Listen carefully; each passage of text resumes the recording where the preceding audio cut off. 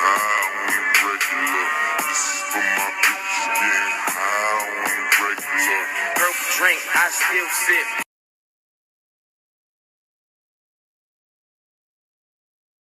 My niggas getting high on the regular. This is for my bitches getting high on the regular. Purple drink, I still sip. My niggas getting high on the regular. This is for my bitches getting high on the regular. Purple drink, I still sip. My niggas getting high on the regular. This is for my bitches getting high on the regular. Purple drink, I still sip. My niggas getting high on the regular.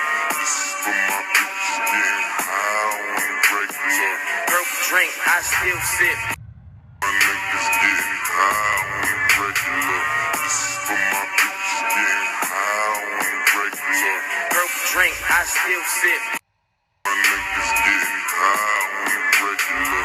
This is for my bitches getting high on the regular. Purple drink, I still sip. My niggas getting high on the regular. This is for my bitches getting high on the regular. Purple drink, I still sip. My niggas getting high on the regular.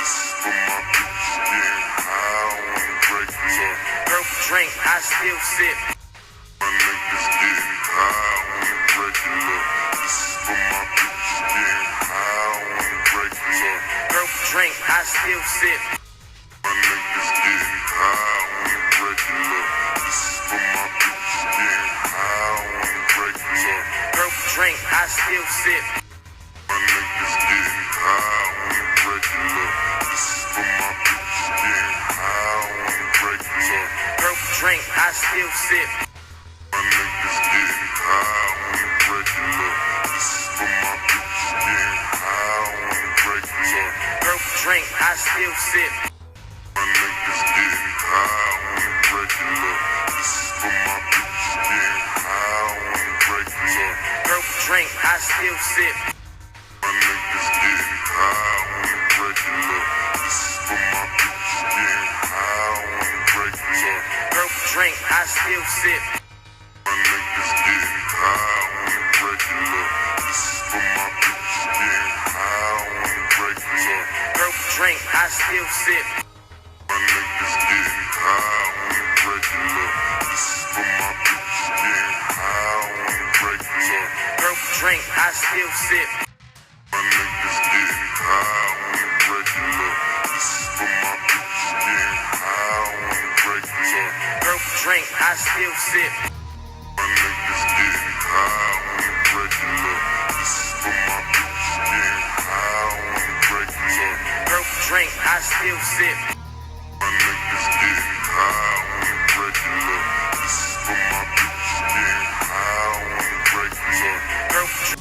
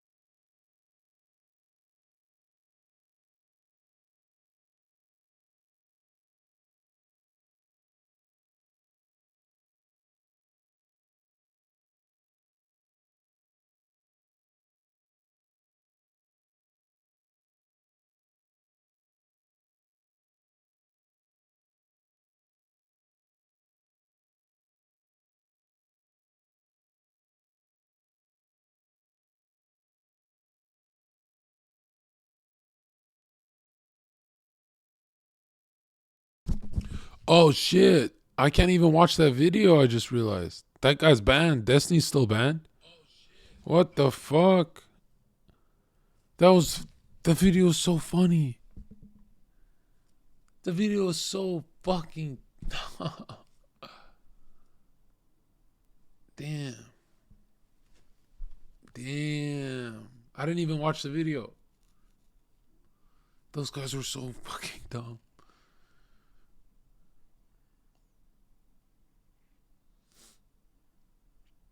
Should I just switch to YouTube? Fuck it.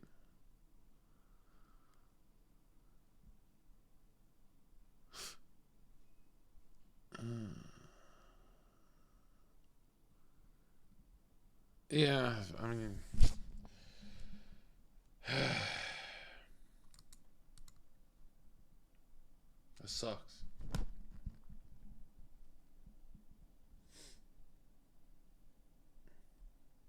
I mean, it's not worth it. It's just like an hour of really good laughs. So those guys' arguments were like legendary.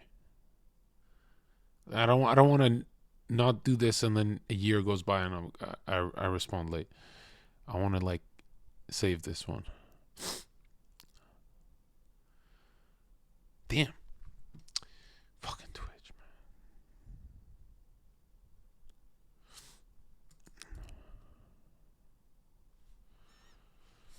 man. Fuck. It's frustrating.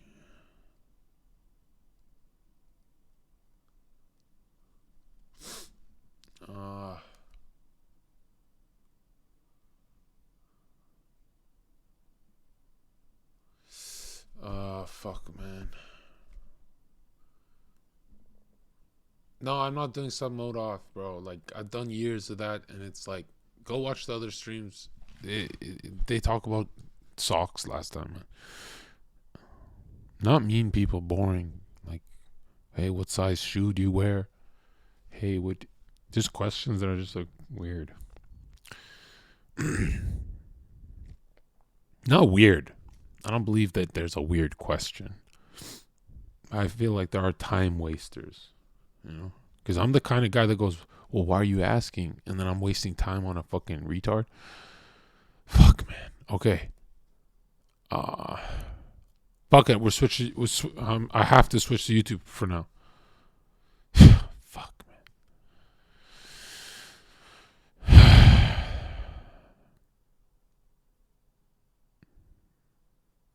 Fuck, man. Fuck. I'll chill here for a sec until that thing's fired up. Yeah.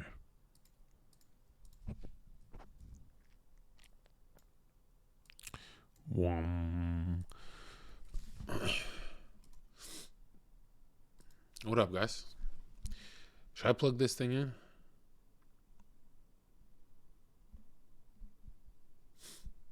What would be the point of going to YouTube when nobody's even in the stream? How's that a good move?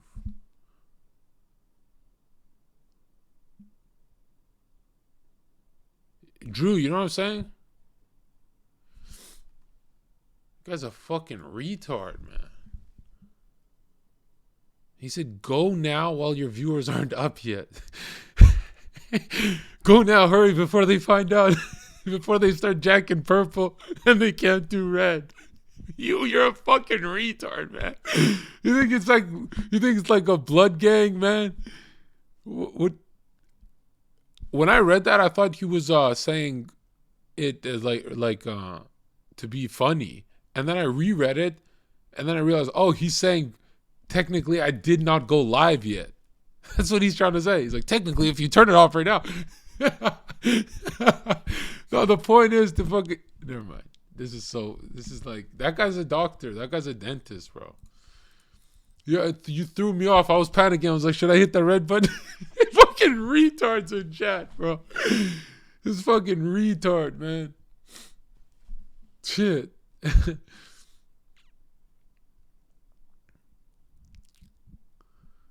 I was this close to turning it off. I'm like, there's still speed. I still got speed. Jeez.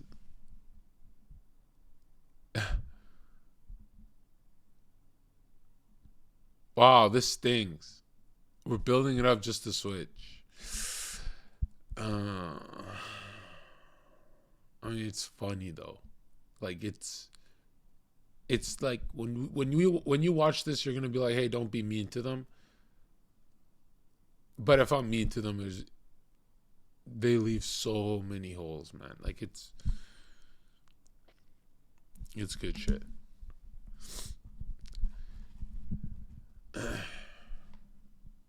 Yeah.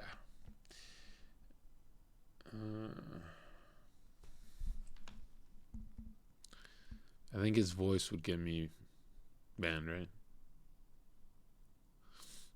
No, Mr. Girl's begging. He's begging like a dog. Him and Dylan just, you know what I mean? They don't respond now. They're like, oh, if I don't respond, I look like my tail is down. And no, I think I'm coming after your career. Fuck, man. I haven't slept in 2 days. I keep doing this. 2 days on, 1 day sleep, 2 days. Yo, I ain't gonna lie though.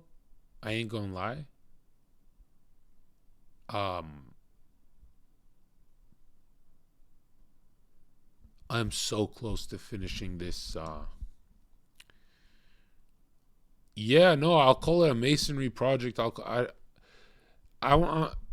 Let's just say this, Tabia. I fucked up because I showed it to close friends and they said, you know, it sounds like I'm lying. It sounds like I'm not even close to being done. So you're going to be surprised. But I showed it to close friends and they said, dude, you could have got a lot of views if you did 10-minute videos out of the whole thing. But why a whole masterpiece? Aren't you just like losing money doing this? And I said, it's so much better to give it your all because new portals open up. Have you noticed that? When you give it your all, new portals open up. But when you give it your 80%, you're still dealing with that 100 total. And so I'm like, the best thing no, I didn't say I was ever making this until a few weeks ago. What are you talking about? Or a month ago, or in December, I mean. I just said I was reading, and commentating on my stream. I didn't say I'm fucking putting a high budget. I'm not even hiring an editor. I'm hiring a fucking guy from film school. And yeah, because a lot of these ideas I have, I swear to God, I'm not exaggerating. Oh, you're saying you're exaggerating. Dude, for the first time in my life, I'm not doing great with a project and then slowing down. I'm not doing weak with a project and trying to, like, it's like every day, 14 hours of perfect work. And then I eat in between and blah, blah, blah. And I'm making the project designed for my brain to consume. So if you like my editing style, kind of like that, except someone else is going to do it, but like that kind of speed.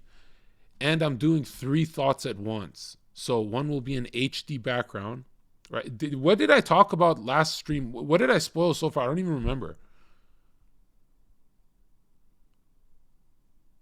What does that mean? Minus 280. Happy birthday. Wait, what?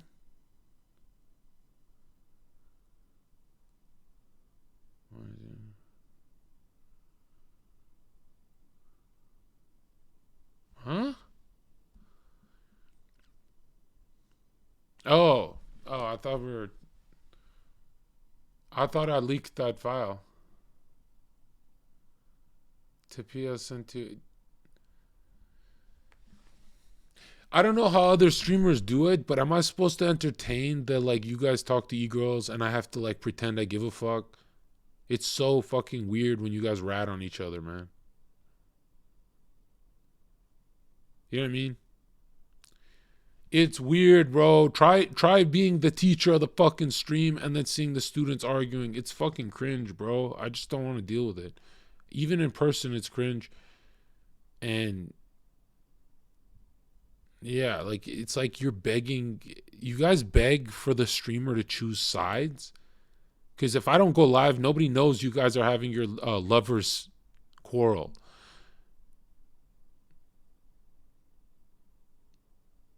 Nobody even said you sent flowers.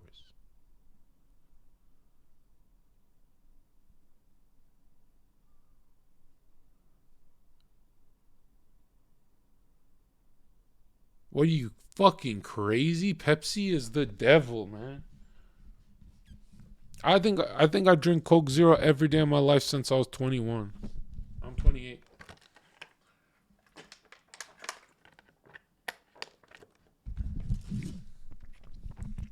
I'm convinced people who like Pepsi more, they got to be like on a different continent. It can't be the same shit I'm having here. Yo, I'm not going to lie, dude.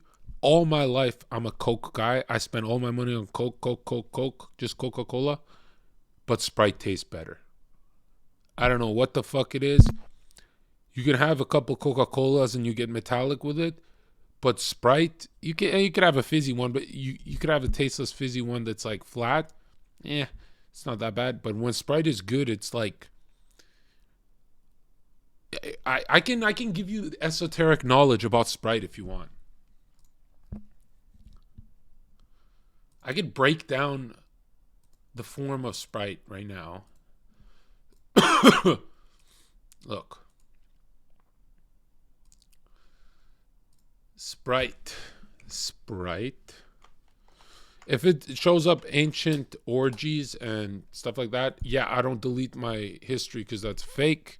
And I don't want to be caught on stream like, oh, deleted. So I searched up Egyptian. I was searching up black magic, blood magic, sex magic, like for the project. And then the orgy actually popped up. So, all right. So this is Spiros. No, this is Sprite. And here's something that'll blow your fucking mind about Sprite. It's not lemonade. Isn't that fucking insane? Like, think about it. Think about what I just said. Sprite is the wife if lemonade. I love lemonade. And Sprite would be invited to the barbecue and all that. But Sprite is the pure lemonade that's just... When you think of lemonade, it has all the potential on earth to be delicious. But every company fucks it up and gives you that bitter aftertaste. You know what I'm saying? I don't know anything about Mr. Beast. I think he wants a computer chip in his head. And you know where I stand on that kind of stuff. And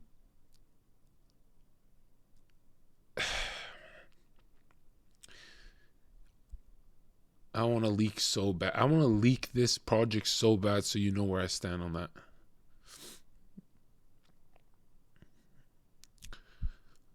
Yeah.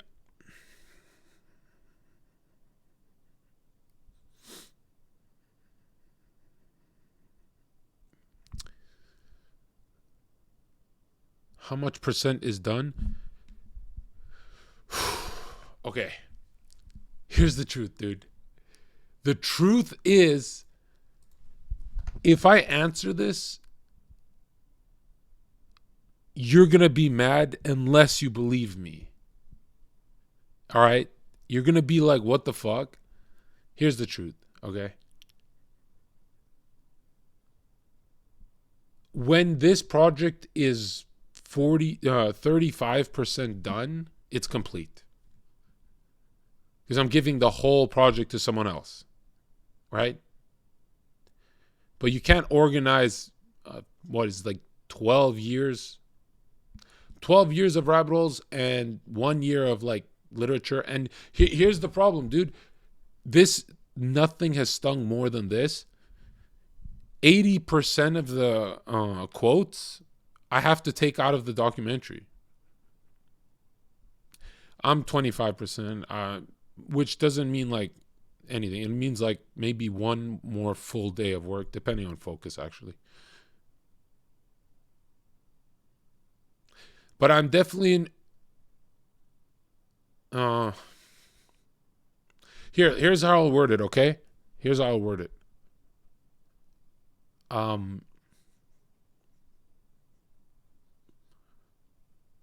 Okay, how about this? How about this? All right, I'll show you what I'm working on.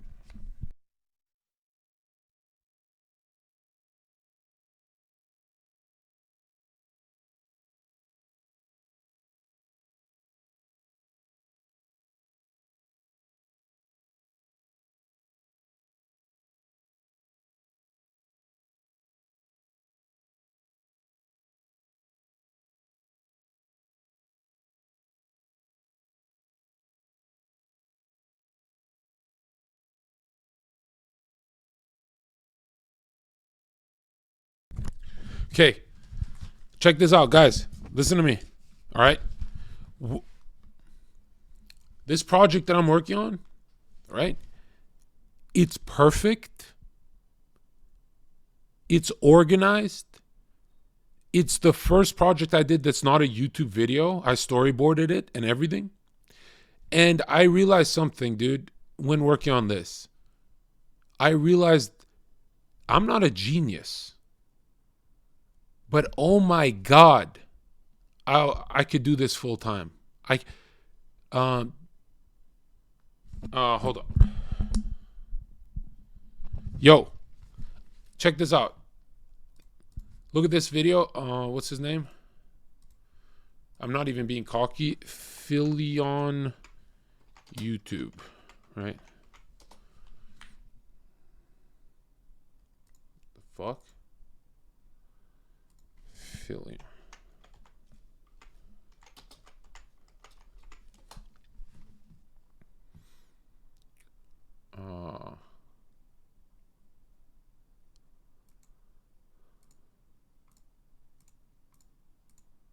Fuck. Okay, so check this out. A quote from Shakespeare's A Midsummer Night's Dream, adopted by elite aristocrats and powerful business.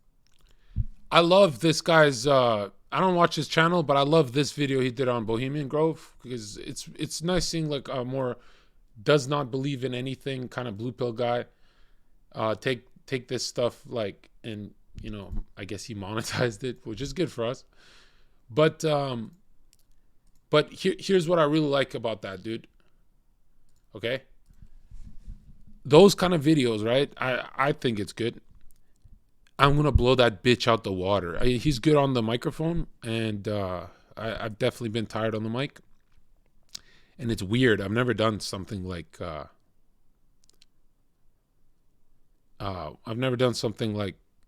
where I have to talk to myself as I do it. YouTubers are weird, bro. Like streaming feels more sane to me. Anyways, I'm going to show you guys that the project is done. The storyboarding is done. The only thing I have to do is with Diminish. I got to get Diminish working, and I got to get him to get me some. Is he in chat? Diminish, I need animated pictures. And I'm doing, for my brain and for Zoomer brain, it's kind of the same attention span. Well, that's not true. If I really want to, yeah, I could do books. But look at this. Diminish. Here's my game plan, all right? Here's my game plan. Fuck, let me pull out Paint. Everything is Diminish. When I show you the project, you're going to feel way different than anything else we worked on. Because this isn't, it's not going to feel like YouTube. It's going to feel like we're going to revise this a billion fucking times in a row, and we're going to get it right the first time. We're going to hit the Alex Jones check mark. We're going to hit the everything check mark. We're going to hit the truth markers. That means I'm not adding fucking aliens and Bigfoot and stupid shit. And this is like, for the guys who've been here the whole last year, you guys are going to fucking explode. nut, all that. I'm just talking from entertainment aspect, because the truth bombs are going to be they're going to be depressing, dude. If you go deep with this, they're going to be like, you're going to stop fapping after this one. It's crazy because the most I've ever gotten done at the shortest amount of time, like 2 days in a row, right? Just psychically working, right? And in between work, when I eat, I'll do like 2 hours of Jung and blah, blah, blah. And I came to some crazy conclusions that no one else has for their fucking documentaries. And I keep leaking them on stream. Is it a bad idea? My people say it's not a bad idea because nobody's going to organize it like you. You're going to have it first. But I want to leak so bad on stream, dude. I want to leak so fucking bad. Because I'm like fiending for that feedback that helps me out that is never really there. But check this out. So here's what I can leak, all right? How about I do leak a bit of it, all right? I'll leak the chapters. And everyone's going to convince me to like make this shorter. I don't want to. We're going to hit it out the park the first time. We're going to build momentum. It's going to be I want it like, yeah, whatever. Okay, there's chapters, okay? There's not chapters, but I'll split it in chapters for chat, okay? Chapter 1, well, we'll just say the hook.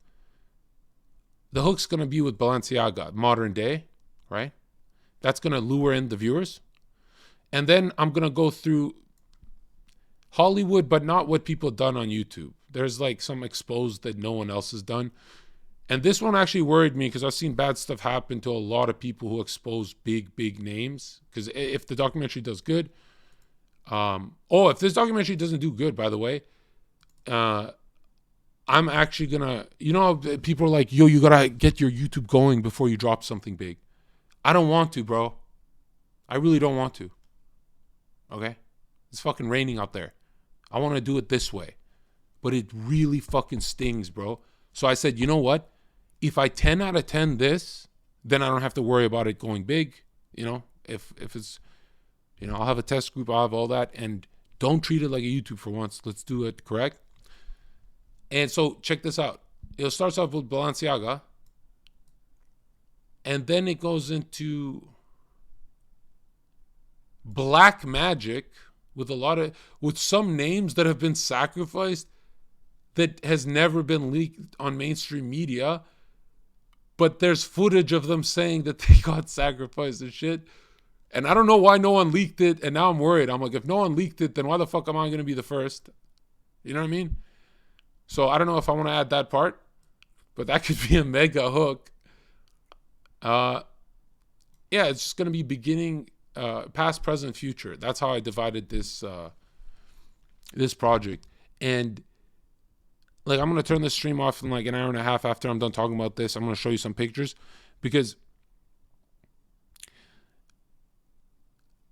if I show the pics, we'll be here forever. But if I show you guys as I'm finishing this project, I read, I'm listening to Jung a lot. I'm listening to, I'm doing old man shit, let's be honest, right? Plato, blah, blah, blah. And Jung said that his big regret when he's older is that he never got to play. He got his innocence stripped from him. And, I quit drawing like years ago. So that apparently if you quit something that was part of your identity, that's horrible. So I started doodling, whatever. And, check this doodle out. Hold on.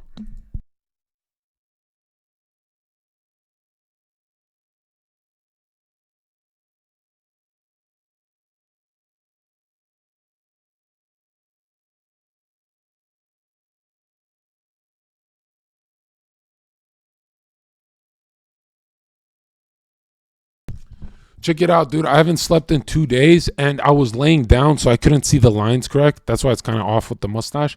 But I was just doodling half asleep. And I got, I've been way better. But for someone who took 8 years off drawing. And because I'm laying down as I'm drawing this, like with my ear on the pillow, the sword is obviously going to be misaligned. But I'm drawing everything in my YouTube video, right? I'm drawing everything. And then I said to myself, why don't I perfect these and add them as motion pictures? Like, why do I have to use Google when I know exactly what I'm looking for? Like a psychically charged third eye Knights of Templar fucking Baphomet worshiper? I think I can do that better, right? You hear what I'm saying? But then I said, damn, that'll really like increase the length of the project. So I said, you know what? Only for some icons, some iconic characters, 4, 5, 8 of them, whatever. I can draw them, and they got to be drawings like this, where it's like I'm not trying hard. I'm actually just letting my hand go and letting it be a part of the creative process. Because, dude, whoever's made YouTube here, right? Whoever's made YouTube here, and you got to give it up to Alex Jones, bro. Staying creative is fucking retarded hard, right? If your spirit's down. Wait, are you beefing with Jackson Hinkle? Well, my first $240 toothbrush set my hotel on fire. My second $240 toothbrush, he won't fucking mail back to me because I left the backpack in his fucking front door when I took all the boys out to the fucking top of the restaurant. And it's been fucking 4 or 5 months. I don't care about slippers. I don't care about anything there. But damn, I have a third fucking $240 toothbrush. You know what the fuck that looks like on a credit card? Tell your fucking accountant. And this is what I told my accountant. It's okay because I have 2 of them. She's like, what the fuck? And she fucking texted Eden. And Eden's like, look, man, you're like worrying us. And I was like, why? He said, it's been 6 months. You have 3 fucking toothbrushes. You're getting ripped off. I said, no, the first one was in flames. The second one, this fucking bitch won't send it back to me. When he texted me, hey, John, I know you're not talking to me right now and you're mad at me, but I can send you your package. And I'm like, yeah, man, that's great. Never did it. He never fucking doesn't respond. He'll only respond for fucking a friendship style. Yo, can you get me on with this streamer and that? Like, bro, come on, man. Give me my fucking toothbrush back. And in my head, I'm like, fuck it. I have 2 of them. I can charge one and use the other and blah, blah, blah, whatever. One for, I don't know. And then, really late, I looked at the pricing of it and I'm like, oh, wow. First of all, do I feel like an idiot? Yeah, because the fire in my hotel room was almost like 4 or 5 feet. I just woke up to like I think I woke up to pee. And I walk in and it was like a 4 or 5 foot long fire, like some biblical fire. And I freaked out because I'm like, why is there only fire in the sink? And I've never walked into fire. I've never had a fire in a house. I've never even seen a flame in a house that big, right? We have electric stoves in Canada. So I've never seen a flame in anywhere. And the flame was pretty much saying, you have 1 more second until this place burns down because it was touching the roof. And I was with like some random girl. She was like sleeping in my bed. This is a long time ago. A year ago, but it took like 2 months for them to give me my I had to use a fucking battery brush for a while because they wouldn't send it to me because of some stupid Amazon thing. Anyways, so I just throw water on it and it immediately stops, thank God. And I remember thinking to myself, all I did was leave a candle in the sink with water around it, and I left my toothbrush upright. It was the only thing I left upright, but I guess it moved and it fell into the flame, but it didn't even fall in the candle. It fell outside of the candle, so that means it touched the flame for like a couple seconds. And I remember thinking, I'm like, that's the closest I've gotten to ever dying. So anyways, I don't get the toothbrush. They won't send it because I have to go to the U.S. I went to the U.S., finally got my fucking toothbrush, and this isn't a sponsored thing. This is not a sponsored whatever. You will never know genuine happiness until you have a steel frame $240 toothbrush. It sounds like I'm doing that gay comedy thing where I'm like making a toothbrush a big deal. It's not comedy. I'm telling you, for the last 4 years of my life, I'm telling you, for the last 4 years of my life, I would keep clicking on updates to see if there's new toothbrushes on Oral-B. It's not a battery brush that just shakes the head. It's a steel frame that spins the dial. It spins the fucking dial around your tooth. It doesn't shake your tooth. It fucking spins it. Yeah, like some... Anyways. So, all right, check this. You want to see something creepy? Try the fuck... I'll tell you this, man.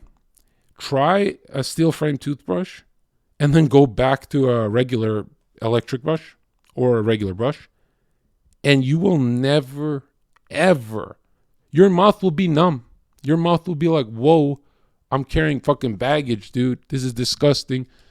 These brushes are designed to fucking R-word your teeth, bro. In you know what I'm saying?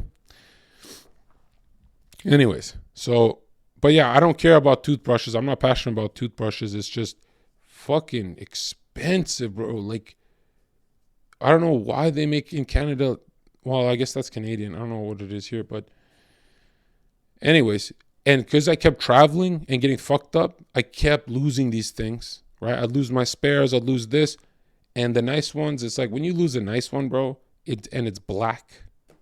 So anyways, he has the good one, and I wasn't even that mad. You know, it's been a couple of months. I've been using a fucking regular electric, and I use a manual because you know, when you do coke, you just end up brushing your teeth all day.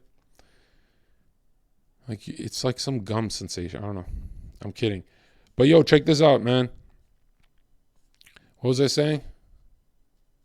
What did I say? I haven't slept.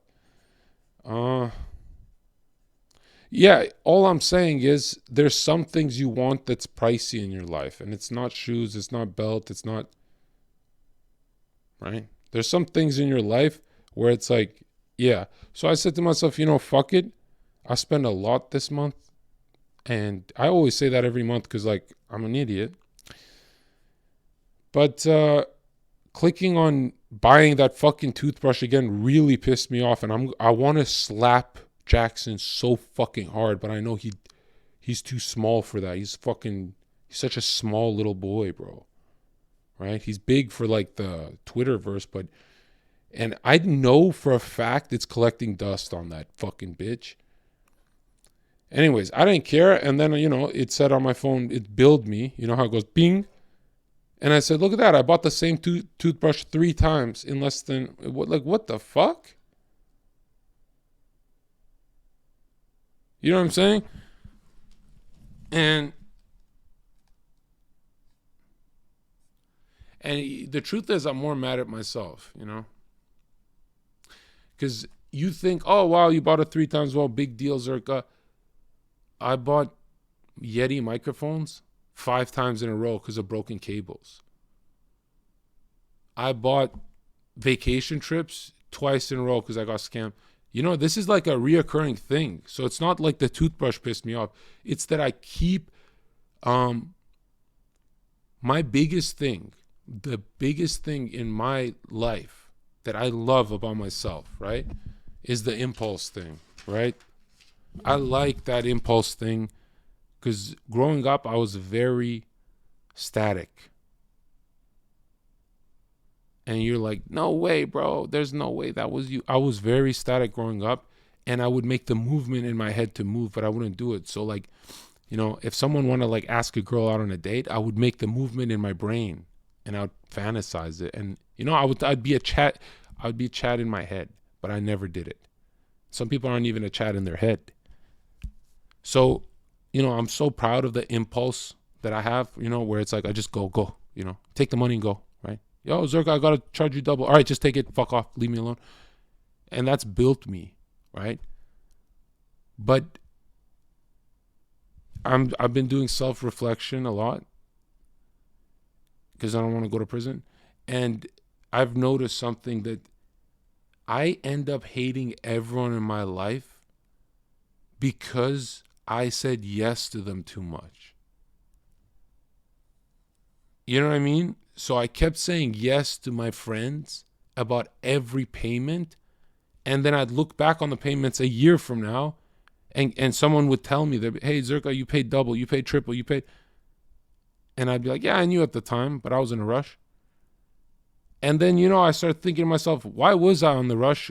Why would I be in the rush if that's my friend I'm talking to? And so I realized, oh, look at this. My whole life I've been getting scammed because of that impulse principle that I have to move fast and just whatever. And same with Uber, same with everything, same with tipping at restaurants. If I pull out $100, I'm trying to tip 20. And I see 100 on my hand, I just fucking hand it to them and blah, blah, blah. And I hate that about myself because I'm like, in my head, I always go, nah, they'll always be my friend. They always got my back. They never give a fuck, bro. None of my friends give a fuck, And that's why I think Dunkel is the saddest person in my life, because there's like, I think 5 streamers with Heel Mike and the girls and the blonde and all that said, Zherka pays for everything. He's great, blah, blah, blah. And I'm like, dude, I end up hating my own friends because I pay for everything. Not that I want a favor in return, but I want decency when I call you. I want decent. I want to know if someone talks shit about me, stuff like that. And then I realized something. I'm like, all my life, I'm like this vortex where it's like, oh, if I don't tell Zherka, there's not going to be an argument and blah, blah, blah. And so I end up hating everyone over this kind of money thing. And it starts off as a meme. And then if I told this to a therapist, they'd say, you know what? You have anger issues. Jackson's not a bad guy. Jackson is a fucking thief. He stole my fucking toothbrush. And that's $940, bro. So I don't give a fuck. I don't give a fuck if I ruin a friendship over a toothbrush. You can laugh, you can cry. You can laugh, you can cry. But God knows if I punched him, he'd die. God knows. He knows God knows. That's fucking shameful. Right? There's no... Kimbo Slice could come down and punch me. I wouldn't die. I would be hurt. I'd be knocked out. I'd be in the hospital. I wouldn't die. God knows that fucking toothbrush stealing bitch is fucking weak. And because it's about a toothbrush, it'll always be just comedy. John's so funny. John's so fucking funny, bro. So yeah, I don't give a fuck. No, he didn't steal it. He said he wants to give it back to me because he wanted a favor so I can hook him up with someone. And I did. I gave him this link, some business link. Right? Because I gave him enough girls. I gave him a business link. And then he fucking just never sends the fucking toothbrush and doesn't respond to the message. You know what I'm saying? And I can't even call him out because then I look like some fucking toothbrush retard on the internet. But it's not about the toothbrush. It's that you're reminding me 3 fucking times I made this mistake, bro. You're supposed to be my friend. And you're supposed to like...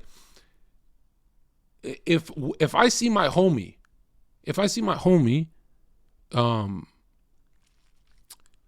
keep getting stung by bees all day, I'd feel bad for him. I'd say, get the fuck out of there. So if I see Zherka getting stung by scammers 3, 4, 5 times, right? I'd be like, yo, Zherka, man, let me fucking, you're a frustrated guy. Let me I know you asked me directly. I've never asked anyone shit. I always say, yo, send me my shit. I don't say directly, can you please send me my toothbrush? So if I say it directly, and in my head, I'm like, look, I know it's not sinister. It's not like he's shoving it up his ass. I know that he just forgot, but I never forget. Because I don't even think, nothing in my brain hates you, Jackson. I hate my mistake 3 times in a row with that fucking aura. 3 fucking times in a row. And guess what? Now the archetype of that mistake is Jackson. And I don't give a fuck. And that's why I attack him on posts. I'm not like no fucking random schizo. Does that make sense, man? It's like, dude, one of my friends once told me, they're like, a real friend just knows when you're frustrated, you know? He said, you know, you don't have real friends if you have to like explain. And I was like, oh, I remember the good old days where like my buddies would just know, you know, they'd know something's off. I was like, now I'm kind of in like this weird material world where everyone's like, oh, Zherka's texting me. I bet it's red pill shit. Oh, Zherka's texting me. It's not red pill shit, bro. Give me my fucking toothbrush back.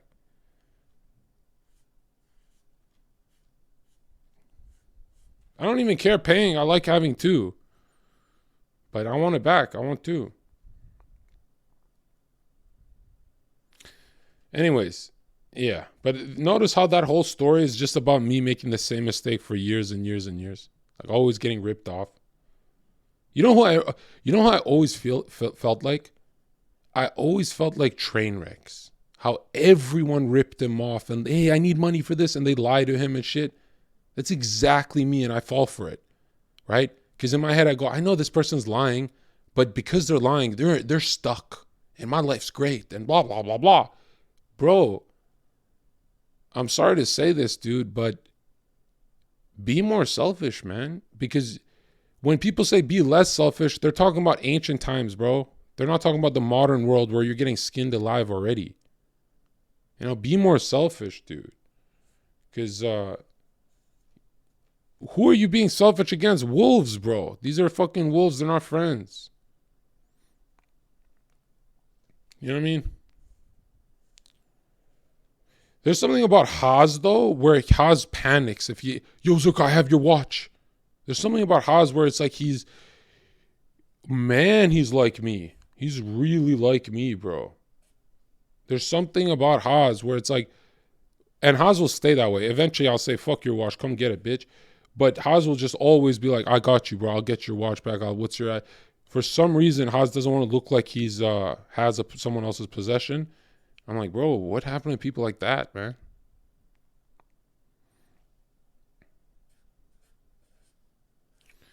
Yeah, anyways. I also got ripped off for some other stuff, but I'm not talking about that shit. What I'm talking about today is, well, first, how are you guys? Because I'm going to show you guys all this shit, all the good shit soon. And, yeah. See, you know, I'm working on the anger thing.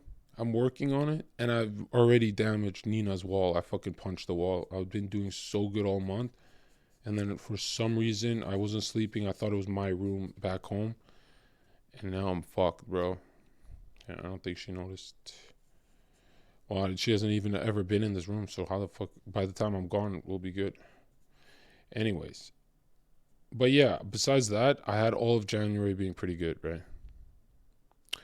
Why did Arab say you're too unstable to work with consistently? Fucking Arab is... Here's the story about Arab, right?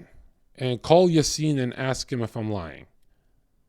He spent 40 minutes straight telling Sneeko, Zherka, and Yassine that Zherka got no energy. Zherka ain't coming out tonight. Zherka don't want to go out tonight. Zherka doesn't want to get some fresh air and go out on a... And then he spent 4 more hours when we were eating dinner doing it. And I don't fucking talk back because I know he's right. I'm the old man of the group, man. I'm like, you know, even when I was 21, I was the old man of the group. You know, it was like events that I'd go hard. But so, yeah, I was like, yeah, you're probably right, man. I'll probably, like, I knew I was going to come out. And he's like, no, you're not.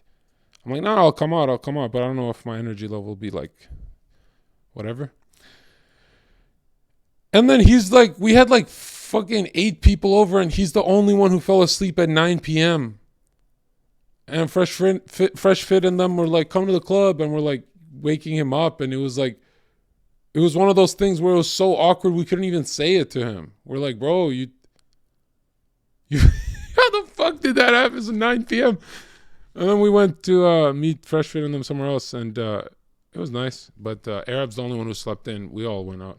It's like all 5 of us. Yeah, so I don't know, but he's right, man. Like, I woke up once at 4 p.m. and he freaked out. He's like, "How could you, bro? We're supposed to film YouTube." Hold on.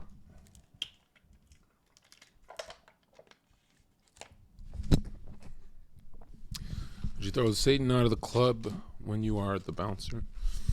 No, dude. When I was the bouncer, I was tapping into that force. Have you ever gone on like a mission to get vengeance on someone? There's a lot of people in my chat, they'll actually say no and they mean it. There's a lot of people on earth who just, they don't let it go, but they definitely out of sight, out of mind it. I've never had one human being I never got even with, even as a good version of myself. Isn't that fucked up? Like, I could be cool with them for 4 years, and then in 4 years, I feel the pain of my old self, and I go, "That's baby Zherka you hurt." And then I really, you've seen how fucked up I am. And that's why this month, I dedicated to working on that wrath, and it worked. It doesn't sound like it because I haven't slept and I wasn't supposed to do the stream, but I fucked up. So I sound cranky, but no, I'm doing good. I think I yelled at people like twice this month. Didn't spam text, didn't nothing. But I'm not gonna lie, dude, it feels kind of like I'm doing this yeah,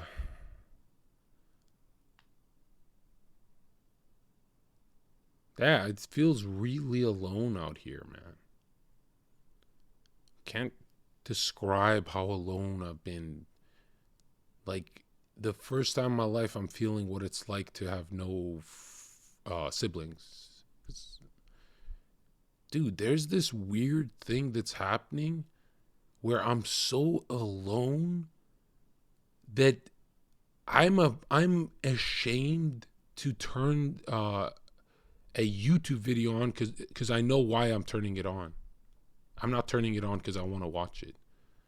And so I sit in silence for like the longest time, pondering on, does it go away? Whoa. Well, I've had so many stimulating distractions my whole life. I've never felt this feeling of like living in a house where you can't hear the cars, you can't hear nobody. There's no guy screaming in downtown, nothing. Dead silent. Nobody in the house ever. It's like, and I spent a year not texting people back because, like, I don't know. I really don't know. I like to do this psychoanalysis where I always say on stream, I don't know. And one day I'll just say the truth. But yeah, dude, if you don't text people back for a year straight and you move somewhere far away and you stop using their apps and only use Discord, dude, there's nobody in my life. Isn't that fucking insane?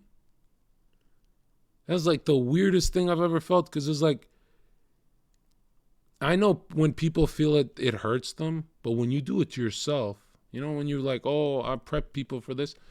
So the other day I just spent a bunch of time with 2 Discord bros, right? I think it was Fate and Elmi.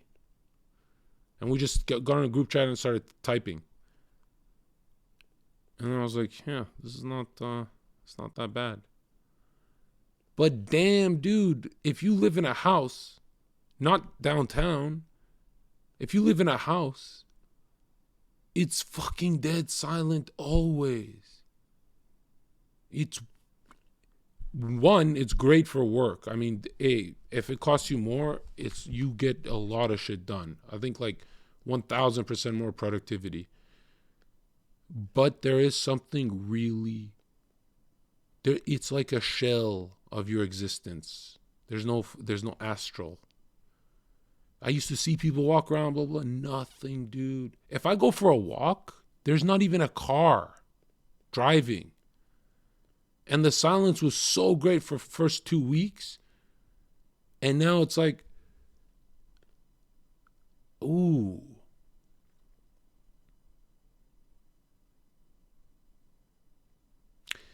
And then the more I pondered, the more I realized everything is the exact same. The only difference is there's no potential of my brother walking in. And that's probably the saddest fucking realization I've ever come to. I was mad at him, you know, in my subconscious because he's always with his girlfriend. And I was weird, you know, even when I have a like girl, I still ditch her for like boys' night and you know what I mean? So I'm still that guy for my bros.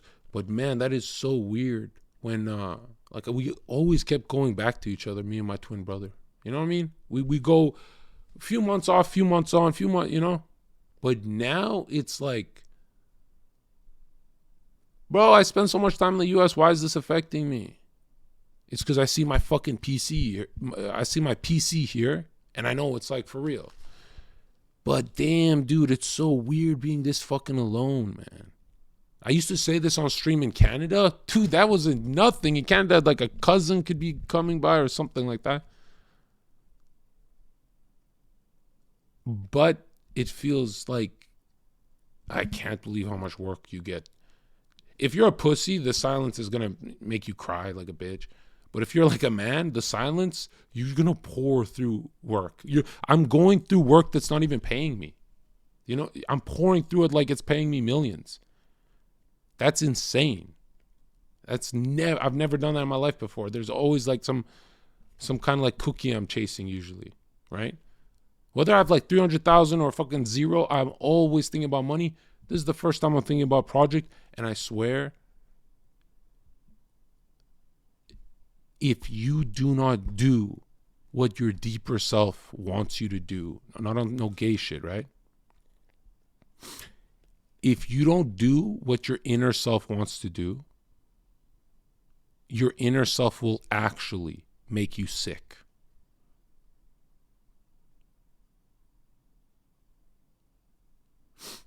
You understand?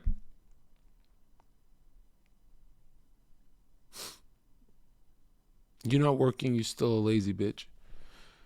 Should I just leak, man? Should I leak? If I leak this, you're going to be like, dude, get a fucking life. Because should I just fucking drop? No, I'm not leaking, bro. No, I already done a little too much. And the last time I leaked, I didn't work on the project for like 6 hours. Because I was like, oh, people already saw it. You know, it's like kind of like made me, it was disgusting. It was way better when it was a package. But yeah, there's this new, I'm really glad I read these books on the psyche, because my dude, Putin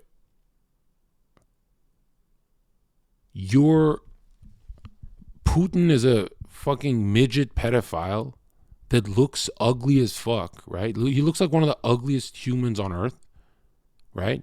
Like his face is melting off his body. He has like the worst facial structure I've ever seen in my life.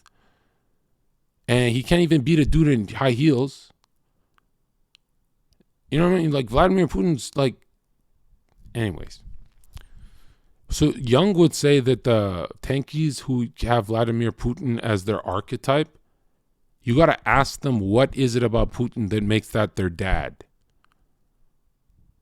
You understand? And this is the only way you can perceive an archetype as healthy. Okay?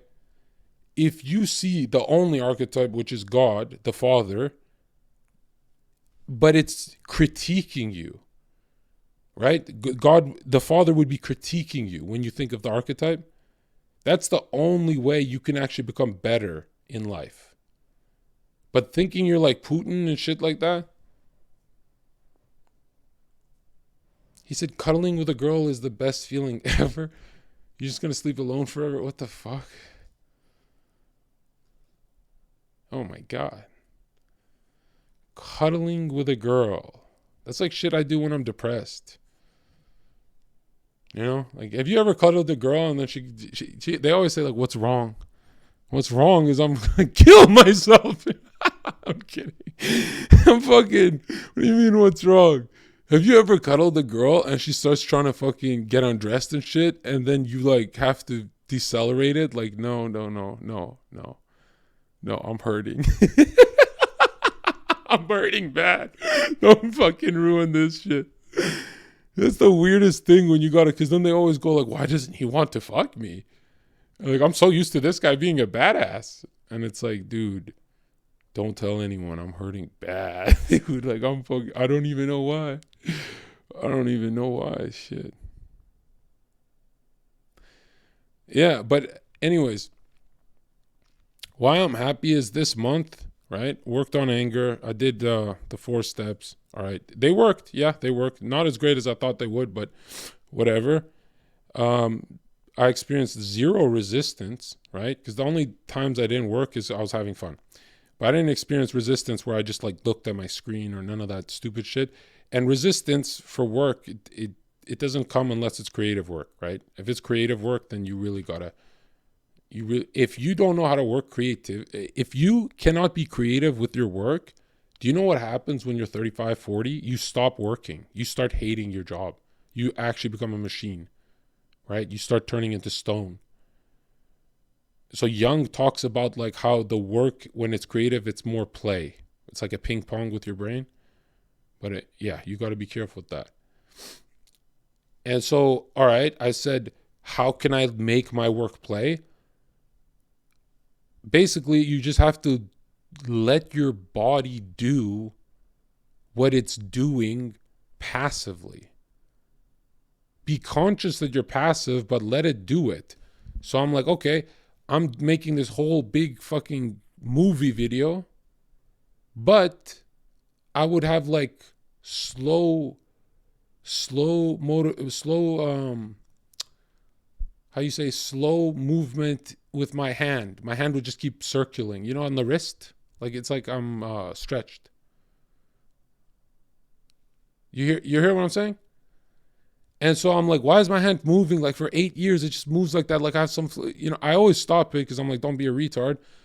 But lately I'm like, I'm reading all these books on psychology and all that. And they're saying that like, you're not really supposed to stop, you're not supposed to stop acting weird unless it's in the eyes of the public, right? Because that could be perceived as a threat. But you're not supposed to stop acting weird at home alone when your door's locked and it's just you in the fucking room.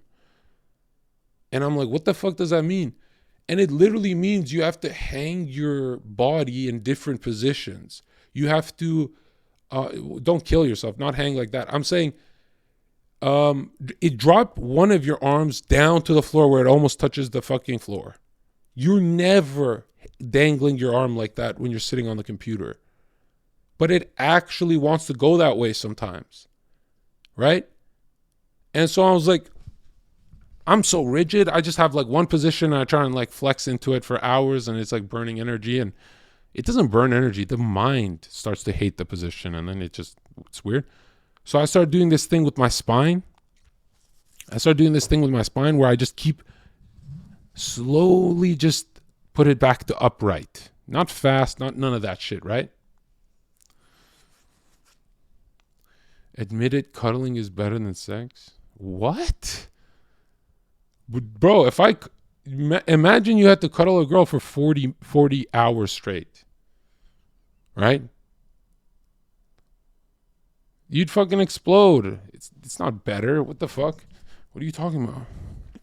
Anyways, so the way your vertebra sits and the way you sit at the computer seat, I don't know why I let go of this hidden knowledge. When I was in the gym, I was always retracted scapula. But on the computer, I don't see it like that because I'm like, well, I'm here all day. It's not a workout. No, it's a different type of thing. And you don't have to be conscious of it all the time. But if you keep fidgeting and readjusting, you will get so much more work done. And so I wrote this one down, actually. I was like, okay, so me moving my spine, getting up, walking around for 20 seconds, right? All the stupid shit you see on like those fucking self-help shit. Yeah, they're antidotes, man. So I started working way more hours. And that spinning hand feeling, what am I trying to say with that? Like, you know when you like move your hand for no reason?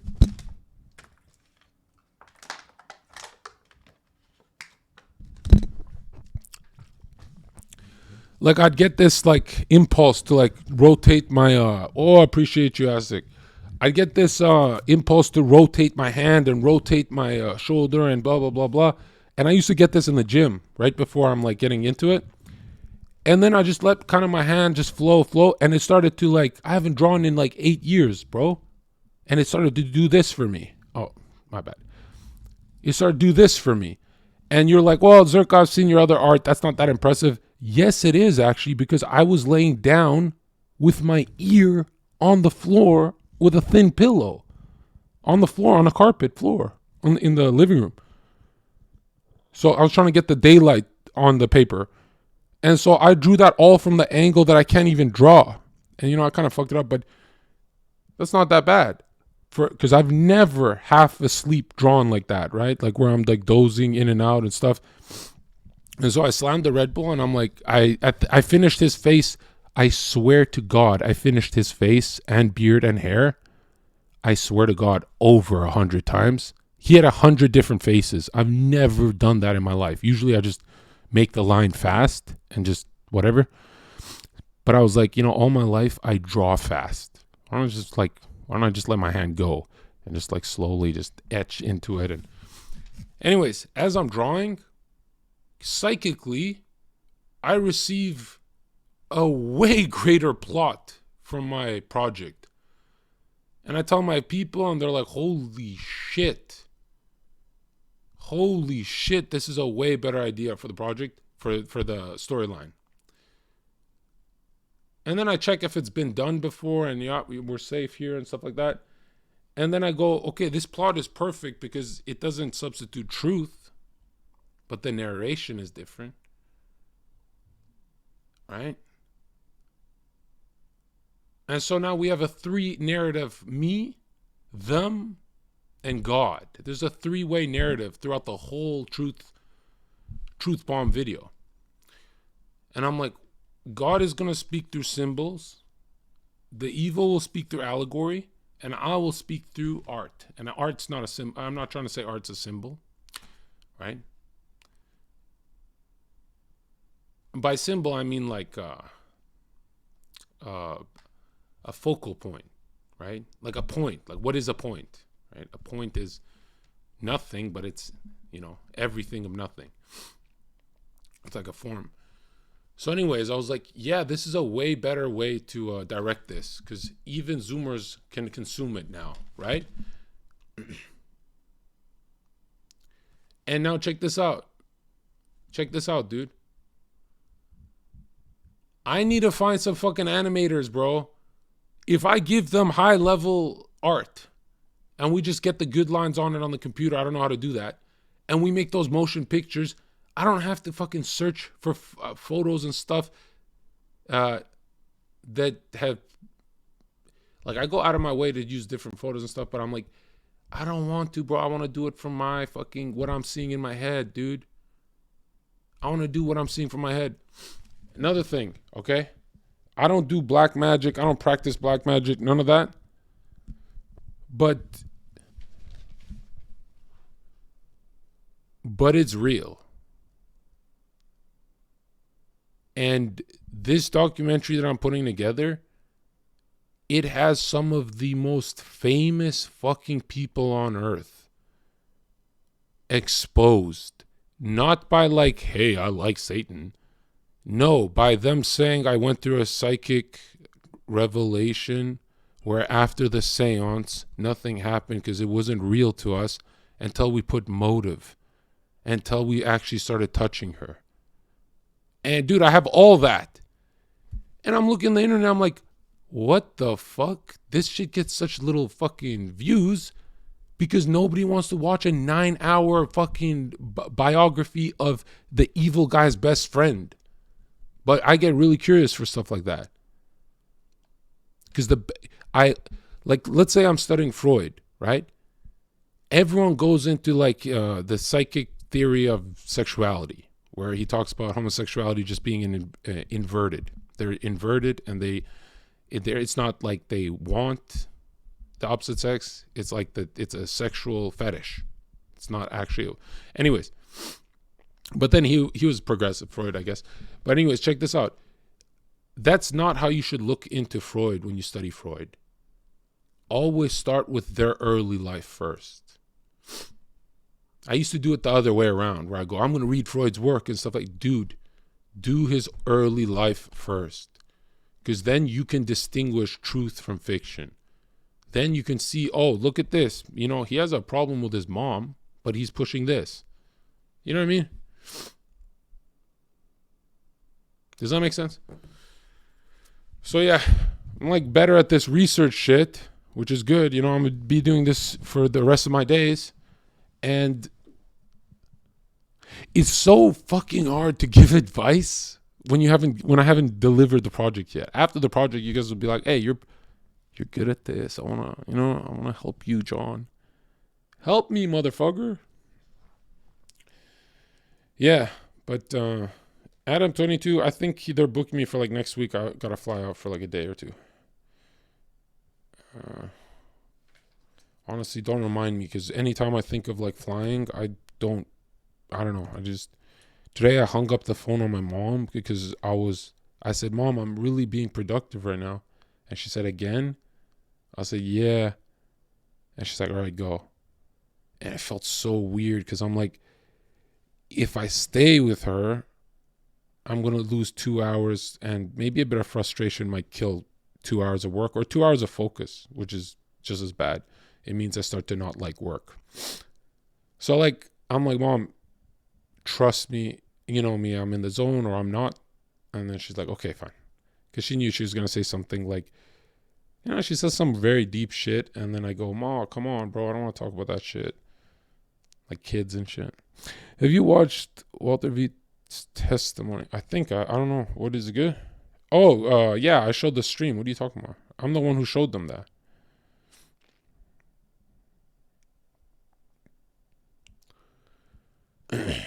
Yeah. Walter's the guy who actually made me pick up the Bible and not read it. Like, I actually really pondered this time. And yeah. And you know what's interesting about reading the Bible is that it's just a fucking book unless Spirit is flowing through you. So sometimes you can read it and sometimes you can't. But when Spirit's flowing through you, right, when you have this like natural curiosity about it, and it's usually for like one specific chapter, the scariest thing people do is read it from beginning to end. That's what a retard does. Go for the things that stick out to you and then reverse engineer it that way. You'll be hooked. You'll finish the whole book fast. Do never go beginning to end, especially with something like that's 48 books, right? But yeah, the Bible has to be the most accurate thing I've ever read in my life. Like when I think of, should I draw a diagram? Look at this shit, all right? This is wild to me.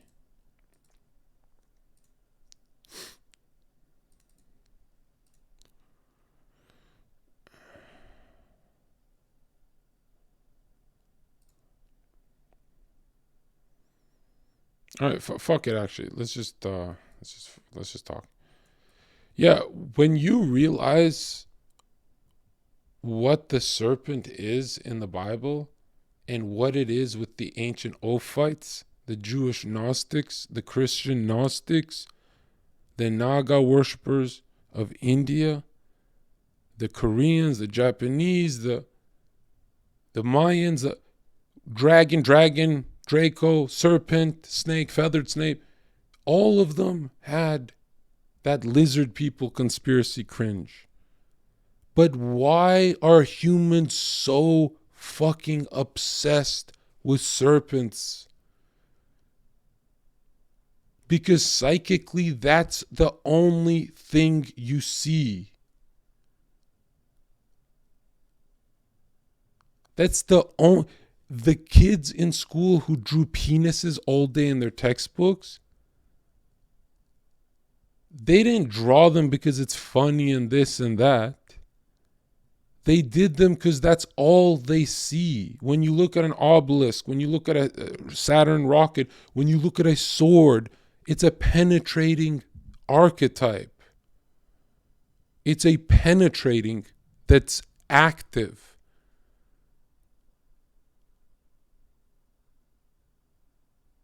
So when you realize the serpent of temptation is talking to you through the 7 solar deities that conquer you. They're not gods, but we call them deities. Why? Because in Platonic writing, it really means you're being conquered by lust, greed, Mars, Jupiter. You're being conquered by something, and you're out of alignment. That's why Christ brings you back into alignment on the fucking equinox when he comes back. And you need to have faith to even set your psyche healthy. That's insanity, dude. That book is insane. When you realize the serpent is a penis, not just your penis, the penis that's trying to fuck your girl. The penis that fucked this bitch that you want. The penis that you're jealous of and he's the Chad. And the serpent only talks about greed, lust, envy, wrath. That's what the serpent is. The serpent rapes.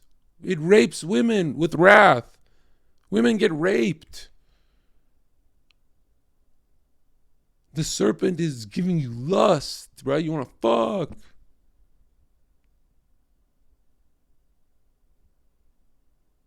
So if you don't check what the serpent is hissing in your ear, and here's the sad truth about the human psyche, is when you say to a regular person of today's world, when you say to a regular person, hey, are you battling with greed, lust, envy, or wrath? If you say all of them, they just check out of the conversation because they go, this is too hard. I'm being dominated. But if you really study your own psyche, you'll find out that some of those letters are capital and some of those aren't that bad, right? You might be more greedy than you are wrathful, but your greed will definitely bring more wrath. They're going to overlap. They're going to play against you. And that's what those fucking Greek and Egyptian gods were. And every ancient culture had these archetypes. We all know what strength is, but nobody fucking taught us strength. No teacher said this is what strength is to hold the sword. And we just knew that kid on the playground was stronger than us. We just felt the hierarchy of the planets.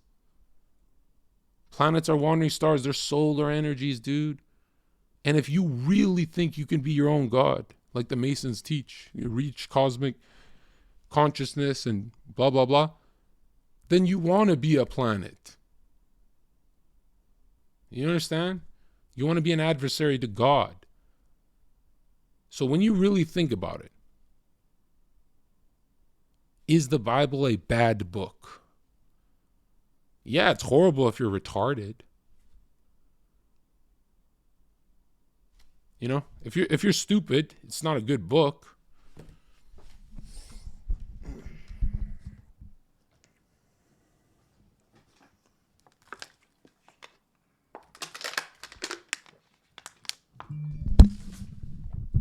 Because when I was a kid, I was like, the best they could think of is a fucking serpent.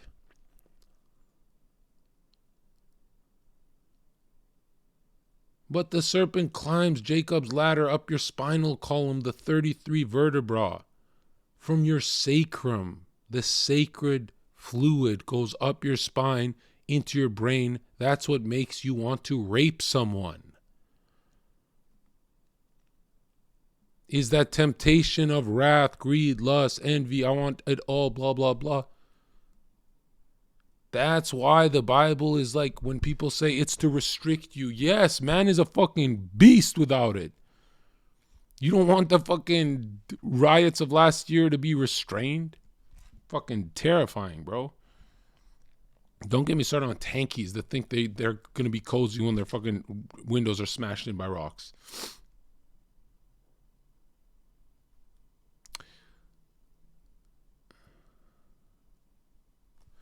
Ooh, send me that, Miller. I haven't seen that. Probably the most mind-bending shit I'll ever... Do you guys want me to just blow your mind and just leak my documentary? Fuck it. Fuck it. Who gives a fuck, man? Who gives a fuck? Like, it just makes me work slower on it because I go, oh, people already... Here, I'll show you guys something that no one else has done on YouTube.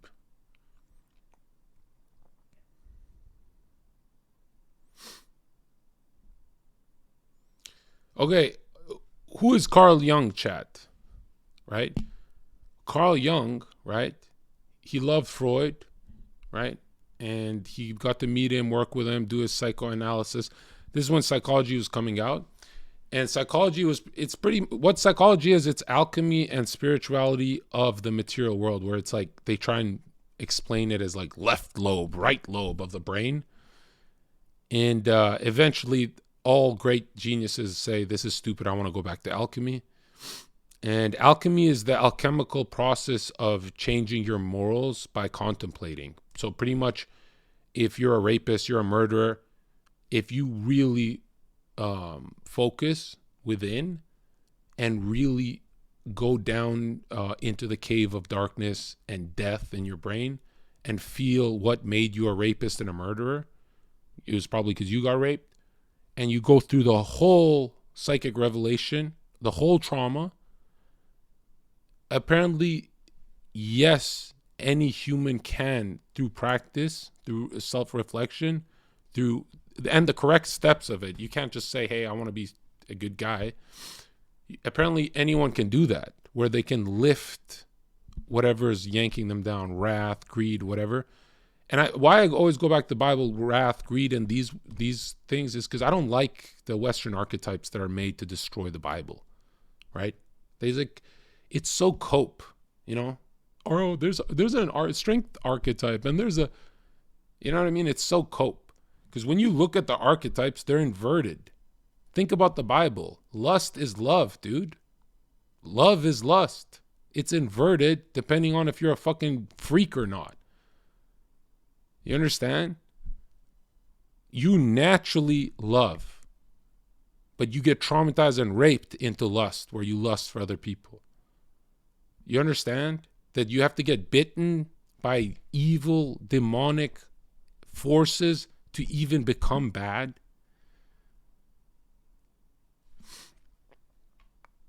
So I don't like everyone trying to throw away this, they're trying to replace Christ with Jordan Peterson, and it's like fucking weak, bro. It's fucking weak. But anyways, what is psychology?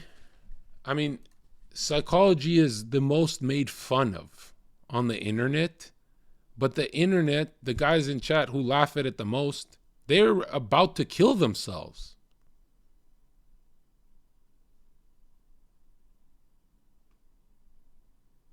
You know what I mean? When I was a young kid, I said, what the fuck why would I ever go study anything in college besides psychology? With psychology, you can fucking, if you master that, what can't you do? And psychology all comes back to Freemasonry. The deep truths of psychology are very dark.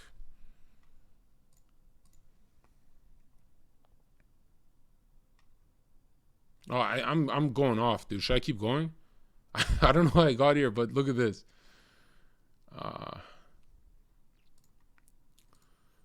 Here, yeah. If it's good, I don't want to be preachy today.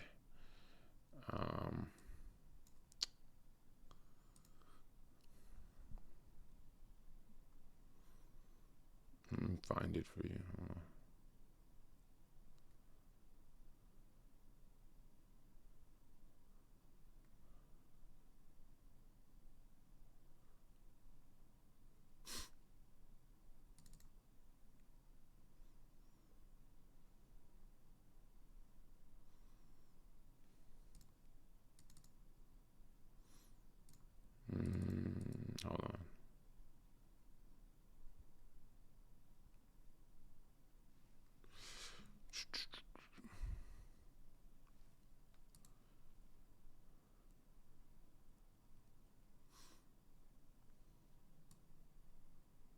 I'll just grab some random pictures and they'll help.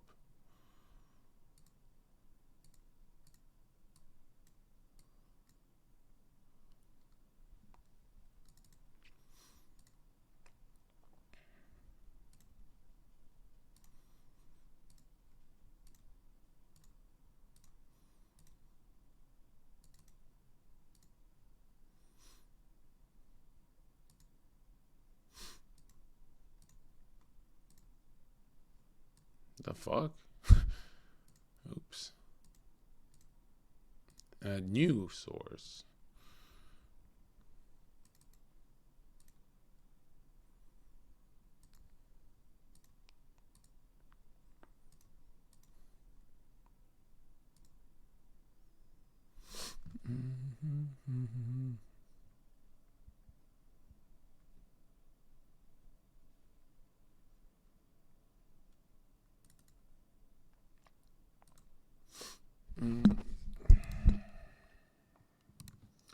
Get this.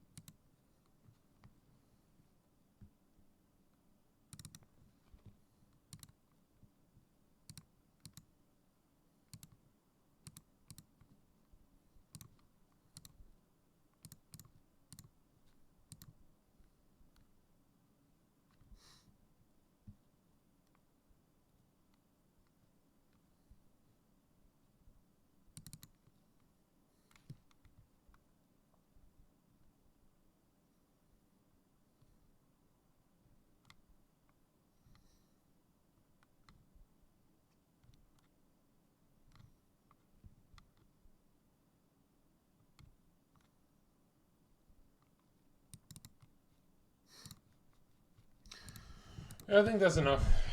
Yeah. All right. It's it is interesting how all these high-level military patches have like psychic wizards on it. Like, what the fuck? And all hidden military programs are something about a wizard, and they never hire a fucking science teacher. They never hire a chemist. They only hire some elemental alchemist type weirdos like hermits. What the fuck? You'd think they need a chemist.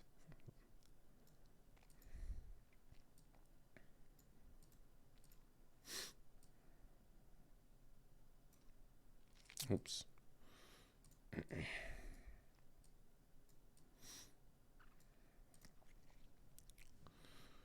Okay, chat.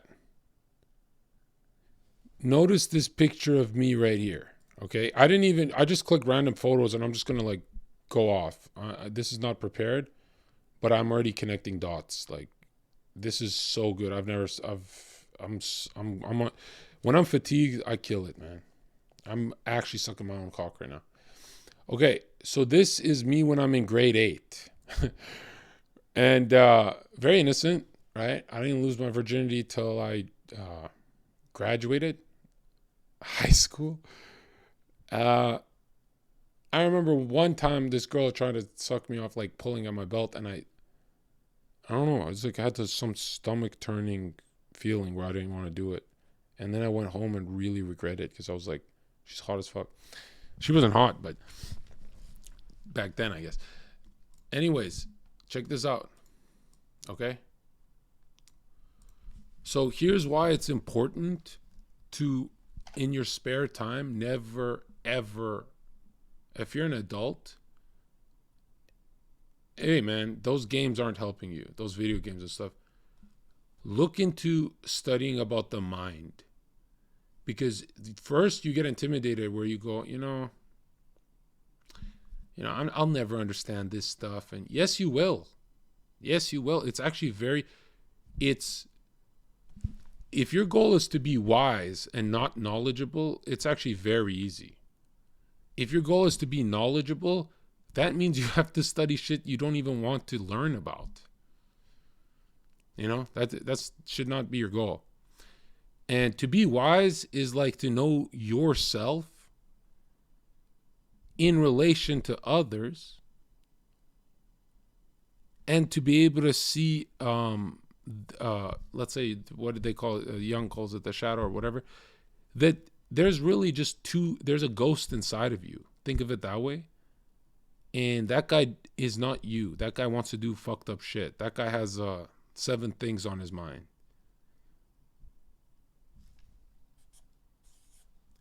And nobody takes this serious because they take real world science serious. And in real world science, when you go up to a scientist and say, hey, I want to kill myself, the science says, dude, you're chemically imbalanced. We got to just like throw drugs and see what works. And then you go, well, how do we know if this, this sounds a little risky, bro. I got to try different drugs and, this sounds scary. But the doctor always looks at the patient with the same gaze. He doesn't care.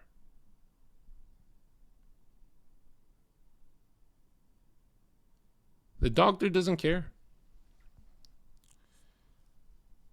That's the world of today. Okay? Jung said the only way a psychologist or a doctor, the only way someone can help another human being is if they've hurt the exact same way as well. That even if they say the wrong thing, they're feeling the right thing in the mental plane, where they go, oh, I'm not alone. This guy's been through it. And they don't like have a realization, but they go to bed thinking, oh, I feel better for some reason, blah, blah, blah. Right? So this alchemical transformation of the brain happens by pondering. It doesn't even happen by reading, writing, nothing. It happens by you asking yourself, why are you thinking that? If you onion peel why you're thinking something over 4, 5, 6, 7, 8, 9, 10 times, that truth is going to actually make your life better, because it's going to say, stop doing the work. That truth is going to say, hey, man, you don't actually want this. We just thought it, let's say you want to meet up with some fucking hoe. Why do you want this? Well, you peel the layer, you go, I don't got a pussy, I'm horny. Why are you horny? I don't got no pussy. Why don't you got no pussy? I haven't touched a girl in a while. Why haven't you touched a girl in a while? I stay at home. Why haven't you touched a girl in a while? I stay at home. Why haven't you touched a girl in a while? I don't like women. Why haven't you touched a girl in a while? They're stupid. They shouldn't be able to vote. Why haven't you touched a girl in a while? Because I hate myself. And they remind me of all my mistakes when they say, clean this shit up, clean up this behavior, blah, blah, blah. They remind me of my mom.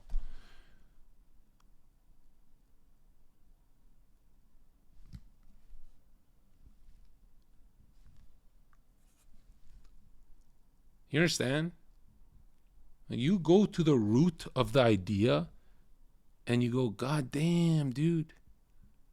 She's just like my mom. She's telling me to stop doing fucking cocaine. This fucking girl. Why nobody does that and they like binge with whatever the fuck they got going on, right? They numb themselves. Is our biggest fear is if we get enough truth onions down our fucking throat that we'll just not do anything and kill ourselves. But it's actually the opposite. Once you fucking consume enough truth onions, you're liberated to do the only thing that's left, the real onion. You go, oh fuck, it's this fucking project that's been in my head for fucking 10 years, 5 years, practically, 10 years as a form, 5 years as a practical thing, 2 years as I need to read books, 1 year as in I gotta organize, you know what I mean? And I'm thinking to myself, like, why did I go 20 fucking 7? When I got into this stuff, I was pretty much 27. Actually, I'll call it 27. 27 years. I didn't. 27 years, I would look for real chemicals in the world to change my brain. Like real, and just real chemicals. Ain't that insane? I think will is everything, but the problem with willing your new life is you got to actually tell yourself it's just not right now. So if you want to will a project, you know how people are like, you just got to do it, discipline. No, you tried that and you're a fucking loser. Find the calmest moment of your day and say, I promise the calmest moment of my day when I feel like I got nothing to do, when I feel like I got, where I feel like, oh, well, what should I click on? Should I call a buddy? At that moment, just spend a little time in silence and say, would you like to start the project right now? And you always say yes. Every single time. And then you psychically start doing it passively, which is actually really healthy. You start to go through the motions of work passively. And what happens when you feel yourself fatiguing from work, but you're so passive, you're just like, blah, blah, blah, blah, blah. You start checking yourself. You go, wait, if I'm changing my brain, if I'm done with this suffering, I'll suffer with the real world. I'm not suffering at work, right? We're men. We love work, right? There's nothing, dude, I'm telling you, a man is the golden retriever, right? If you don't have a ball, you're losing your fucking brain. Even if you're making money, you're losing your fucking everything. Your spiros, man. You understand?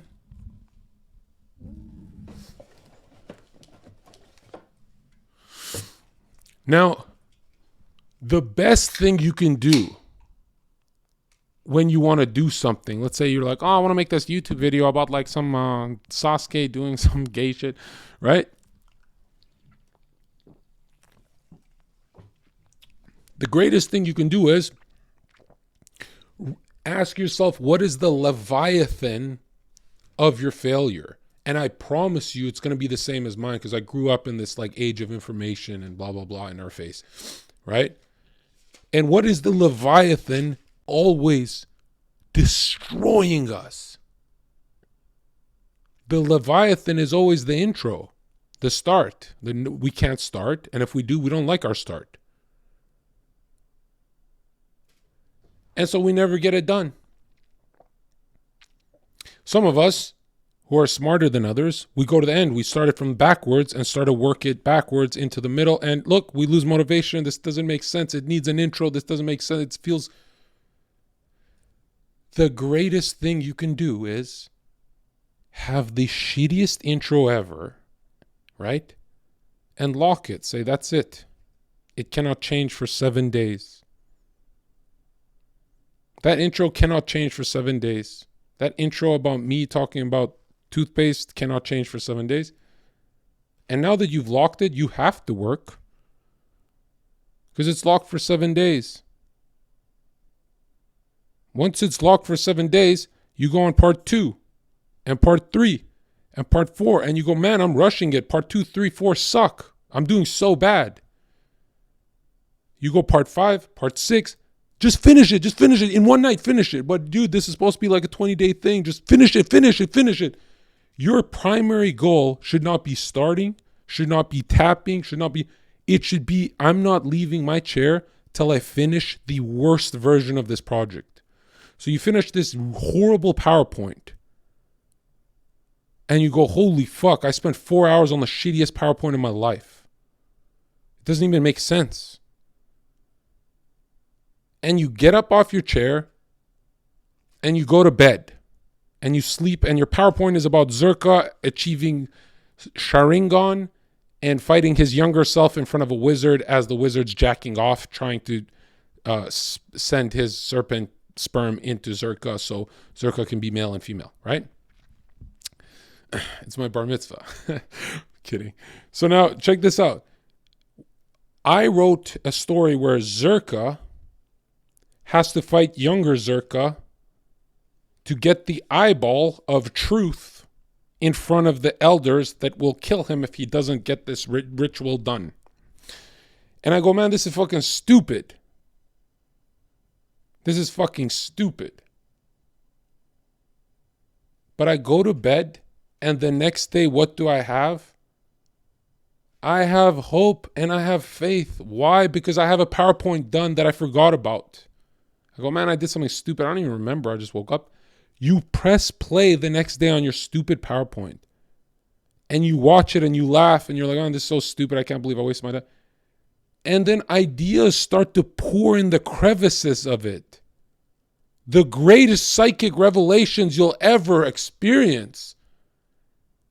And you go, holy shit. If I change one part in this PowerPoint, that hook would look pretty mean. Like that would engage the reader or whatever, the watcher. And so the point is, a shitty idea is the only way you get to a good one. Like never ever start a painting and think that's the painting.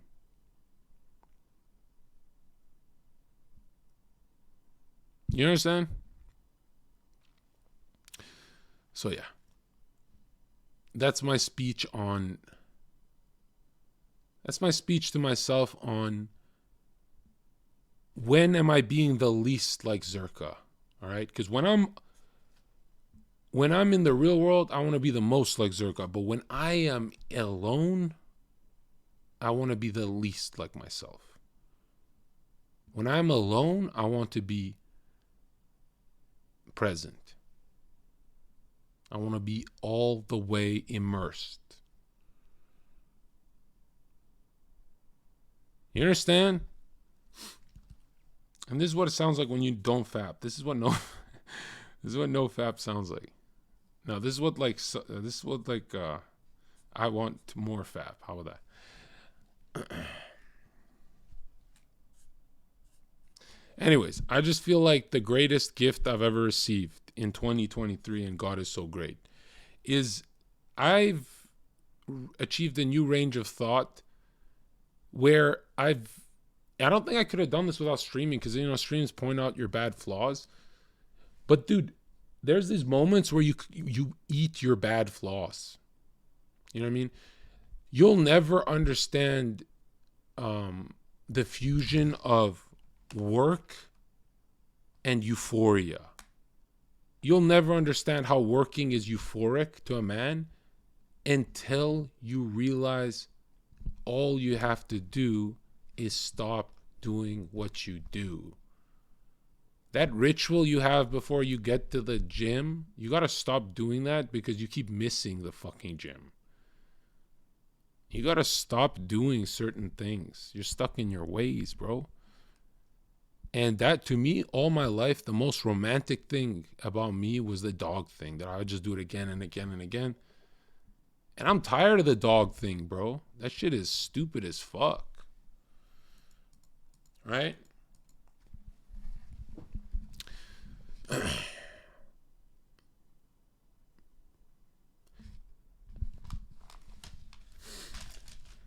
Okay, next, I'm gonna share the project, but I'm just showing you guys some of my favorite notes, bro. These notes from weeks ago too. Check this one out. All right, check this one out. Have you noticed? And I know Young and all those people are gonna attack me for this, and they're gonna think I'm retarded. I don't care. Have you noticed ego is only healthy in the real world? But when you're home alone in your room,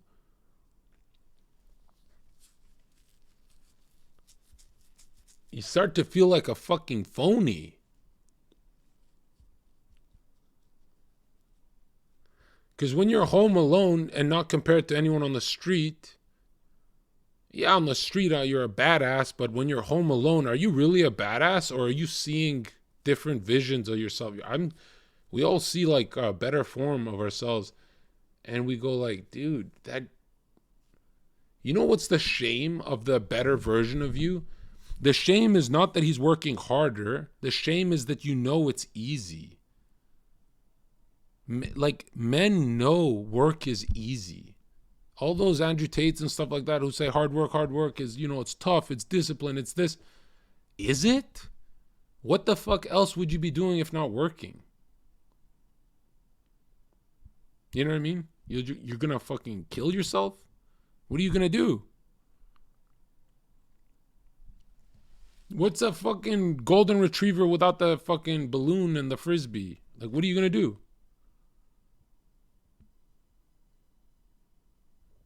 And the scary realization is that whether you bust your ass working hard or you do nothing all day in bed, you're just as exhausted in each plane, whether physical or just, chilling. You're just as exhausted. Like, one is actually raping your mind, and it feels worse. So get up. And it's like, it's not that hard to listen to a stream as you're walking, dude. It's really not. The alchemical transformation of the oxygen hitting your fucking brain, that it's not a chemical thing, bro. It's not. It's that you're not supposed to cage time into a room, into a prison cell. You're not ever supposed to cage time, because then you stop seeing spirit flow through it. That's why a lot of people in prison get holy books, right? They need spirit to pour in. They need a tree. They need something. And the book writes about a fucking tree. And these guys are like, all they want to do is fucking get out that fucking courtyard and shit.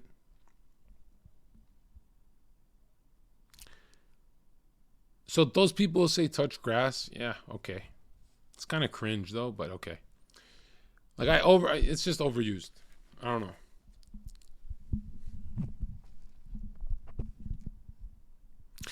Go get up to get rich. I mean, getting rich is the easy part.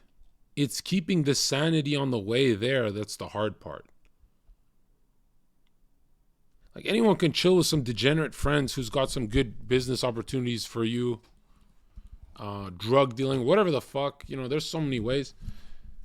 But then you look at a lot of these streamers, influencers, and all that, and you go, something's off about these people.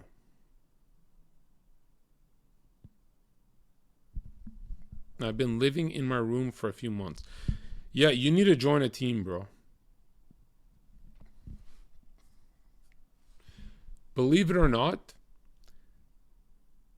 individuality is the greatest myth to Western man.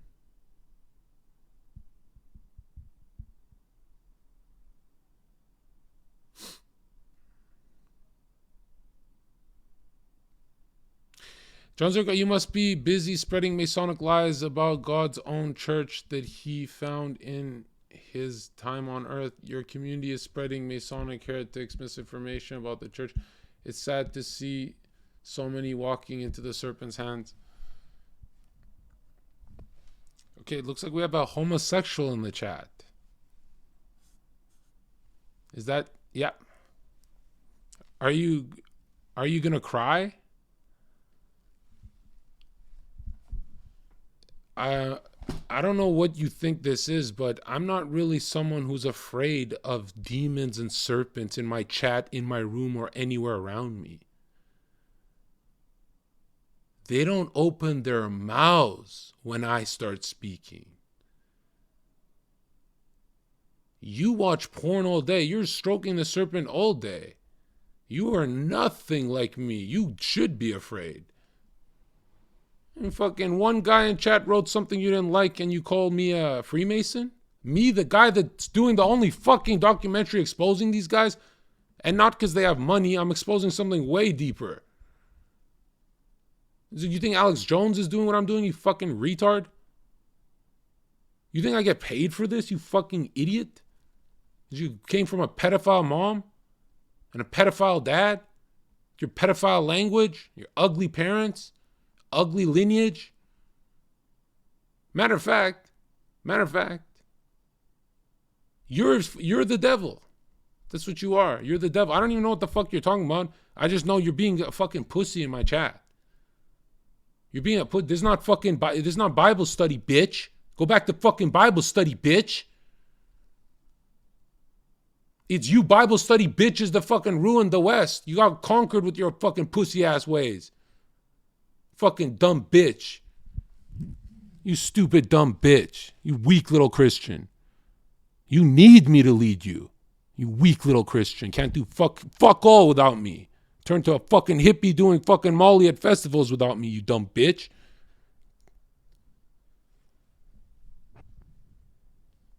fucking depressed and you have anxiety without me, you dumb bitch. You need me. Fuck you talking about. As far as I'm concerned, every fucking Christian in the US is burning in hell.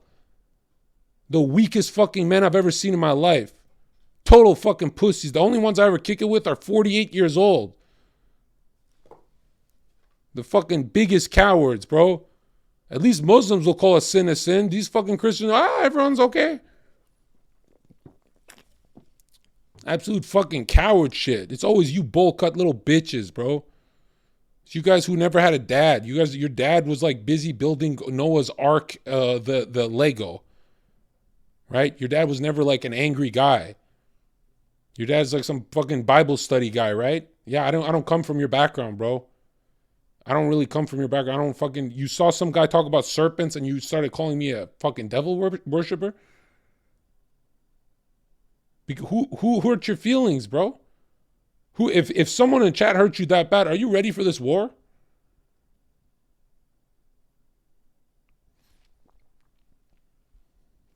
My dude, I'm not a priest. I'm not a preacher. I'm the fucking exorcist of this fucking shit, all right? I'm the only fucking exorcist. You know the alchemical formula I went through? To have 1,000 bitches send me fucking titty pics, and I said, nah, bitch, I'd rather stream about fucking the truth. You know who the fuck does that, huh? Who the fuck does that? Do you know anyone who does that? And they do it to look cool. Do you know anyone who does it because they need to? Do you know anyone who needs to bond to truth? Do you know anyone who takes 3.5 fucking years to get a check mark because they're bonded to truth? You know anyone who gets called a fucking retard every day of his life because of flat earth? You think I walk around thinking like I feel special being the flat guy? No, it fucking sucks. It sucks, dude. And if I didn't look so pretty, it would hurt way more. Like imagine if I was some fucking random flat earth, that would hurt. Right? Because people look at me and they go, oh man, these girls pretend they're flat earthers just to suck this guy dick. And they treat me, it's like cute when I do it. But if I was some random dude, they'd be like, yo, that's a flat tard, bro. He's going to shoot up a school. You know what I mean? So you think years and years and years of being the flat guy at every party and every fucking Thanksgiving. And I'm not flat like, hey, bro, I heard you're a flat earther. I'm flat like I heard them talk about the fucking moon landing next to me.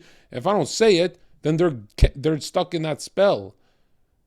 But the fact that you think you live like me, my dude, you are the most quiet little Christian, I'll bet you anything, in the real world. I bet you don't go with a fucking microphone spreading gospel like me. I bet you don't do shit. I bet you do fuck all. You don't do shit, bro. Stop. Look at this. I'm skeptical of any human who uses their trauma to claim they are great. I'm great as fuck, bro. God made me great. Suck my dick, bitch. God failed you, bro. He didn't like you. God just fucking hated you, bro. That's why you're in chat coping. God did me good, bro. I looked in the mirror. I was like, holy fuck, I believe in a divine spirit, 100%. I looked in the mirror and I proved God is real. You couldn't do it. You couldn't do it because that fucking mirror, that mirror is a portal to whatever for you. You sound like an ophite to me. You sound like a serpent worshiper.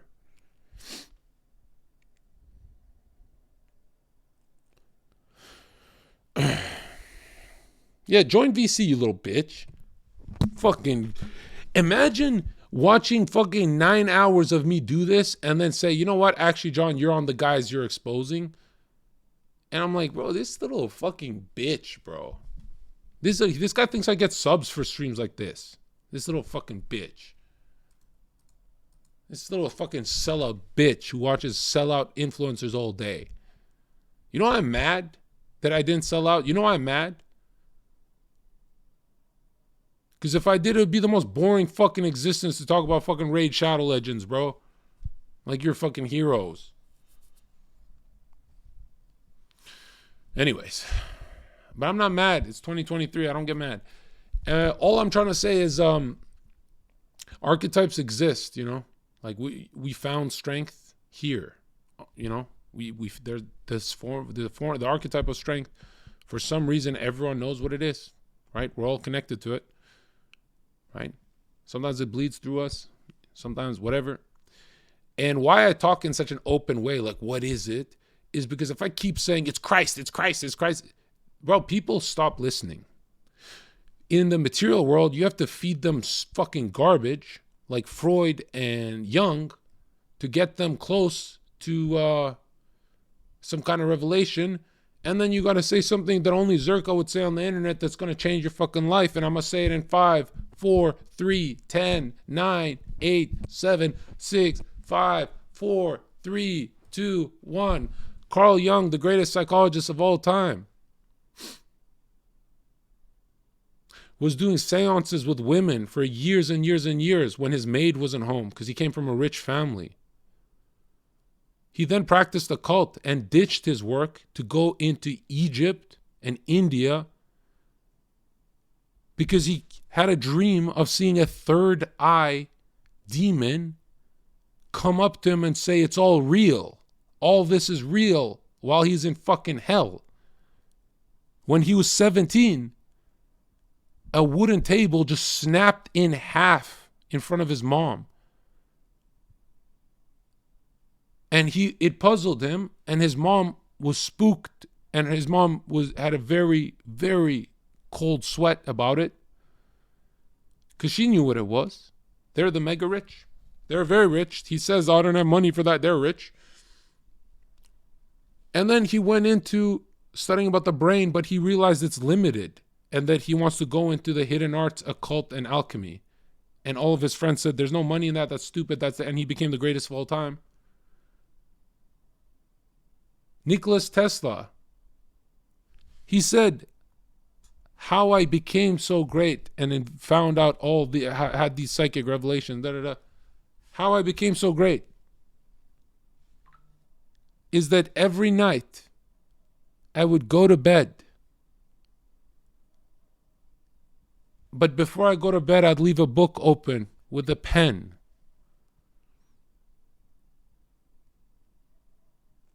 And every night, I would enter a deep sleep and wake up to every page being filled. Just me knowing exactly what to write and what to connect.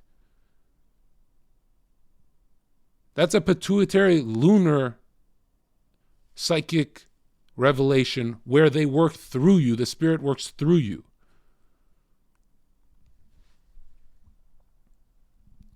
This guy says, source is trust me, bro. Okay. If I source it, I think you're getting permabanned. Should we permaban this long-term sub? Yeah, let's permaban. Yeah, we're going to alchemize this fucking disgusting chat.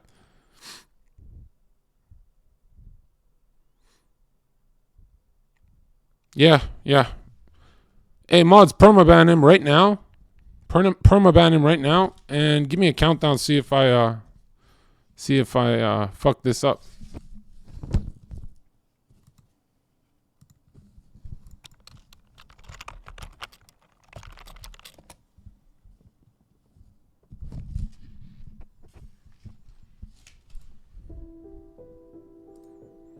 When Nikola Tesla was in his late 80s, very old, and he was given a big awards dinner in New York where the world was thanking him for all the incredible things that he had given to the world. And he said, Nikola Tesla spoke to the audience, and he said, I have to tell you how I got my ideas to do what I've done.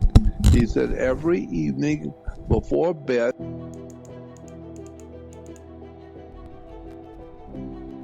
your brain as a human has nothing to do with your blood. It's affecting your brain.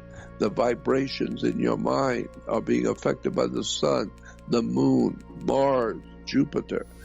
And so women are from Venus and men are from Mars, meaning our minds operate differently because of the way we're born and who we are and the vibrations in the brain. It's a very big subject about inspiration, and the inspiration comes from out there. When Nikola Tesla was in his late 80s, very old, and he was given a big awards dinner in New York where the world was thanking him for all the incredible things that he had given to the world. And he said, Nikola Tesla spoke to the audience, and he said, I have to tell you how I got my ideas to do what I've done. He said, every evening before bed, I will put a notepad on the little table next to my bed with a pen or a pencil. And he said, and every morning when I wake up, there's a written invention on the pad. Somebody comes into my room at night and writes down an invention. And the next morning I get up and it's all written out for me. And so I just go to my laboratory and follow the instructions, and I invented radio, or I invented alternating current, or I made this invention or that invention. And today, Nikola Tesla has lit the world and given us radio and all kinds of wonderful things this man gave to the world. But he said he was inspired by someone writing it down when he was sleeping. And so that's inspiration. To inspire comes from the word spire, to like perspire, inspire. And so spire is to breathe together. Breathing is spire. And so someone was breathing into him their ideas and coming from somewhere else. So that was one point I wanted to make about inspiration, is it doesn't necessarily come from you. It comes from out there.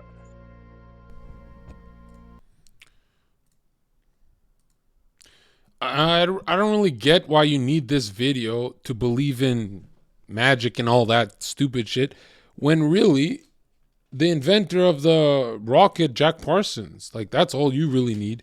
And you got to really think of what is electricity, right? But now check this out, okay? Let me get this camera on for a sec.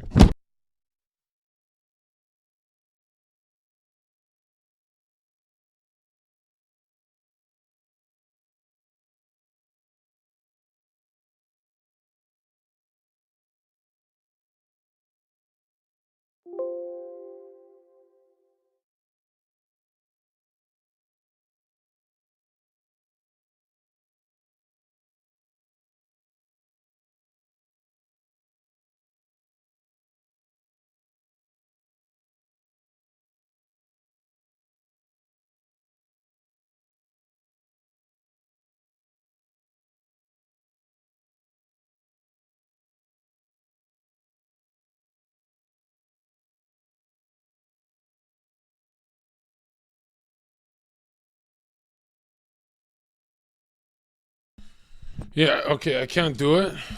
I can't do it. All right, I can't. All right, but here's what I'm trying to say, okay? All right, imagine a circle. Imagine a circle, okay? Just let's draw a big circle, and in the middle of the circle, just draw a dot. You want MS Paint instead?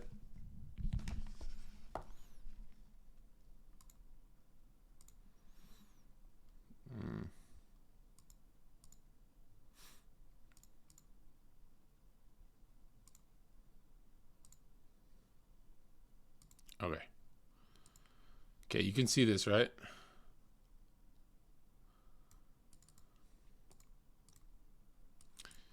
All right. Look at this. Draw a circle. This is not a spell circle. This is just whatever. Let's draw you in the middle, okay? That's you, right? And let's put some forms out there. Okay. And let's put some up here.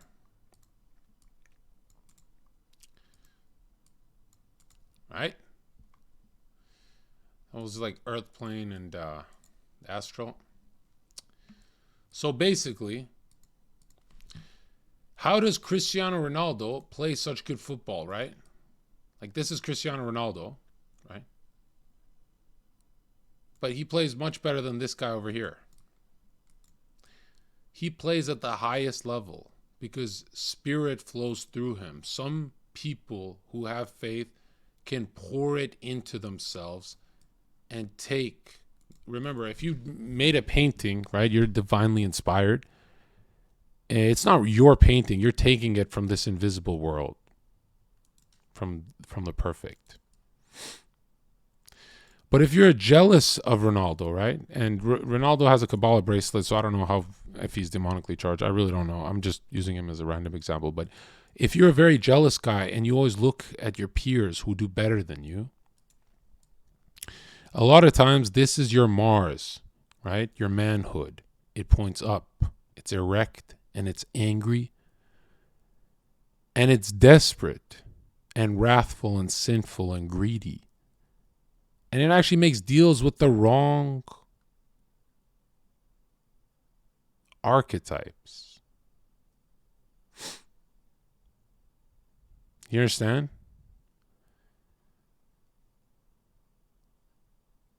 And the archetype doesn't deceive you until you deceive yourself first. You cannot be bought by the devil if you're not already for sale. Right? You got God's barcode. Like, let's take some responsibility here. And if you ever wonder, like, well, man, I did get deceived in this. Why were you not curious enough? Like, why was chemicals in your brain enough for you? Like, why is chemicals in your fucking brain hey, that's enough science. I understand the world. Yeah. The science teacher told me it's chemicals in my head.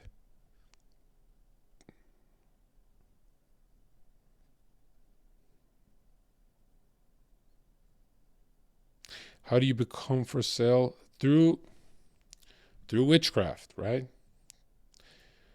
And which is really just the alchemical process of ridding yourself of good and evil, of trying to be God, of cosmic consciousness, of being the adversary, of being the star that doesn't rotate that way. You want to go your own way. And that really is, it's tragic too. It's tragic because nobody actually believes they're stronger than God. They just live in the, hey, I'm doing this in my lifetime kind of thing. See, what you guys don't know about Carl Jung is, and Freud, go watch the interview where he's asked about how well he knew Freud personally, and he kind of jumps and gets panicky, and that's the first time you'll see Jung kind of like act a little, well, maybe no one else noticed it, but when I started pointing it out, people are like, dude, you're schizo. And I said, look, all I'm saying is he had a homosexual relationship with Freud. And my buddies are like, why, dude? Just because he got a little weird because he said, he said something about, I don't know him personally like that and blah, blah. And I said, I know for a fact he did.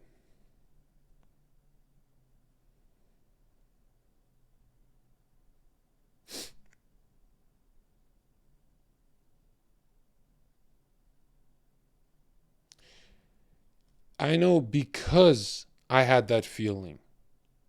Did you know the feelings you have in your stomach are always true?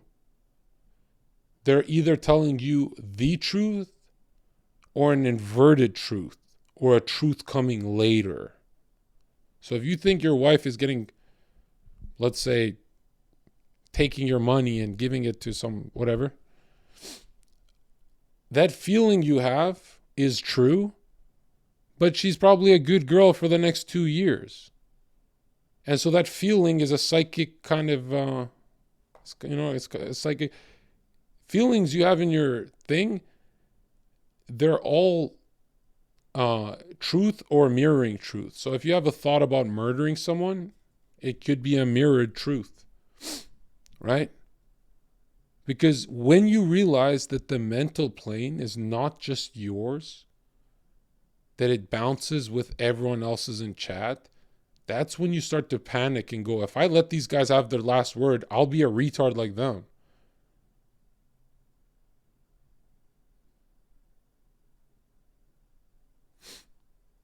You know what I mean? The scariest thing people do is think that their mental health is just them alone, right there in their room. And that individual Andrew Tate thing, you know, the individual thing, the right-wing thing, it's very stupid because the soul gets very sick if you don't have communion. That you need groups, that you are a collective. You can't just be your own guy. That means you need like a volleyball team. No, I'm not listening to Nina. I'm the only right winger that's not an individual loser, bro. Those individual losers are, my dude, no one got a black belt thinking as an individual. That shit's fucking retarded, okay? I'm cult-like. I join wolf packs. Plus, you're born into a system. You're born into a family unit that is your neighborhood, that's your town. Like, why are you pretending you're an individual? Like, that's not how... If you are an individual, you don't see yourself like that at all. You say that to look cool. No one actually sees themselves like that, whether call me or whatever.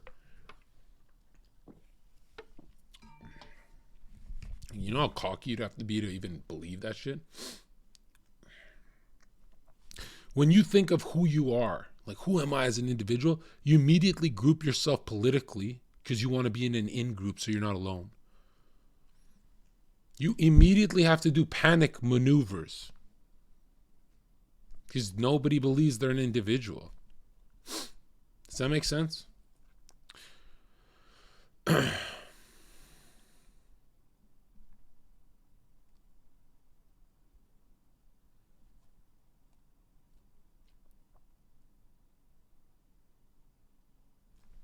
Yeah, and I'm watch the link on my own time, but I don't have that much time today on stream. I really want to spew gold today. My guys, listen, okay?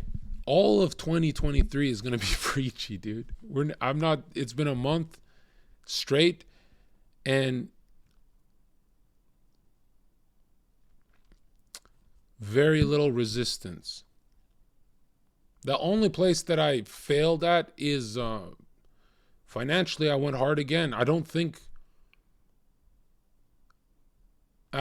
yeah. When it comes to finances, I just want the problem to go away as fast as possible, so I just pay for it.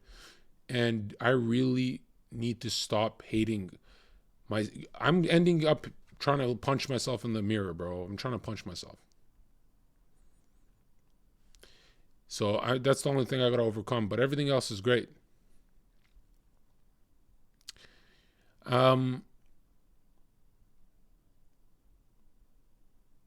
What else? Okay, here's the next point. Okay. Here's the next point.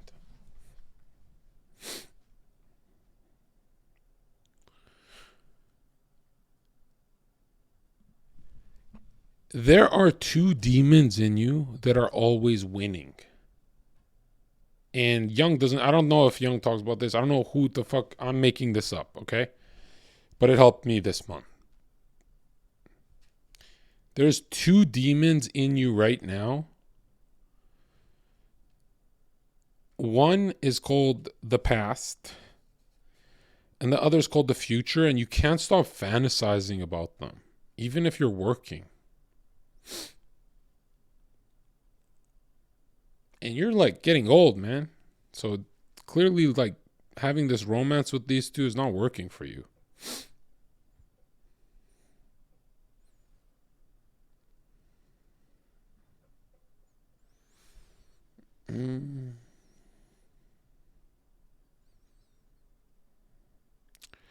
JON ZHERKA, you have been deceived by evil. Oh, where does evil come from? Have been deceived by all Abrahamic religions were created and throughout history by the devil. You think you oppose, but you worship it. The master of deception laughs and jerks off as it watches mankind fight and go to war over the ideologies it created. Open your eyes. Good thoughts, good words, good deeds, that is the only worthy of worship. It sounds a little gay. Instead, engage in idolatry and blasphemy. It whispers in your ear without a pause. Wake up. Yeah, well, apparently Carl Jung and all these geniuses disagree with you, and they're doing seances and black magic and had to invert the cross upside down to even have a spiritual charge. So go read their books. You don't have to. I didn't get fooled, bro. These guys got fooled. These guys who wrote our psychology textbooks, they're the ones doing this shit. I'm just bringing the information to you guys. I'm saying, how come I'm the only one to, like, I don't remember Jordan Peterson talking about Carl Jung's occult, his obsession with the cult.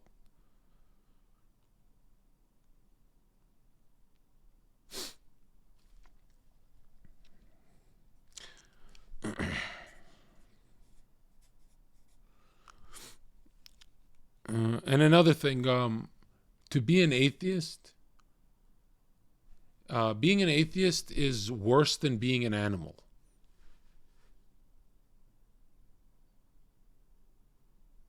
Because an animal doesn't know it's retarded. But an atheist is convinced that he knows nothing. And they think this is like a platonic, oh, look, I'm Plato level. I'm just a retard.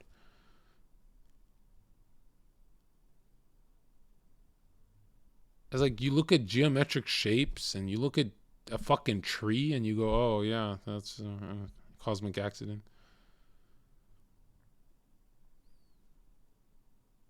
Atheism is a phase that, when confronted with the truth, usually puts a barrel to its head. It's very sad. It's a very sad thing to promote it. To promote atheism is to promote Nietzsche's book called The Antichrist. Nietzsche, a dude who worshipped a fucking pagan star god that would rape its own family member. Like, that fucking retard. You remember him? Was it Bacchus or some shit? Ugh.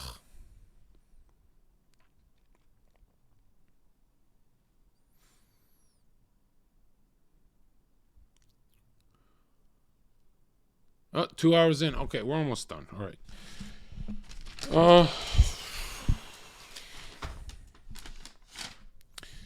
Yeah, we're almost done here. Yeah, was it Rites of Bacchus?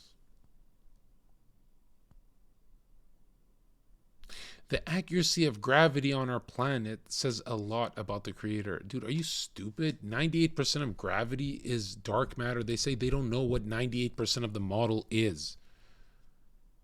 And number two, gravity is the G in Freemasonry. Gravity is generative principle. Everything is generative principle to these people. Freud said everything comes from sex. Something happens in your childhood, da-da-da-da. And what Freud was really referring to is the caduceus. The serpent's going up. That staff is a penis, dude. It's a phallic object. It's an obelisk. It's what the Egyptians worship. Why does the serpent have wings? Because sperm shoots. Sperm is the serpent.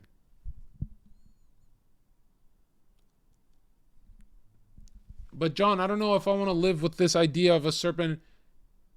Bill Clinton lost the highest office you can have because he was horny.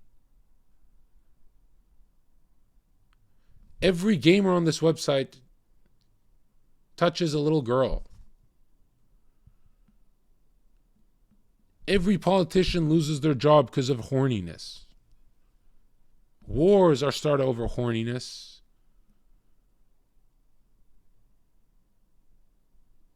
Everything is about horniness. Billionaires, do they care about money? Yeah, sure, you're going to believe that because Dr. K and Destiny told you that. No, they don't. They don't care about money. They care about who has the hottest children. They trade kids on a fucking island. It's about horniness again. It's about the serpent again.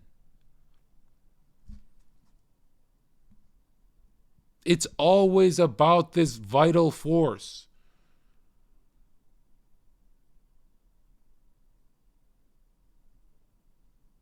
That's why you play better football when you're horny. That's why you do better on a test when you're horny. That's why Buddha and all these people put their foot on the serpent, and every god is like conquering a serpent. Why? They're saying stop being horny. That it's an alchemical purification.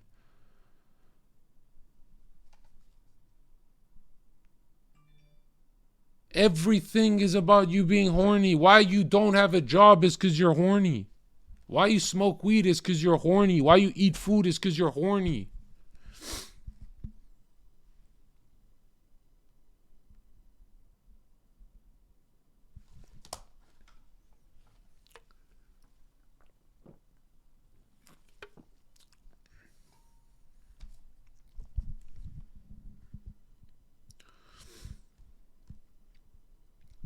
So you retain cum as much as possible? No, you do what the people who have heaven on earth do. Peace of mind. That fucking old couple down the street. You're supposed to have a fucking marriage, you retard. It's not about reaching Brahmic splendor where you fuse masculine and feminine and become God. It's about getting married. You fucking retard. If it was about fusing the masculine and the feminine, why the fuck is the feminine inferior?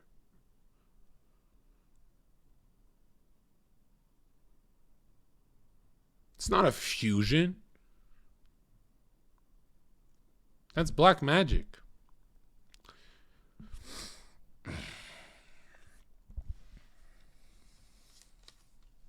It feels like that when you have psychic revelations, because you go, oh, I've seen a taste of afterlife. I get how it's going to go. And you see, all of Carl Jung's homosexual experiences that he hid was with Freud, because the most amount of psychic revelation you can have is having gay sex.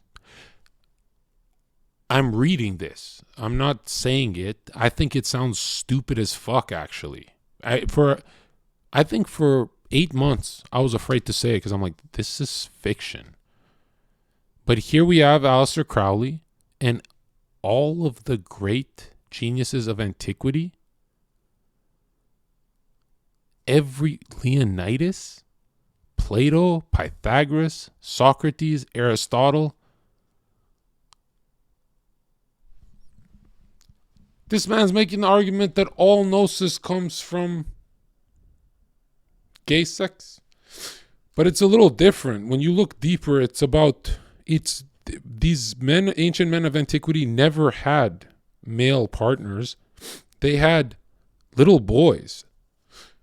That it's something about that. And I'm thinking to myself, like, huh.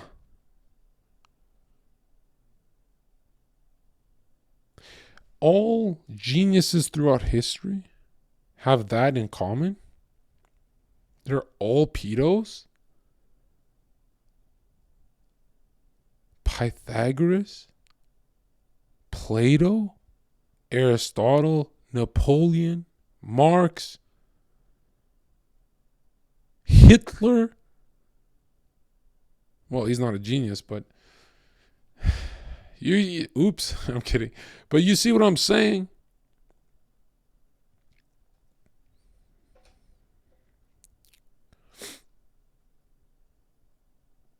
Of course, Marx, he does the hidden hand.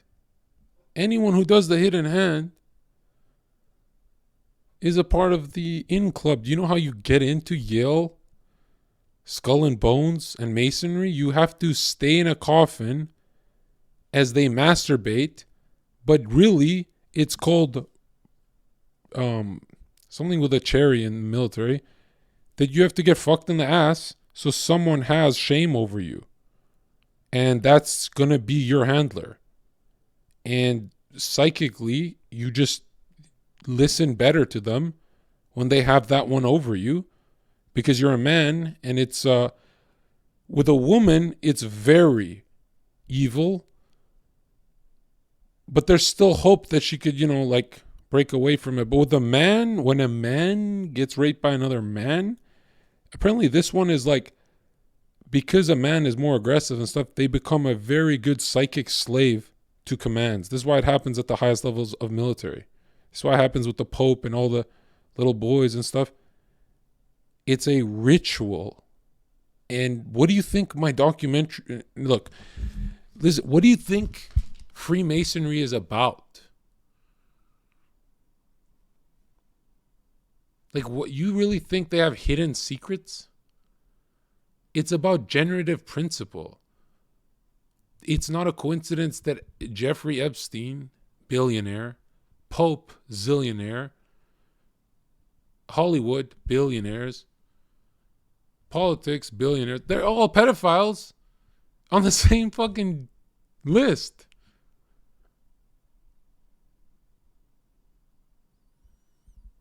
Wait, so it's not gay to fuck a man, but it's a ritual of control? Yeah, they wrote that some gay experiences have their own thing, but everyone who made it to the top and made billions, they're not just having fun or like, you know, oh, I like men. They're not doing it for pleasure. It becomes pleasurable the more they do it, because they get addicted to how powerful it is, how powerful it works. And you're like, well, what's the powers you get?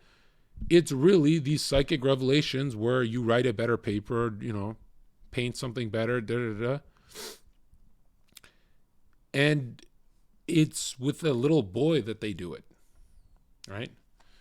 They do it with a little boy. As a matter of fact, if you look deep into the WikiLeaks, the little girls, they mention through allegory that they eat them. The boys they keep using because the boys are more potent. Popes usually live around 10 years in their vacancy. Why would they care if it was for the money when they're 80 years old? Dude, a pope is not pope by bloodline, you fucking retard. And he's not a pope by purity, like he brought some fucking crazy shit to it. He's a pope because he brings billionaires to his spell circle like Marina Abramovich. You really think some fat Serbian lady playing with pig's blood got a sponsorship with Microsoft? That's what you think happens in the real world? That's what you think, that you think religion is phony? You think that all those black magicians just get $1 billion sponsorships by accident, and the only thing they have in common is a fucking pentagram?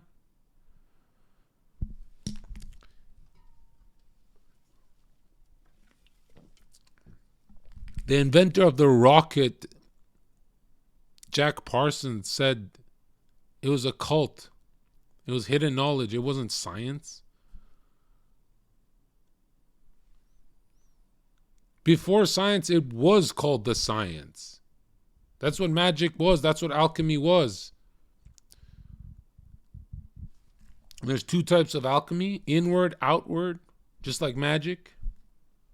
If you practice it inward and change your alchemical process, you can become a better person and attract better things to you.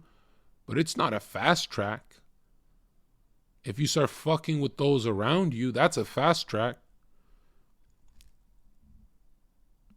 But when you look at their magic, it's so peculiar. There's water, earth, air, and fire. And if you go through the water, you can make someone not be able to have kids. Because back then, I guess it mattered. Now we don't give a fuck. But again, it's generative principle. It's horniness again.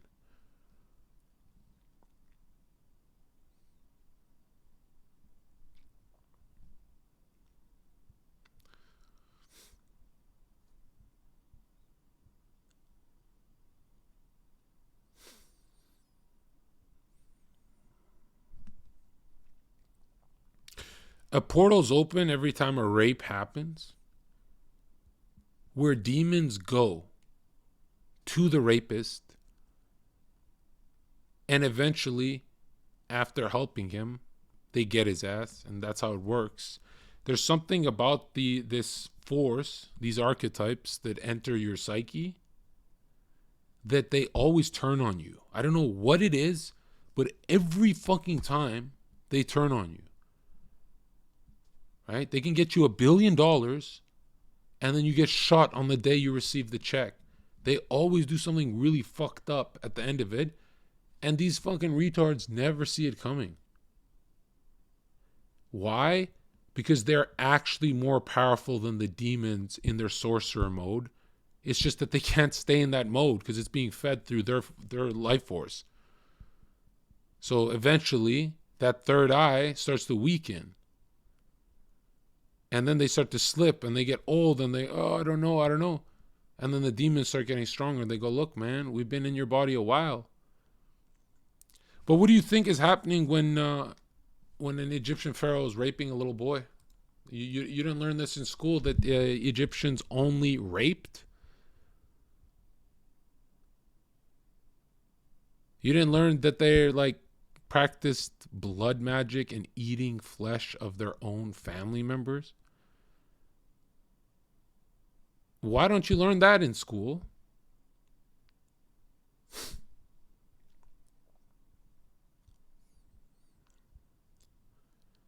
See, the Greeks said the Egyptians are too demonic.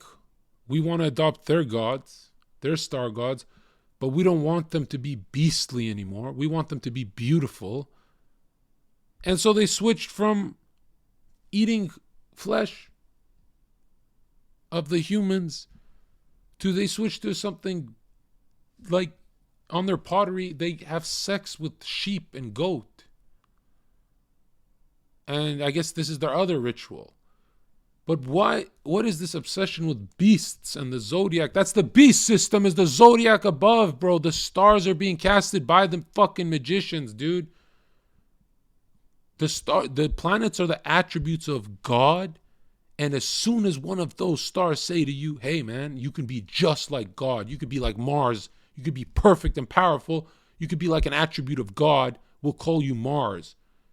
As soon as you bite from that star, that cosmic tree, well, now you're a Freemason and you've reached psychic revelation.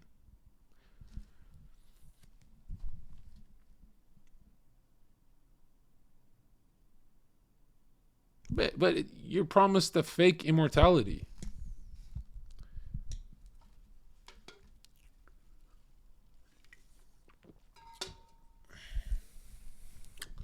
They didn't die of disease before 30. You believe COVID as well?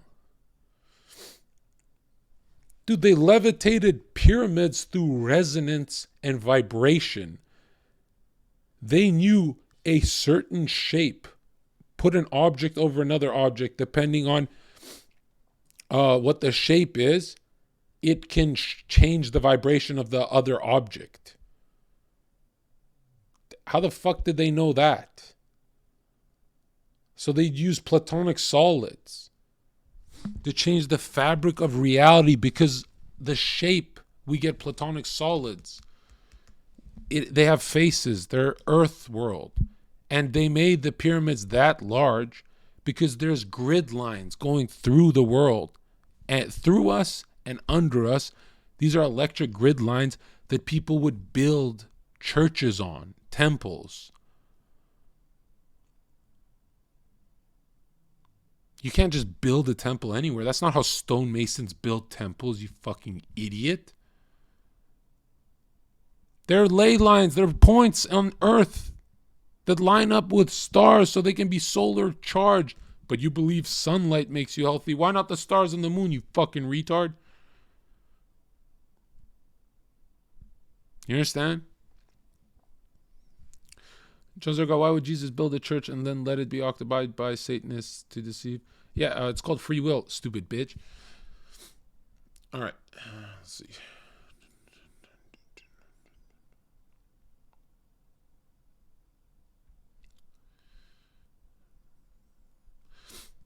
I think you atheists really got to explore the question of the only world that's scarier than a world without God is a world where you understand God.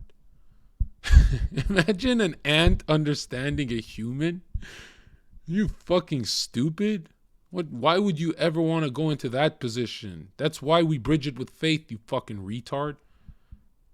If you fucking understood God, that's like, bro, that's like I joined karate class and I go to the black belt. Yo, I understand how to do everything. I get how you did it. I get how you got there, bro. I can see myself get. You're a fucking retard.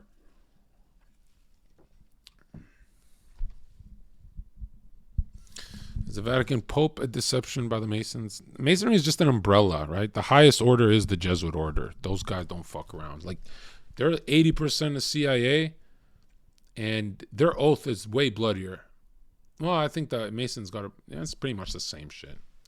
It's identical to a witchcraft oath. It's kind of like spooky. Why all these ancient religions were like panicking of witchcraft? Bro, our parents told us. Our parents and our teachers told us it's because they were superstitious. So is every billionaire on Epstein's island superstitious, or are they worshiping Moloch? Are you fucking joking me?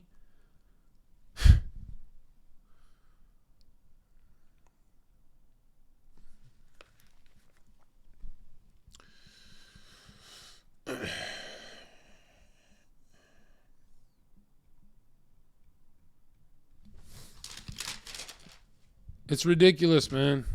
You know, the more I go the more I want, like, the more I go through this project, the more I realize it's not invisible, bro. Like, they're doing it in front of us.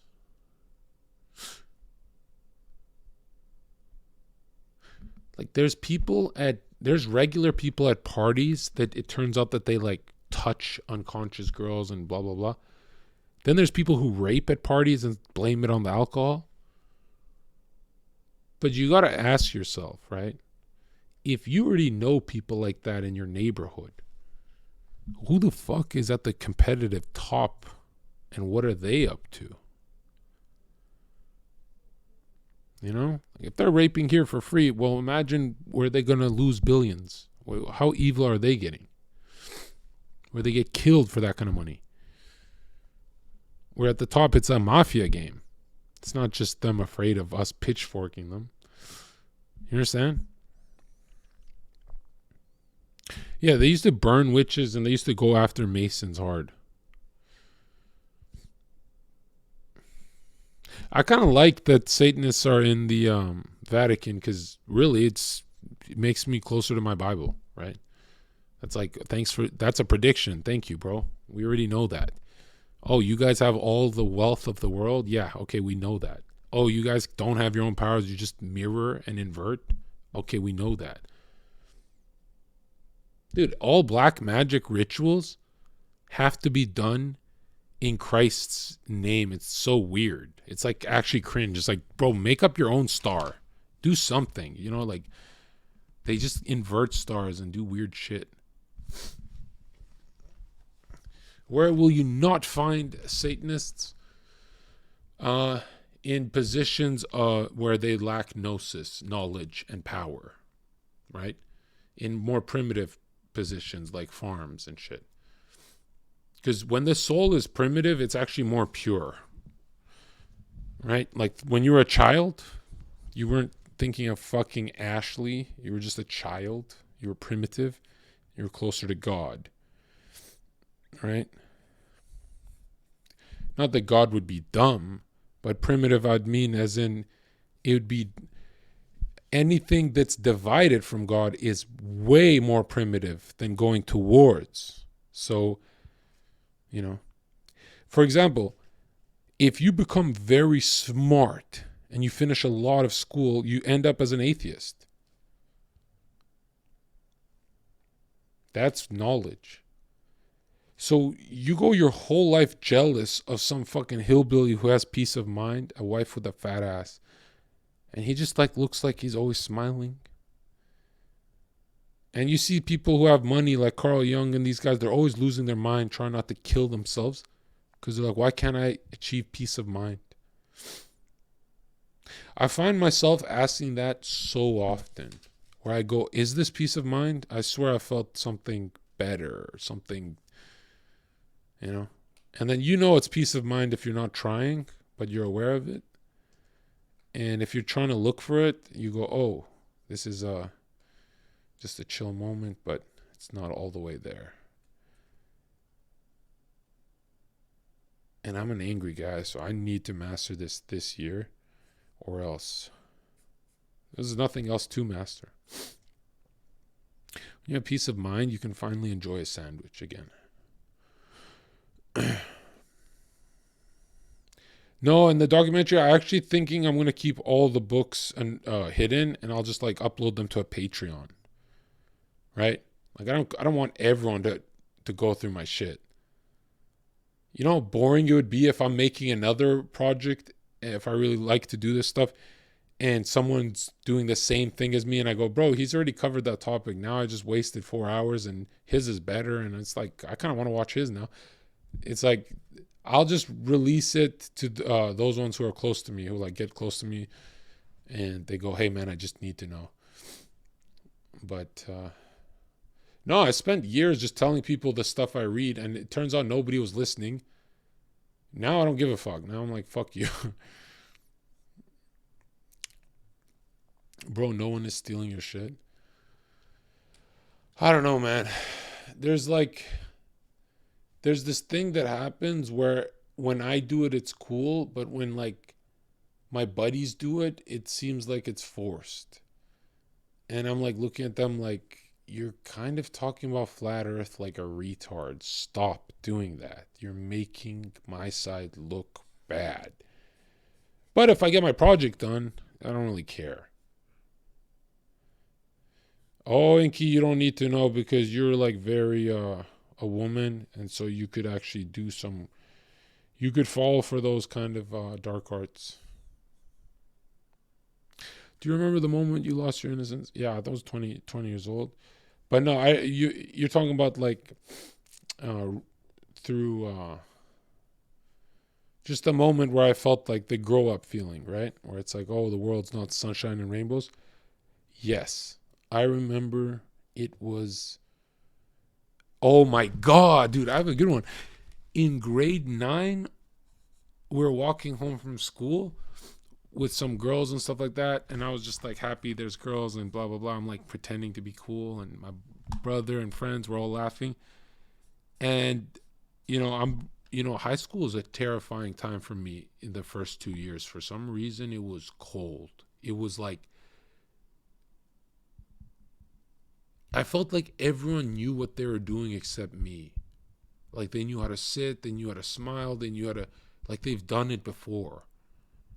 And I felt so weird, dude. Like, I felt like, did you guys all go to the same school together? Like, I feel left the fuck out. And, yo, that was weird for high school, man. And then, the older you get in high school, the more you realize nobody around you has it together. So you feel better. You're like, oh, these guys are stupid as fuck. But we're walking home, and grade 9, I guess, is late, but for me, it's early. Eden just says, as a joke to one of the girls, or to a younger kid, right? The kid's like, what do you guys learn in grade 9? Or something like that, right? They're talking about that shit. He says, yeah, for our next Eden says, yeah, for our next project, we all got to take home a girl and have sex with her. And he looked at the shoes, and everyone started laughing. And because he didn't laugh, Eden usually giggles and stuff, he didn't laugh. My stomach dropped, and I stopped walking, and they kept walking ahead without me. And I felt the coldest sensation I've ever felt, man. Like chills, like frozen, in fear of like, I don't want to do that. I don't want to do that. I don't want to be with the girl, and I don't want to do this project. And I knew something about high school was ominous. I knew there was a ritual. It was like I was predicting that, oh, grade 8, grade 9, something has to happen in high school. Like something, maybe you get in a fight, maybe, but I knew something of shame is going to happen. And it's not like I was thinking of a cute girl too, but I've never felt that level of fear. And all my buddies in Eden are laughing, and they're like going home to watch porn. And all they did was talk about porn. And I just pretend like I know. I just pretended. Yeah. So that was the first time I felt like real chills. And then after, it was like, I've never fapped. It was like a year and a half, 2 years, maybe, 2 years after my buddies were fapping. Well, my buddies were fapping years before, but 2 years, I was like 2 years late, and they kept talking about fapping, and I felt left out for 2 years. Like I'm not a man, like I'm a little boy, and blah, blah, blah. And I liked watching the porn, and I'd get excited, but I would like just go back to like my room or whatever. And then like one day I tried it, and it was like a 2-minute video, and I'm like, I don't know how to do this. Like I've never touched myself before or anything. Like back in those days, I used to put one leg over the other, like I have a pussy, and it would just feel good. And I'd be like, oh. Yeah. And I was too afraid to touch my the serpent. I was really afraid. I was like, I don't know what I'm doing, but I know I'm hot and I'm supposed to be touching. So I'll just touch the meat on top of the penis that connects the caucus, whatever. And I just started fingering it like a button. I just fingered it, and it's like it was like building, and then that was the first explosion of lightning, Lucifer, down into my spine. And I'm not saying it came down my spinal column. I'm saying it felt like it came down from the clouds. That was the most magnetic, not in a good way, magnetic, like I was the rod. The most lightning I've ever felt. The biggest sensation of fear, like I'm going through the portal, like I'm about to see God. Pupils fully dilated, arms, legs shaking, head completely glowing, fucking right down to the solar plexus, right in the middle of my body, and then upper half of my body and head exploding in euphoria, not the good kind. It's good if you've had it before, but if you've had it for the first time, you feel like you got struck by fucking lightning. And then the biggest sensation on the dick as well at the same time. And it came downwards and flooded my face, like, and it was the worst feeling I've ever felt. The highest level of shame. I've felt shame, but I've never felt shame. I've never felt shame through lightning. Like shame usually comes like, it's like water touching your feet, gets deeper, and then your mom says, hey, this is like lightning strike of shame. And I remember just frozen, staring, and the video is over. It was like 2 minutes on 89.com. I was just frozen. And I was like, I'm not going to lie to you. First thought was I'm never doing that again, and that I got raped. Not by like a force or anything. Like I raped myself. Like I didn't want to actually do that. And I suppressed the fuck out of this for 10 years. I never spoke about it. I didn't even know what happened until like, I started doing better in life, and I started to like open up those memories. But I remember saying to myself, no, I have to do that again because everyone masturbates, and I have to be like the boys in school, and that Naruto complex. Anyways, I said, I'll just schedule it that I'll do it 3 weeks from now or 4 weeks from now. And then I don't think I did it for another like 3 months. Like I was like shook, traumatized, completely shook and traumatized. And I knew it was the last day I can ever have as who I was. Like I knew exactly what happened. I knew exactly what I signed up for, that now the portal of looking at girls in my classroom is going to like really open in my pupils, and I'm going to start seeing them more. And yeah, it didn't, and for like the first year, I never even touched my penis when I did it. I was like, for some reason, it would work without doing that.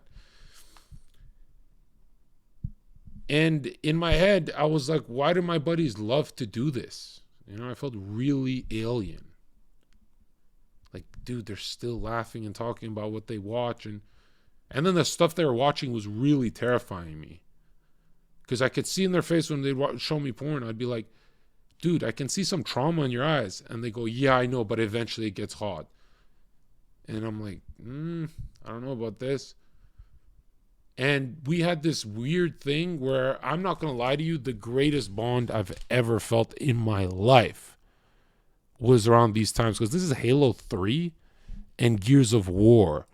And Halo 3 with 4 buddies who are skipping class to go to Sandtrap in a house that's completely empty because someone's parents is moving and we just pulled some fucking mattresses and shit.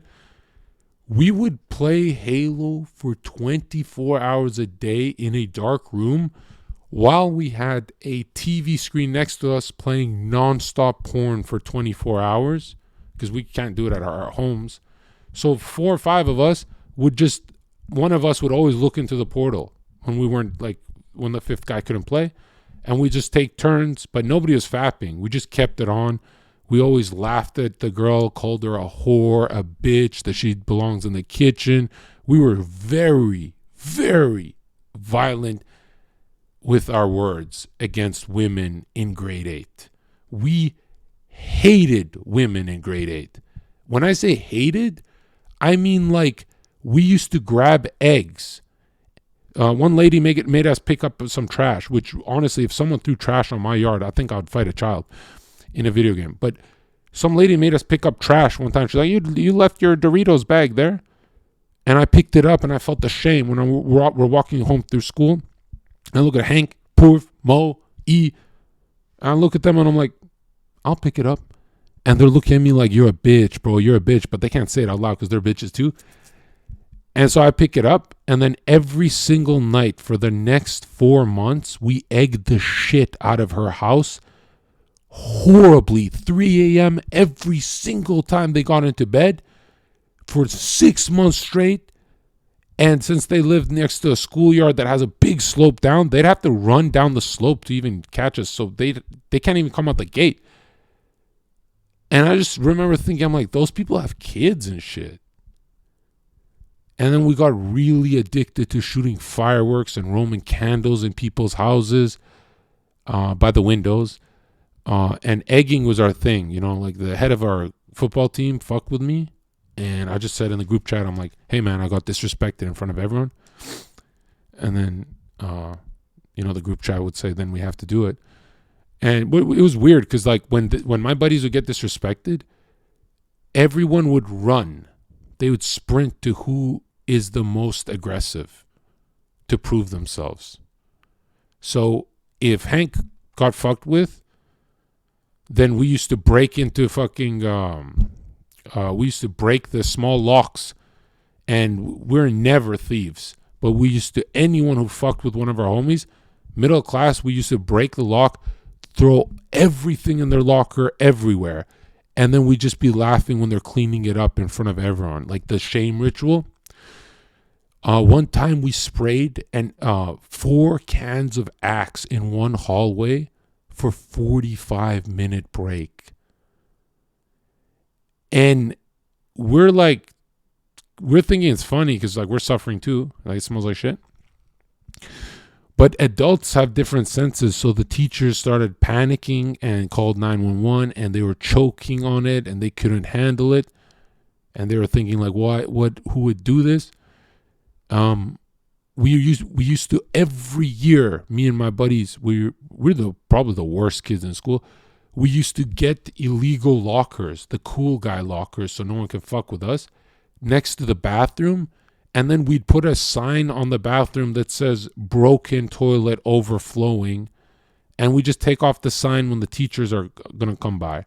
So we had our own bathroom, fully loaded, perfect, pure bathroom that like maybe one kid would use because it's like in a corner. And in that bathroom, we'd smoke fucking weed sometimes. And then we'd get anxiety. and say, dude, I have anxiety, bro, call 911. And we'd be like, no, bro, because then we got to tell our parents, just hang in there. And then that's the first time I felt real friendship. Because when my buddies who were so violent and vicious and mean, when they looked in my eyes, they were actually comrades. You know, you're going to be good, man. You would be spooked thinking someone that violent can be that chill. You know what I mean? But we had like a rule where we're super good to each other, right? Like a wolves. And it was an unspoken rule, but if someone broke it, everyone would shame that guy. Like if we all skipped class and one guy didn't come, we would shame him into oblivion. It would be his wedding day. We'd be like, yeah, but you didn't come. So no one wanted to be a part of that like guilt. So we'd like fail some classes together and shit. But we weren't popular. But the popular kids weren't allowed to talk shit because they're like, oh, these guys actually fight. Like they have like some inferiority complexes.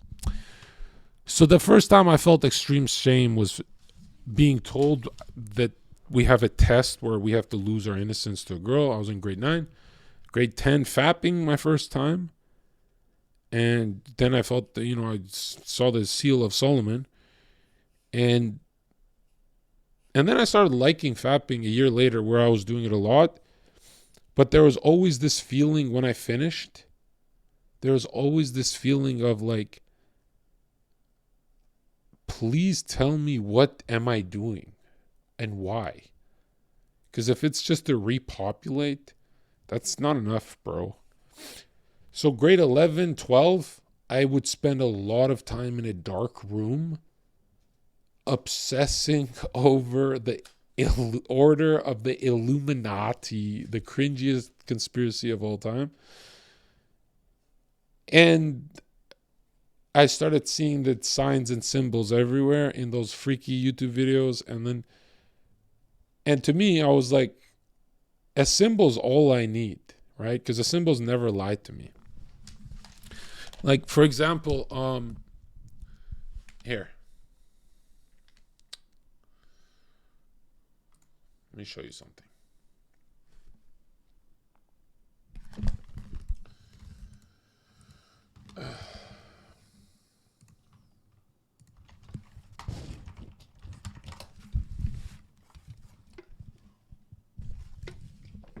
I'm rambling, bro.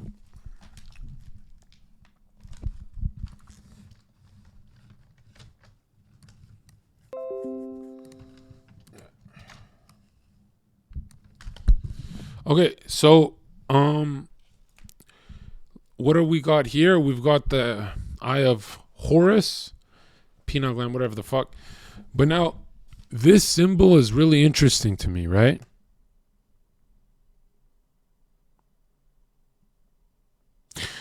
Because it penetrates my psyche in a way where it's different from regular people. Because I actually am good with the pen. I can draw. I can check my shit out, right? Let me show you my shit. I know I'm not a smart guy, but I know I can decipher these symbols easily, and not by reading. I can ponder. And what's interesting about that Eye of Horus is that ominous feeling you have about it. Do you have an ominous feeling, or am I just being paranoid?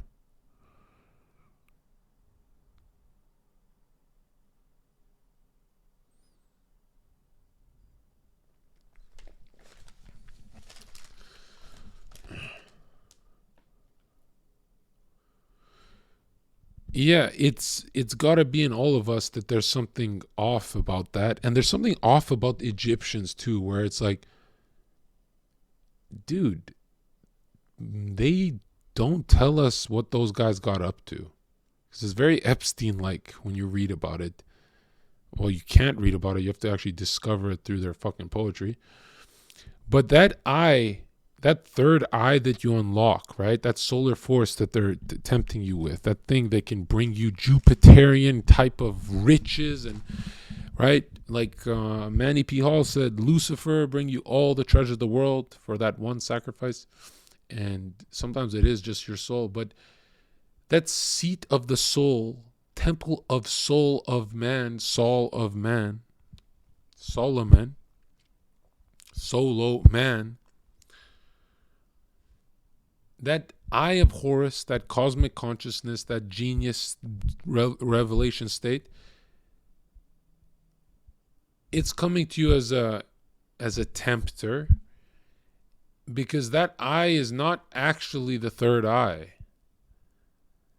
That level of psychic knowledge can only be achieved by understanding what that eye really means.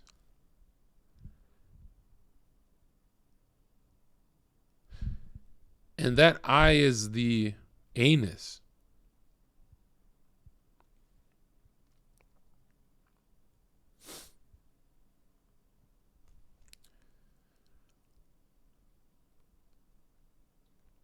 Yeah. The eye is the anus. That you can only receive psychic revelation if you do an anal ritual with a child. Just like Leonidas, Plato, Pythagoras. Just like all geniuses of antiquity. Just like everyone in history. That's why they had those kind of pyramids, those kind of societies. That's the level of knowledge they had. You don't believe me? It's right here.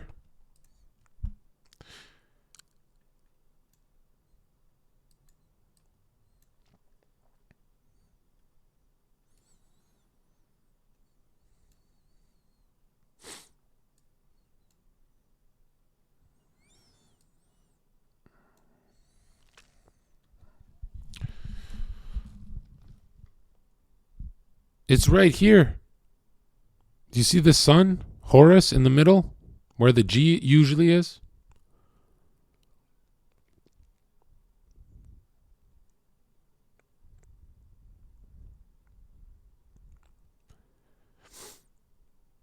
Do you see how the sun rises by the blazing star?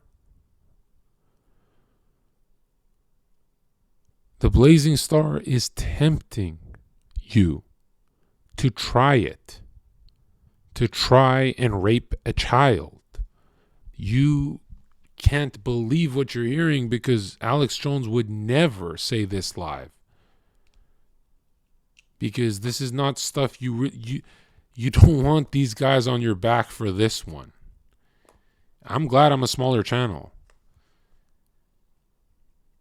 Why is the apron here? It represents purity. The eyeball is the third eye, the generative principle. What is generative principle? Sperm, the serpent that coils down your spine. What is the ritual you do to become a pharaoh? What is the ritual you do to enter Skull and Bones? What is the ritual you do to enter the stonemasons, the druids, the hermeticists, even the Rosicrucians for a lot of them? There's good ones, but it's always been about yin and yang, solar, lunar, red pill, blue pill. They tempt you with this stuff. Why? There's no real choice, dude. If you go with the cold force, the Saturnian lunar force, the satanic, the darkness, the stars and the moon, which is the horns of Baal, the bull. If you go with the moon, you're rabid. But if you go with the sun, you're a genius who helps everyone and blah, blah, blah, but you did it through raping a child. Why did the Romans rape children?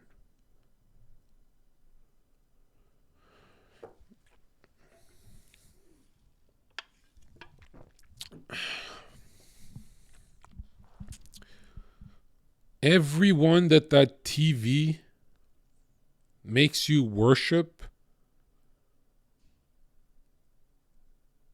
was a pedo. There's a fucking retard in my chat that said, how does that give you knowledge? Are you fucking retarded? There's never been a straight philosopher in history.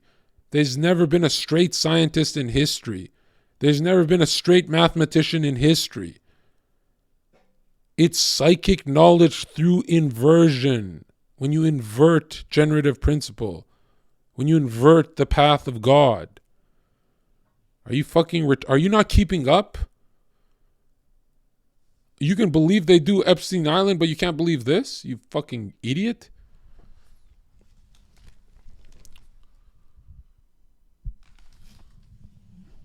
Yeah, but you thought of this without it? Thought of what? No, I didn't even believe this stuff till I finished their books. And in none of their books do they say it out loud. I think the only people who are honest about it were Skull and Bones, but they took back whatever they said and shit. And Skull and Bones is just violent. They're just fucked up, so they don't care, I guess. You understand? Freud, Jung. I mean, I got gay friends and they told me, yeah, it's black magic. I was like, what the fuck? It's like, what the fuck? You doing it with kids? I'm kidding. John, had you become gay to understand it? He sacrificed himself for us. No, dude, you're not funny. What's your end goal with this research? My end goal with this research is I don't want to be you.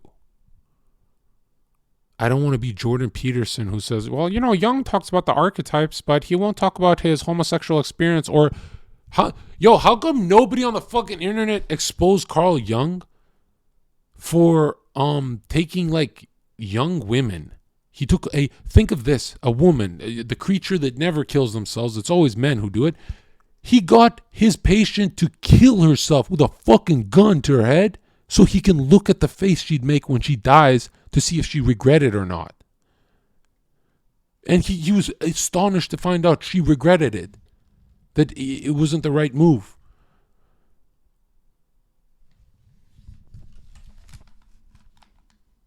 And he writes about it, and nobody, he writes about it, and everyone's like, yeah, that's unfortunate that happened to your patient. Dude, women don't kill themselves, bro. He got her to do that. Because he said when he was a kid, he just did seances until he got caught. Then the fucking table kept breaking, and his mom knew what it was, and she was like really coping because, Christian family and stuff.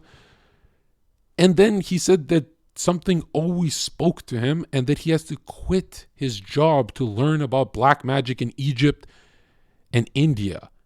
And he fucking... Let me just play it. Should I just play it, dude? I hate when it's like nobody believes me and it's like, you guys are just fucking... you're burning in hell, chat, man. Every time you say I'm lying, you're burning in hell.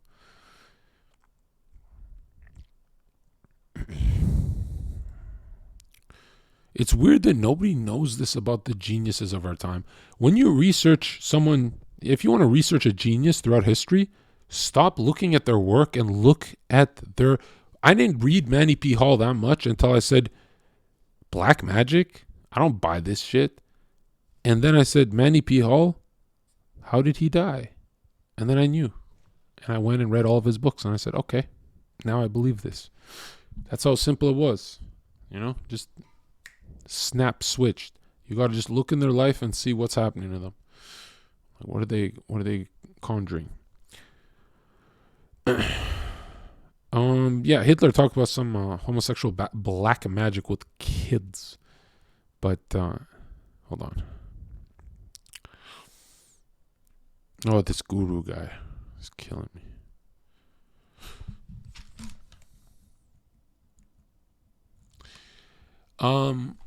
Sigmund Freud, the greatest psychologist of all time, he wrote about sex and how it's everything.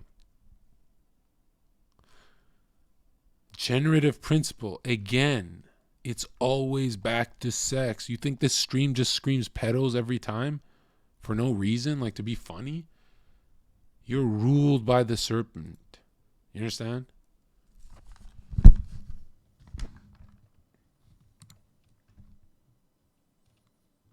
Hold on.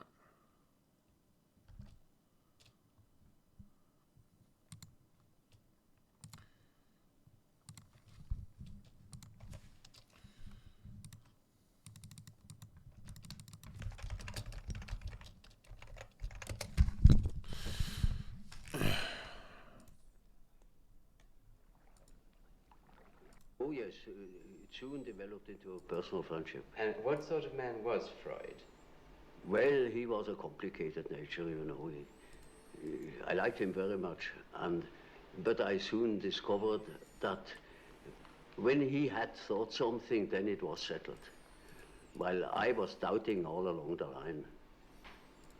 And it was impossible to discuss something really à fond. He had no philosophical education, particularly, I was studying Kant, and I was steeped in it, and that was far from Freud. So from the very beginning, there was a discrepancy. Did you in fact grow apart later, partly because of a difference in temperamental approach to experiment and proof and so on? Well, of course, there is always a temperamental difference. And his approach was naturally different from mine because his personality was different from mine. That led me into my later investigation of psychological types. There are definite attitudes. It's pretty genius. I like that, but you can tell he's you could tell he's practicing to sound straight and look straight. Look at him. He's really good at pretending to be straight. Am I the only one seeing it? Like, you could tell he's like trained himself. He said he trained himself to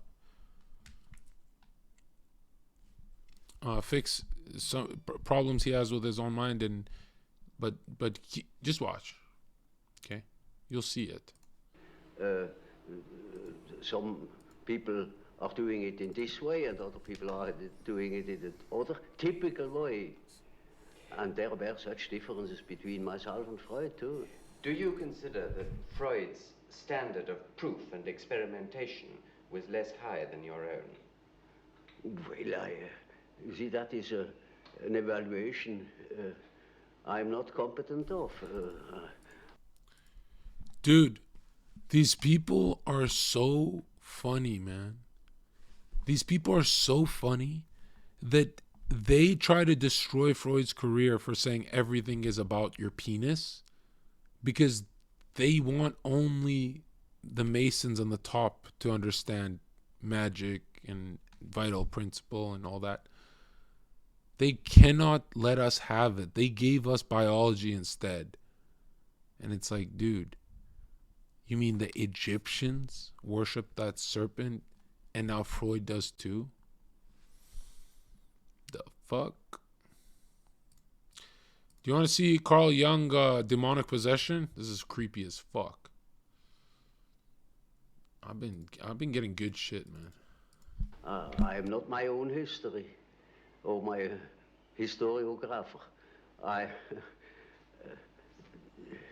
With reference to certain results, I think my method has its merits. Tell me, did Freud himself ever analyze you? Oh yes, I submitted quite a lot of my They had sex together. Look at his face. dreams to him, and so did he. And he to you, yes? Oh yes. Yes. By the way, if you can't understand what I'm saying, here's what I'm saying.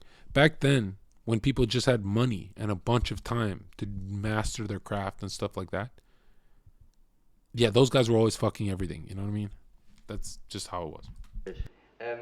Do you remember now, at this distance of time, what were the significant features of Freud's dreams that you noted at the time? Well, that is rather indiscreet to ask. There is such a thing as a professional secret. He's been dead these many years. Yes, but these regards last longer than life.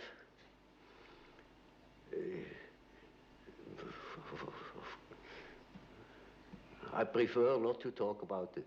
Well, may I ask you something? All these guys did back then is everyone want to work with them. They would hire patients that were attractive, young girls, blah, blah, blah. And they put them in hypnotic spells, black magic. And they called it psychology. And all they did is ever get their dick sucked by everyone. And it was like a known thing that these guys are like, these are the players. They're not just, they're like dirty little psychologists that help you out. They'll fix your problems, but it's like and they like fuck the people in a hypnotic state. And the hypnotic state, MK Ultra, right? And the hypnotic state initiate, or whatever you want to call it, they clean up the mess themselves before they come back to it. So they didn't even have trouble cleaning up messes and stuff like that. And it was always out of knowledge, curiosity. Like, what happens if I put her deeper into this subconscious? What happens if I, right? And you got to remember, the moment a man this demonic, who's demonically charged, he even talks about it, seeing very fucked up. All he did is talk about ghosts. He wrote 5 black books, bro. He says, I mean, like, imagine how tempted this guy is when he has like a beautiful girl right there doing whatever the fuck he says, and he knows that it's not just like magic is really working off someone's trauma, right? It's like ping pong off their trauma. And that's all it is, right? If you want to see the mirrored versions of you, you go through the traumas, the shattered mirrors and all that. And sometimes you can bring out those glass shards, you know, and fuck up your life here. And these guys mastered this. But Jung didn't master psychology. He quit psychology to learn witchcraft. It's just called alchemy. They changed the fucking word, but in the Bible it says don't fucking do this shit to someone. You know, don't fucking do it, because, you know, you might help 100 of them, but eventually you'll get curious enough to say, hey, my patient is under a deep hypnotic spell and I can get away with it. And a lot of guys are fucked up like that. But guys who see themselves like God, right? These powerful guys, to be the best, this is what it takes, bro. Like, it sounds like I'm reaching until I show you black magic. Then you'll be like, oh, Carl Jung is actually a fucking magician. And it's kind of sad that, like, you know, I thought growing up I'd get into like mechanics and engineering and stuff. I had no idea that all that stuff we learn in school is useless, and then these guys are just bending invisible forces of nature to destroy our lives while they benefit. That's crazy. Something else then, which perhaps is also indiscreet. Is it true that you have a very large number of letters which you exchanged with Freud, which are still unpublished? Yes. When are they going to be published? Well, not during my lifetime. You would have no objection to them being published after your lifetime? Oh, no, not at all. Because they are probably of great historical importance. I don't think so. Then why have you not published them so far? Because they were not important to me enough. I see no particular importance in them. They are concerned with personal matters? Well, partially. But I wouldn't care to publish them. Well, now, can we move on to the time when you did eventually part company with Freud? It was partly, I think, with the publication of your book, The Psychology of the Unconscious. Is that correct? That was the real cause. Is what I'm saying making sense to you, or do we have to go deeper? What's an Oculus, Chad? Why does Marina Abramovich in a black spell circle, why does she want us to be wearing a VR headset? What does an Oculus even mean?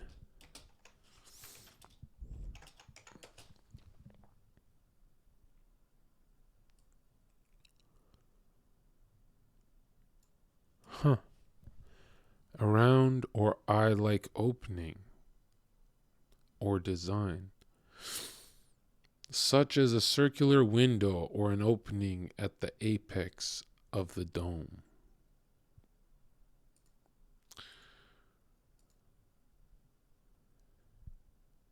They own gaming, dude. There's Saturnian cube worship. They worship the cube, right? Here's your GameCube. Right? Here's your black GameCube. What is the what is their symbol? Generative principle with the cube inside.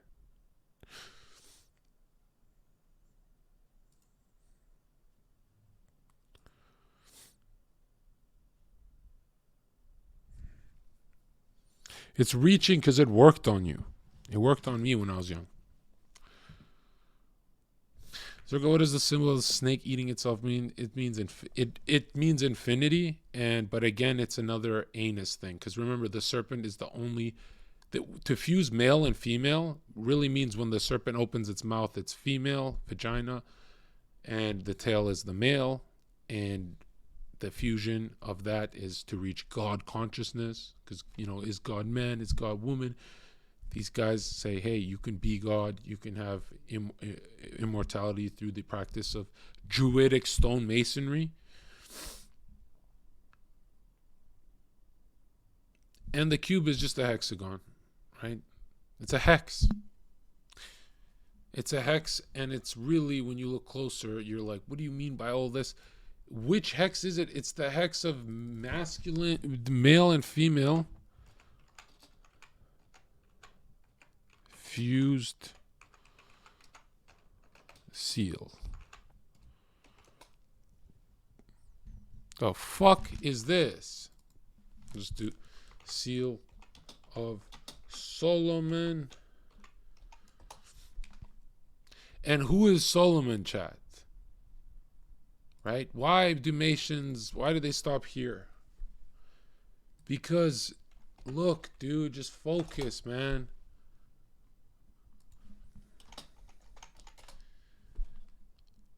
He had the most money anyone's ever have in history. Trillions, bro. The richest person in history that used demons to build a fucking temple. He even says it. Just like Young. Hold up. Well, now, before you... Oh, I mean the final course. Because it had a long preparation. From the beginning I had a reservatio mentalis. I couldn't. Every time you see the eye, it means the anus. They promise you the knowledge if they get to rape you. Do you understand? You can bite from the fruit of Mars, Jupiter, Saturn, Uranus. You can do it, man. But you have to go through that temple initiation. That you get raped, you're in pain, you're in darkness, and then you see the light. And that light is really, they're getting you psychically charged into the highest level of trauma. And that's why if they are skull and bones men who really need to harness real energy, they put on goat heads and cut you and scream and torture you, and they try and really shatter your mind. But why would they want to rape everyone in their clan? Because when you rape someone and traumatize them and shatter their mind, they go into a dissociative state. In the tomb, they go into a dissociative state. Meaning you can say anything to them. You can say anything to them and they'll listen because they're in a dissociative state. The psyche cannot handle that level of trauma. That's why the psyche goes into a primitive childlike form where it's like, I'm just going to pretend I'm not here. I'm playing with rabbits. I'm in the rabbit hole, blah, blah, blah. But that's why soldiers get raped at the highest level of Navy SEALs. You understand? Like, look at this fucking retard in chat. He says, yeah, this is comedy, bro. You're batshit. Thomas, your name Thomas Raw, because you've been through this ritual. You got fucked raw. Listen to me, guys. If you think I'm crazy, how did I read 800 fucking pages of their Pope's book and I came to this conclusion? Do you think that I just made it up?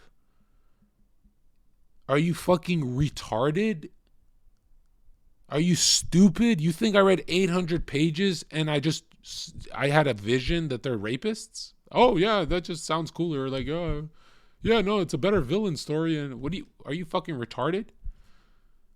Are your parents retarded? Like, Thomas, Google Skull and Bones. They say the rape ritual. That one's not even a secret. The fuck is wrong with you? Hey, John, you're crazy. Is Epstein crazy as well? That's who you run cover for? In MK Ultra experiments, you cannot have a child soldier if they are not traumatized. That's why the U.S. military gets refugees. You are not the first person who is trying to expose the cult. Are you fucking stupid? Are you fucking stupid? Nobody can even debate destiny. You think people can actually understand this information? Of course it takes me. When people expose the cult, they go, oh yeah, it's a spell circle. I drew a star. You understand?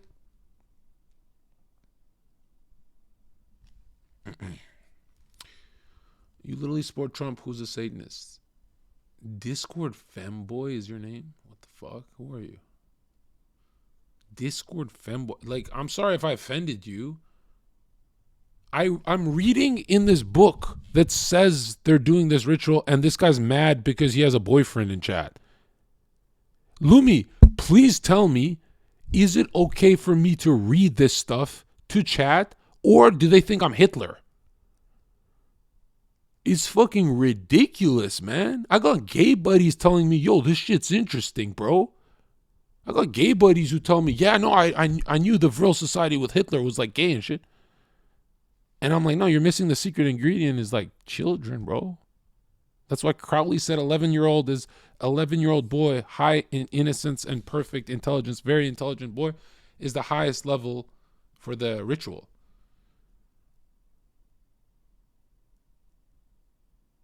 You see, if you want your child to listen to you, you just cut your child's puppy's head off in front of him when he's 4 years old. And your child is psychically shattered and attached to you for the rest of your life. And remember, parents didn't do this to children because they hated them.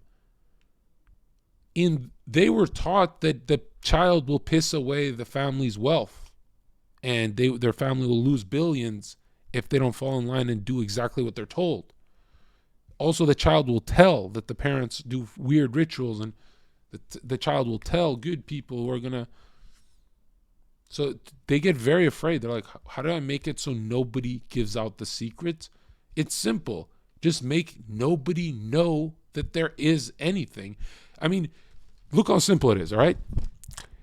Look how simple it is, okay? There's a guy named Chat, all right? Chat has a big mouth. He tells everyone. So if Zherka does a ritual in front of Chat, Chat's going to tell the police. But if Zherka shatters Chat's mind as a child, then even if the police have all the evidence in the world against me, he cannot speak up. He cannot. Those people who say I'm going to stand up to my rapist, yeah, that can't happen when it's a Satanist who is screaming, cutting, bleeding. They're doing everything they can to wipe out the mind. Right? This is not like a drunk rape where it's like the guy, goes to jail. So this is like a cult thing where the head of the police is always a fucking Mason and has to look the other way on an island, bro, where there's no police.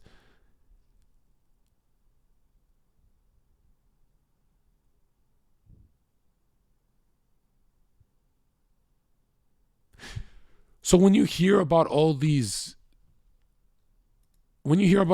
cults, you never ask yourself, what's the real information that Alex Jones and them don't tell you about? It's generative principle. It's sex. It's the fucking psyche, the sexual psyche that Freud obsessed over, that they ruined his work over it. Yeah, Disney.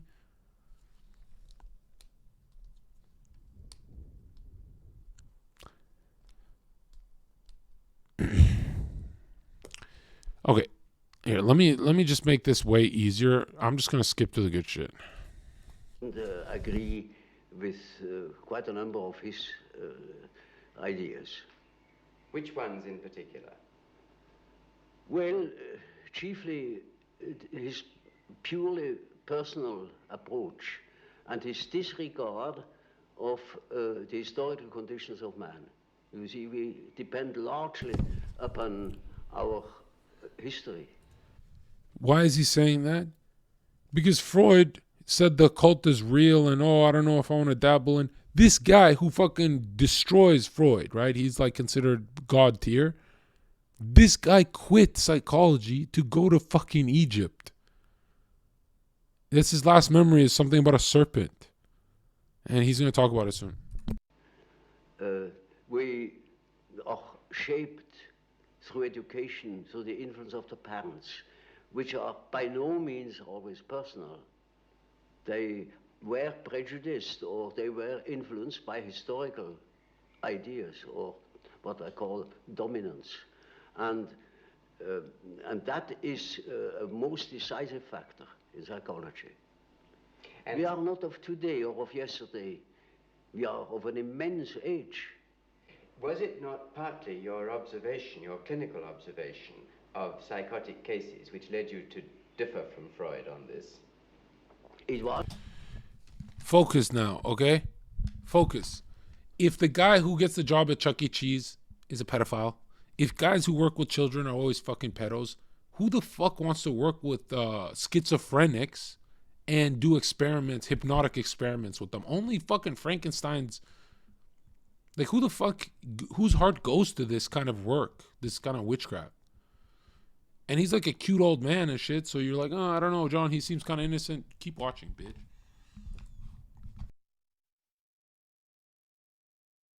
That's partially my experience with schizophrenic patients that led me to the idea of certain general historical conditions.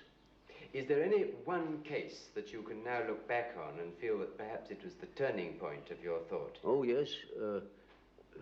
I made quite a number of experiences of that sort, and I went even to Washington to study Negroes at the psychiatric clinic there in order to find out whether they have the same type of dreams as we have. These experiences and others led me then to the hypothesis that there is an impersonal stratum in our psyche. Are you missing Christianity yet? Is this guy not a fucking witch doctor? Isn't this guy a fucking freak? Am I crazy?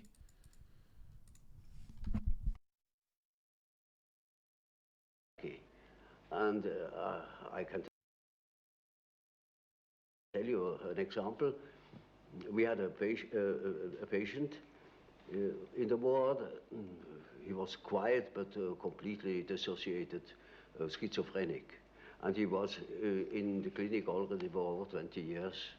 He had come into the clinic, as a matter of fact, being a young man, a little clerk, and did no particular education.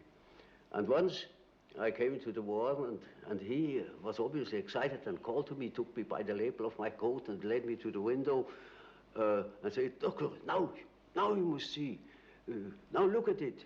Look up at the sun and see how it moves. You see, you must move your head too, like this, and then you will see the follows of the sun. And, you know, that's the origin of the wind. And you see how the sun moves as you move your head from one side to the other." Now, of course, I didn't understand it at all. I thought, there you are, he's just crazy. But that case remained in my mind. And 4 years later, I came across a paper written by the German historian Dietrich who had Yeah, it's kind of. Let's go to his. Look at this one: memories, dreams, reflections. Look at this shit.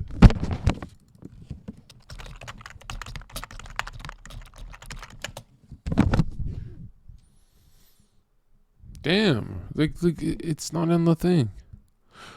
Oh, imagine a lot. What the fuck? No, shot. I don't have the link. Why is it suppressed? What the fuck? Fuck. Hold on, chat. Let me show you something, guys. Masonic apron. Fuck. Yeah, look at this one, okay? Because the Freemasons are flat Earth, right? They're flat Earthers. Obviously, they got billions of dollars. They don't believe in a fucking spinning ball.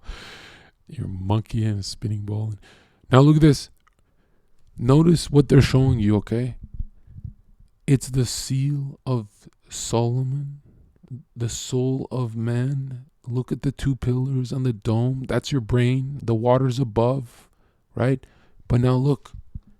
What would that be? Your right part of your brain? Solar? Your left? Lunar? Male and female? And the star in the middle, that third eye, that electric pulse that comes from generative principle, meaning your dick. Just like Freud said, everything is about sexuality. It shoots up and deceives you. Look at that. The universe, everything evil, it's the great deceiver. That you can be as powerful as God and you be a star and blah, blah, blah. But they're going to rape you in that coffin.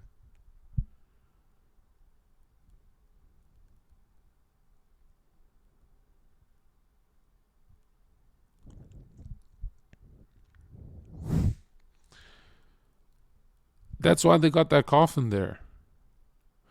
Who's going to rape you? When you join a Masonic cult, Skull and Bones, a lot of people think it's like they just shoot fluids on you. No. Look into Kay Griggs and what she leaked about the military. Here, look at this shit. Kay Griggs.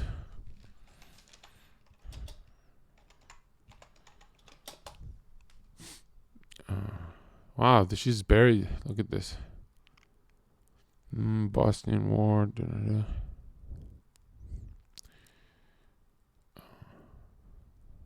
Fuck. I don't know where she talks about it though.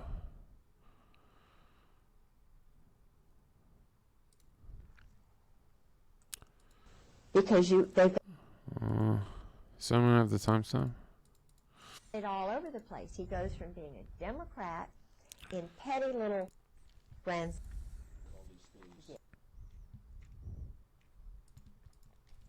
Let's talk about her gay husband.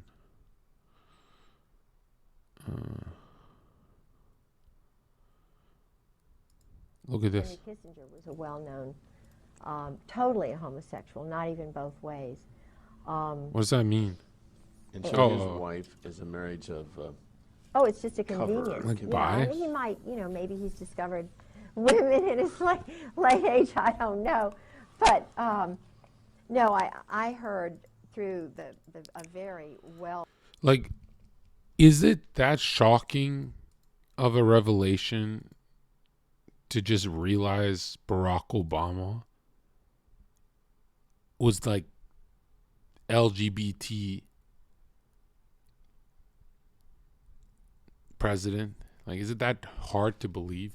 I'm not those guys who think Bush is straight. But, I mean, that was like openly gay. Like, they had a rainbow house, White House, and all that. It's weird. When I was growing up as a kid, I was like, I don't want to see no rainbow White House. I don't want to see no church White House. I don't want to see no Muslim White House. I just want to see a White House. And then I grow up and I realized, dude, I was a fucking retard. Right? The humanity is beastly. They need the church, bro. You know what I mean? They need this I mean, if they don't, they make millions of dollars filming dead bodies in Japan like Logan. Like, that's his career kickstart. That's insane. That's got to do something to his psyche, you know? Like, that's, his soul is definitely going to ponder on that when he's old. You know, when you're old and all you have is your own stories, you better love yourself. Did you ever go over this with chat? I'm not going to lie, dude. I haven't enjoyed chat in so long. Bunch of fucking retards, bro. When I say everything is about sexual energy, they say, dude, that you're reaching. But when Freud says it, they say, oh, no, that's Freud. When I say Carl Jung talks to demons, they go, yo, you're reaching. But when I show a fucking video of Carl Jung saying, oh, yes, they're very real, I talk to demons, then what the fuck? They just sit there with their finger in their ass. All I said today was, it's a psychic initiation of rape through the anus. And if you're Egyptian, there's also flesh eating. Skull and bones, masonry, you drink blood out of a human head. And it's just inversion of purity. It's not that hard to believe, right? That's the only way they can do their... I mean, you guys believe in a fucking pope lighting something on fire and whipping it around a few times. Oh, yeah, that's fine. That's like a Baptist ritual, whatever the fuck. But you can't believe in the darker side? Are you fucking retarded? And you know what's the craziest thing about all this? The most shocking thing about all this is that when popes do that fucking retard shit, it's all real. It actually works. I had no idea. And one day I was just sitting in my room. I was watching about the pope and I'm like, hey, Dad, Eden, Trim, I'm kind of confused. Like, how did the Pope get that position if he's not royalty? And everyone's like, well, he picked some toys out when he was the Avatar. I don't know, bro. And I'm like, dude, clearly he's just he's the best magician in the game. That's why he signs to be king of the world. Look at this fucking retard in chat. Bro, with this stuff, you're going to lose a lot of people. It's like you can keep having gay sex, bro. I'm just reading the page. Like, you don't have to do all this extra shit, man. So it's always like this, bro. When I watch a vegan shit talk red meat all day, I never get angry. I go, well, I like it, but yeah, I guess you're right about that. And then, I just read about this guy saying he's psychically activated when, someone enters their cave of Brahma. And then this guy's fucking shook, like I'm taking away his fucking boyfriend from him. Bro, you do whatever you want in life, right? Just don't come here and get depressed. That's so... You gotta go, bro. You gotta go.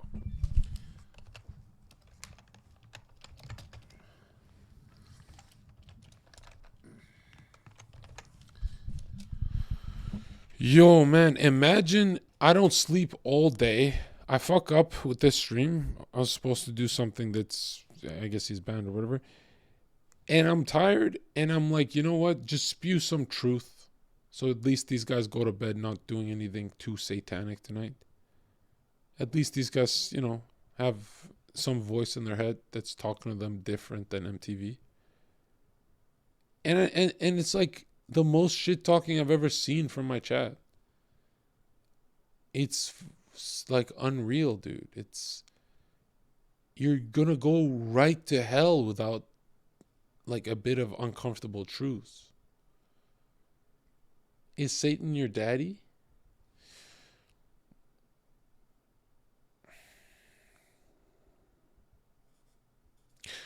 Let's not pretend that I don't go to hell for being wrathful, right? I gotta work on some things. I remember saying Andrew Tate is gonna have a very fucked up life because he's inverted those demons that he worked with, right? When you work with hookers, those kind of spirits linger with you. And I remember thinking his life is about to get very tasty, but very turmoil. And I'm like, what is it about Andrew Tate? Oh, He's godless. He's godless, so he thinks he's gonna meet God and say, "Hey God, I was part of the red pill movement," and it's like, dude, self-reflection is kind of cringe, but self-reflection, because God is watching, is like what you're supposed to do every day. You know. No, it looks like a psyop gone wrong, bro. I think they're actually trying to destroy him now. But, you know, usually everything works out for the guys at the top. Yeah, I mean, knowing this stuff is the only way you don't get deceived. Because here's the truth, bro. Your Bible can't save you if you don't know how to protect yourself from black magic, because you don't read your Bible. You try and get your fucking retard pastor to read it to you, and he sucks. He doesn't even get it. And it's like, dude, there's a whole world of black magic around you that you're not prepared to fight. Okay? You're not ready for that. You want something that's going to protect the shit out of you? Just search up symbols of Satanism, and you'll see they invert the cross. Like, the cross is very powerful to them. Right? There. See, for the rest of your life. Now you're looking at nice cross necklaces to wear. You understand? What I did for you right here is more than your fucking stupid retard pastor will ever do for you, because he doesn't even believe in black magic. The only people who believe in black magic have billions of dollars. We can't even talk to them.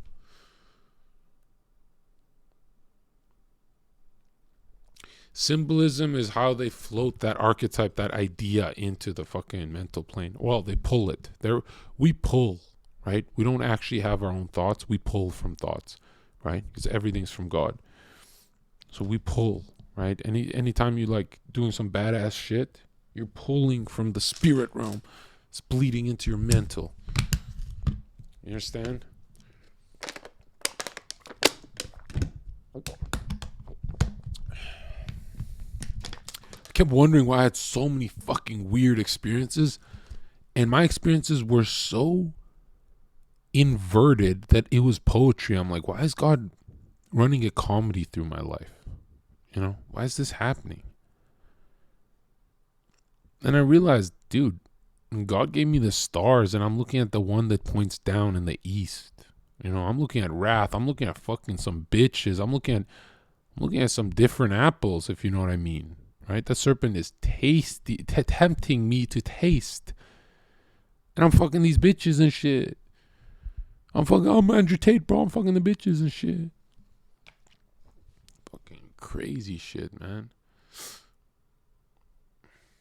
No, I'm glad it sounds crazy, to be honest, man, because I feel crazy lately, you know. Well-grounded German that Henry's best friend's father told Henry to stay away from him, and that's why Henry left. The family were embarrassed, and Henry went to Britain, where they did this, and then changed his name from Heinz to Henry. And I interviewed a man named Bob, who's an Army enlisted person who told me about Henry in Cambodia. So he, up through Cambodia, he was actually raping young men. And of course, that experience destroyed. Oh my God, John, I can't believe you. What the fuck? Another one? Another one? What the fuck? The lives of these 5 young men, according to the source. I mean, he said he was crying, and this man was a perfectly wonderful, functioning, young married man who worked for a newspaper on the Eastern Shore and had 3 young children, went to Vietnam as an enlisted man, was put in Cambodia, which he said it was a lie living there, and then ran into Henry Kissinger, or Henry Kissinger ran into him and did certain things to him, invited him into his tent with some other men. It was horrible, but it was, you know, he said it's wartime and so forth. But he said, you know, I could have taken it mentally if it had been a bunkmate or something. But he said, when it's someone like Henry Kissinger who does it to you, you're ruined. He said, I could never, he said he came back home. Oh, and this is interesting, and I really believe that Bob's right. He said, Kissinger said to him, if you ever tell anybody.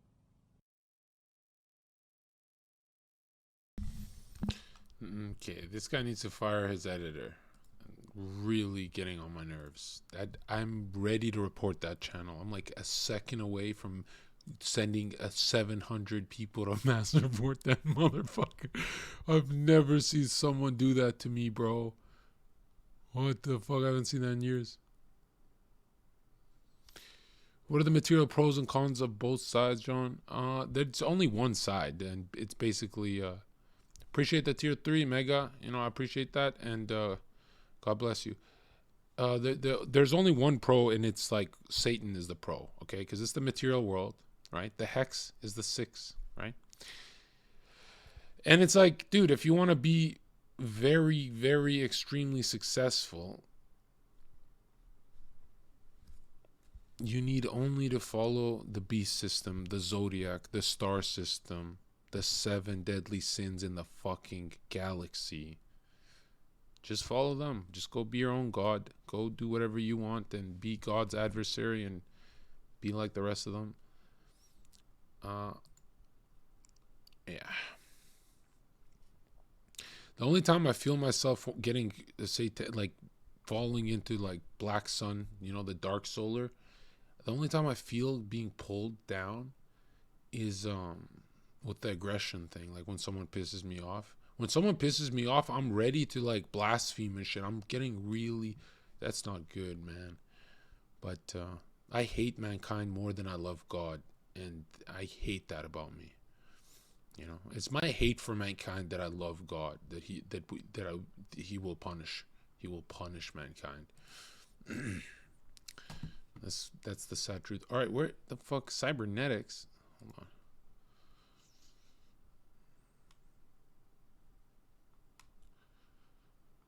Here it is. One Cook, and especially General Joy.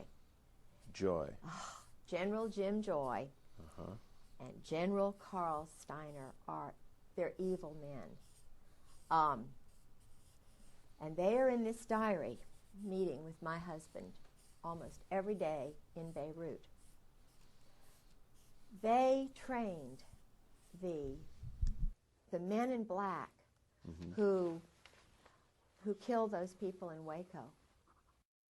Not only does she claim that Waco was a deliberate killing, but later in the interview she says that the military knew that the Marine Corps barracks was going to be bombed in Beirut, Lebanon. That bombing occurred in 1983, and more than 200 Marines died. The official story is that the bombing was a result of Arab terrorists.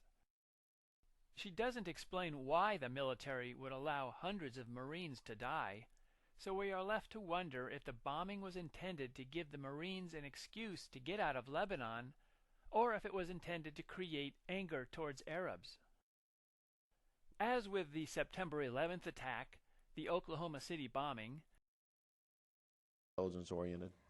Football players and so forth. But I have a feeling that Cap and Gown has a lot of intelligence officers and boys who may have been raped. Of course, they'd never talk about it. Right. But I know that the initiation is they get very drunk, and even in the Marine Corps they do that. It's called dining in. Yeah, the stuff I show is not a lie. You're just a retard. You're an idiot. You've been in chat your whole life thinking you're smart, bro. You watch fucking Richard Dawkins and you listen to some Jordan Peterson. You think you're smart. You think you're fucking... You know how many people opposed me? And now you guys are like licking my toes. Oh, John, I'm so sorry. I didn't know. You fucking idiots, bro. Where's that fucking moron in chat? Why isn't he typing now? Where's that fucking retard? Where's the fucking idiot? that said, "Oh, you're reaching. You've lost your mind." Why are you so quiet? Why are you so quiet now? Quiet like a bitch. Quiet like a bitch, dude. He's quiet like a bitch. That chatter's quiet like a bitch right now. He's like, no, wait, it's just like military and stuff. You're coping, you little bitch. You're coping. You're coping. You're seething, you little bitch. Look at that fucking little rat. He says, I'm here, speak up. Speak up? Why don't you explain this? What are we watching? Thomas, they ran a choo-choo train on you. You gotta come defend that shit.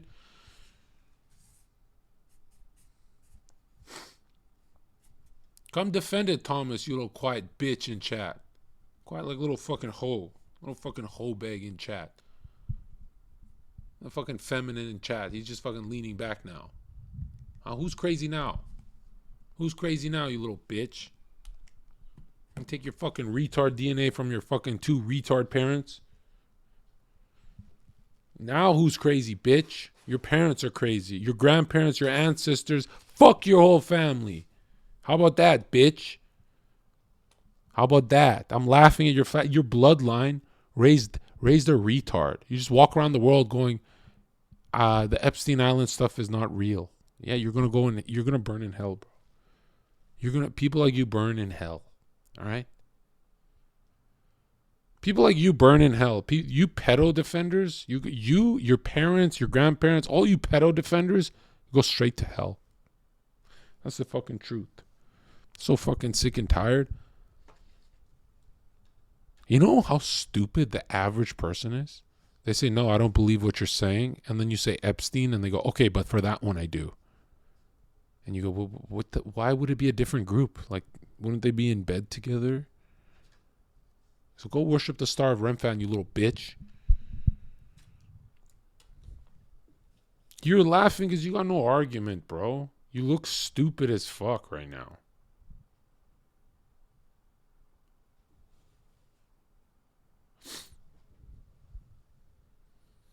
No, dude, I'm not knowledgeable, bro. I'm just fucking, how you say, when I read something, I don't piece together the boring parts like Jordan Peterson and Alex Jones and those fucking guys, right? When I read something, I don't read about Young talking about boring shit all day, right? I literally fucking get it. I take clips, every clip exposing his bitch ass of being a wizard. That's why the KKK were called wizards. Why does Jesus call himself the morning star? Lucifer in Latin equals morning star, Revelation. Oh my God, I guess Jesus is Lucifer? Is that what you're trying to say? Is that what you're trying to say? Because by that, right, you'd be in the camp with Adam Green and those guys who say Jesus is the serpent, right? And I only have one argument for you, right? Because I've heard this argument before, and there's actually a deeper one that's better than that adds to that. My only argument to you is,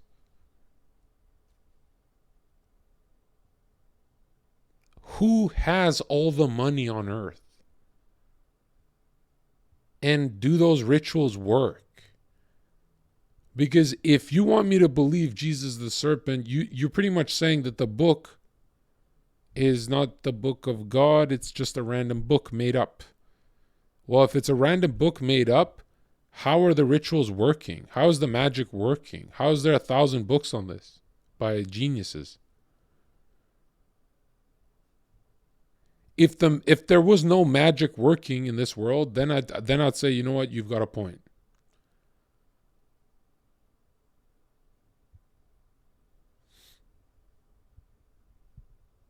Like, how are they doing rituals if Christ is not real?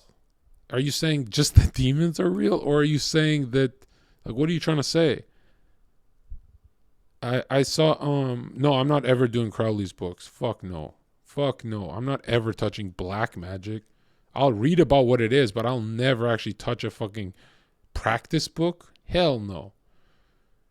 I have so much power over my mind when I'm alone. I do not My dude, I am so good at keeping myself on the right path, but I'm never doing like 400 pages of that guy's shit because that guy's disgusting, bro. You know, Manny P. Hall talks about the elements. He doesn't talk about the most perverted fucking shit. And, you know, some of those books are traps for the idiots, you know, that they can bind you in there. Like, for example, sometimes you get dominated by, who the fuck has the gall to text me right now? Like, are you... Who? Okay, that is the funniest thing I've ever read. What the fuck?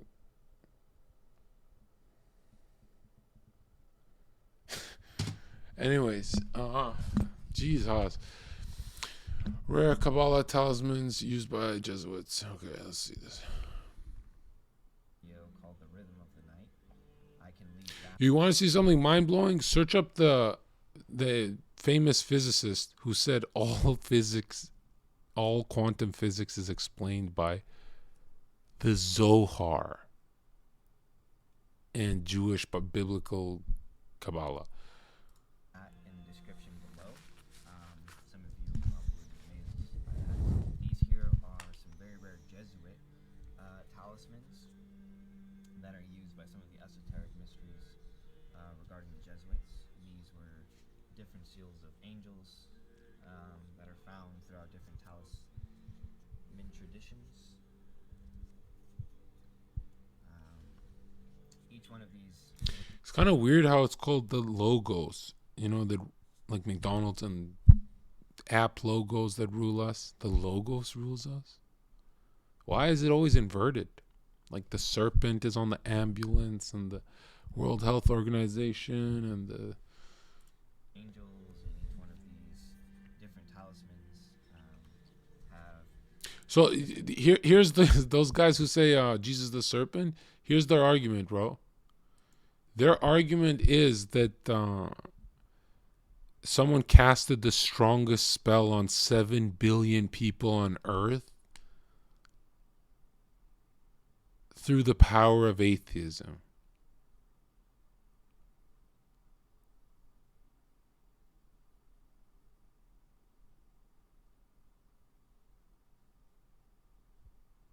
What do you mean? The audiobooks are online. Just search up Manny P. Hall. He talks about magic.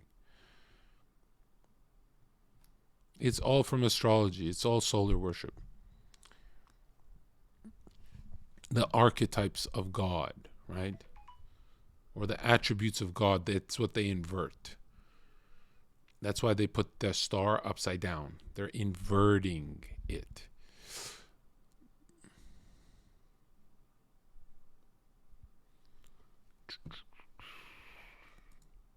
I'm losing my mind though, bro. Ever since I started like being alone in a big house, I go through all this stuff and I'm putting it all in a project. And I'm thinking to myself, like, there's part of me that knows I'm an entertainer, but I'm not like Alex Jones. So what if like I inspire people, random people online to deep dive into some of those books? And then I said, why don't I just edit out the really bad books? Like, why am I putting that on my fucking psyche? I don't want to go to bed like that. Imagine I go to bed thinking like, you know what I mean?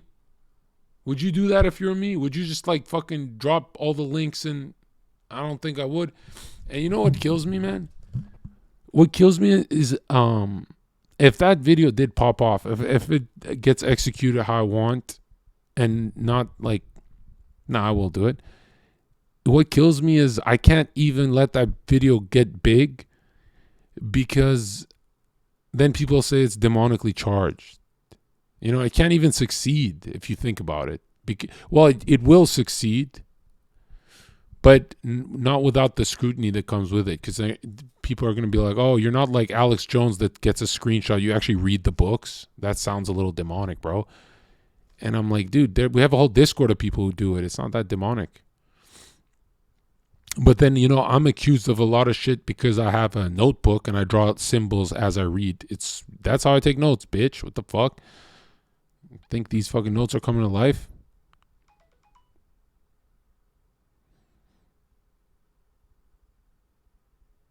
Yeah. Yeah. I mean, yeah, intention's everything, but if you asked me to go to a satanic temple, I actually would. I would go do a documentary there. You know? There's something strange about me. When I have my eyes set on evil, I'm safe. But when I start partying and think my world's great, it just penetrates me, man. I'll have one bad weekend that will define my year. It's insane.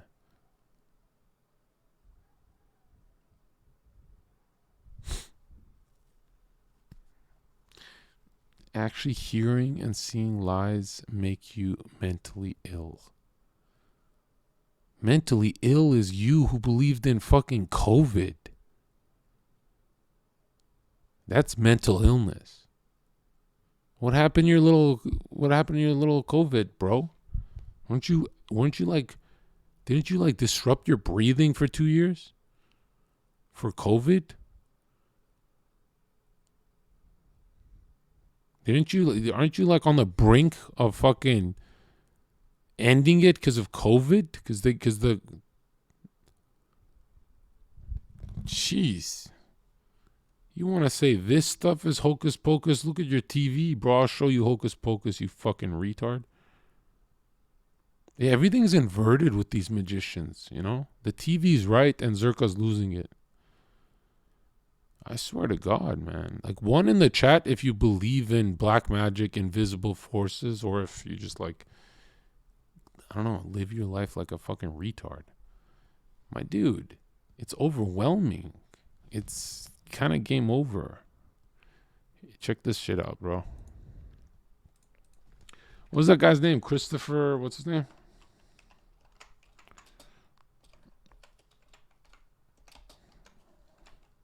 This is ominous. Do you regard black magic as being purely fictitious, or is there some truth in it? Some truth. 100% truth. There is nothing fictitious about black magic, in any way whatever. It is a fact. It is a fact which has existed for several thousand years. I mean, when we talk about black magic, we are talking about Satanism, necromancy, alchemy, witchcraft, the worship of Satan, the worship of dark forces, whether it's voodoo, juju, whether it's something practiced in the Western world or the Eastern world, whether it's easily defined or not easily defined, the order of the left-hand path, the following of this, the following of that. It is basically the worship of the force of evil as embodied by Satan, Lucifer, the princes of darkness and their legions and so on. In a very simple sense, of course, it goes much more deeply than that. It is a fact. It is a desperately dangerous fact. It does exist. It exists around us today. Satanic ceremonies will be happening in Britain tonight.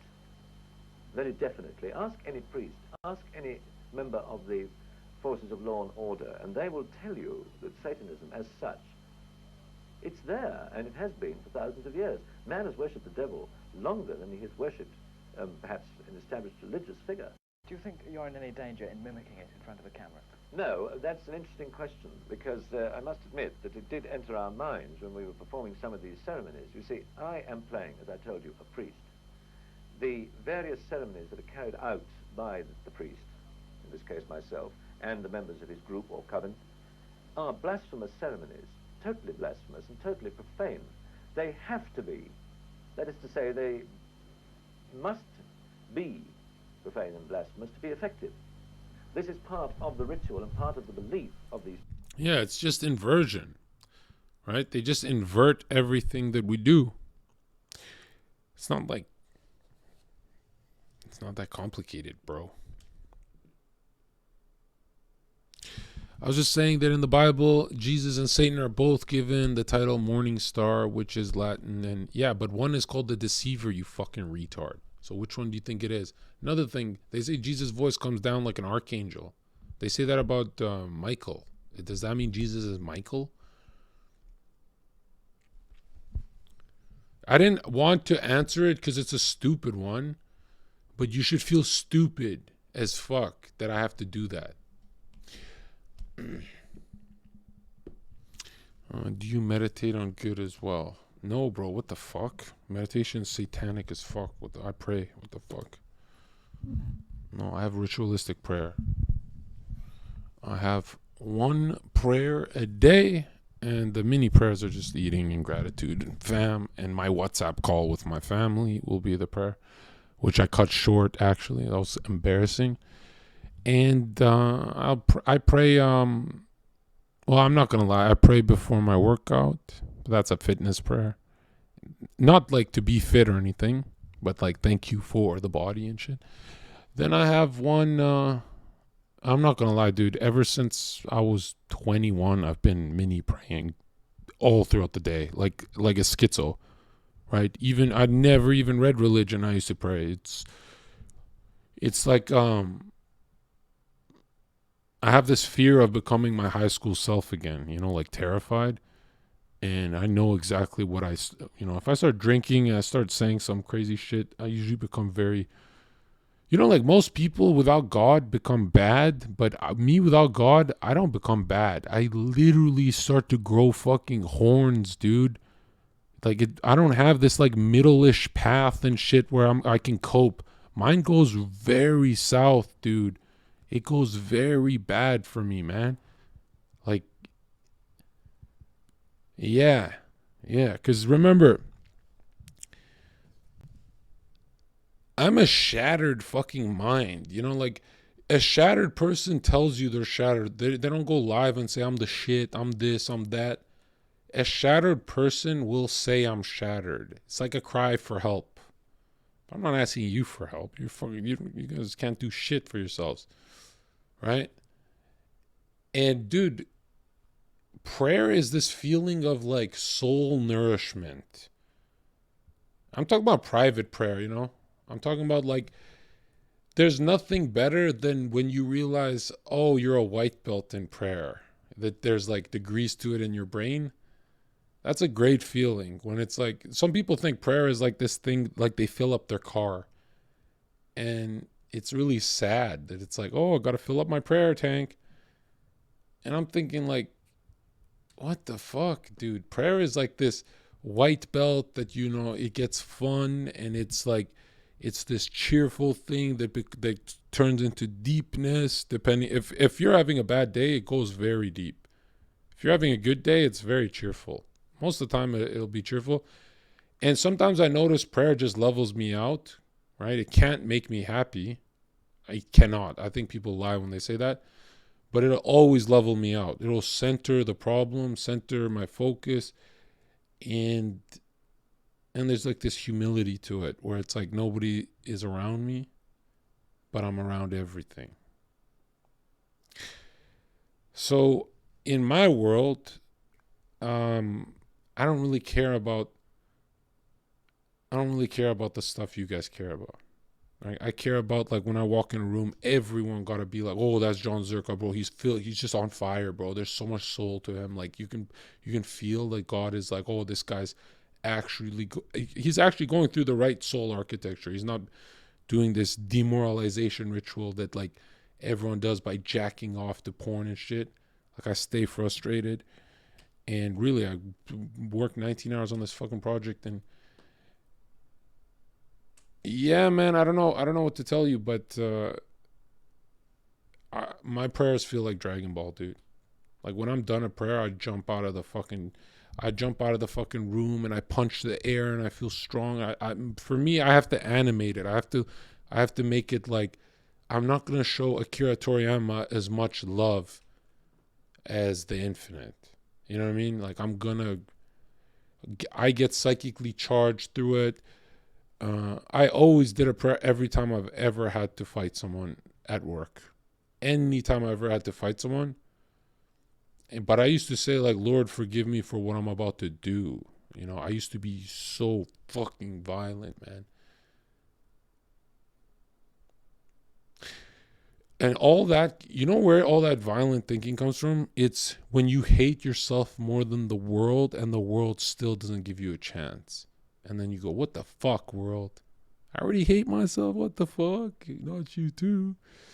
And so you start fucking punching hard and shit. Now I save my anger for demons, bro. Demons in chat, demons in person. Look, I'm not going to lie to you, dude. I'm not going to lie to you. the greatest thing I've ever started doing is if I sense someone flirting with a demon, acting a little weird, I immediately call them out, not by voice, not by word, by nothing, just by energy. I just turn to them and look at them. And immediately they can feel psychically that I'm thinking of God and you're looking weird to me right now. Like you're looking like you're up to something. You know what I mean? So for me, it's an anime. For me, it's like God pours through me like it's a fucking anime. And I used to do like a more serious type of thing. Yeah, I needed to be grateful, bro. Like the scariest thing is having a meal today and forgetting to say thanks. Like that is, dude, I've woken up in the middle of my sleep and been like, oh fuck, I missed dinner. Yeah, because I'm already an ungrateful piece of shit in the real world,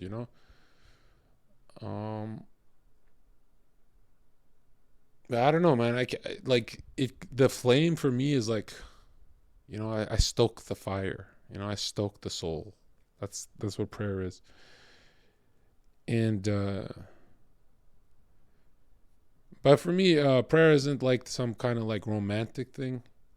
It's like this.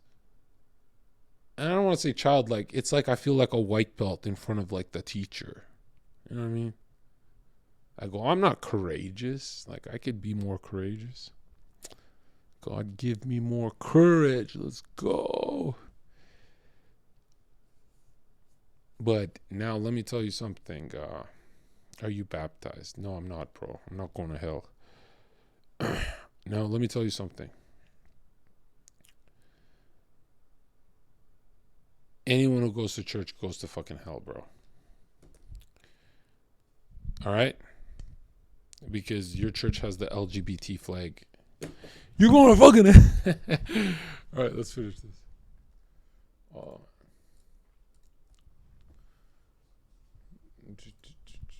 Thoughts on Jehovah's Witness? Dude, I'm not going to lie to you. As long as you're talking about God, I fuck with you, bro. Because it's like, then I go, wow, I can have a conversation about something that's like, oh, I get to like feel something. Bro, when I sit down with someone who wants to talk to me about NFL, man, come on. What, I want to live my stereotype? Check this out, though. Here, I expose him here. Carl Jung. Dude, why didn't I drop link? No links. What the fuck? No, this is a good year, bro. Everyone spam 2023 in the chat. This is a good year. But we got to keep saying it. We got to keep saying it's good. These words are powerful, man. Like, the other day, I said to myself, chill out. And then I stopped being angry. I was like, oh, shit, what the fuck? I just said chill out in my room alone. I said chill out to myself.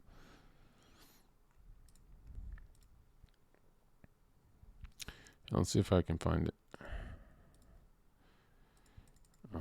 Carl Jung. Fuck. Do it like that, upside. Alright.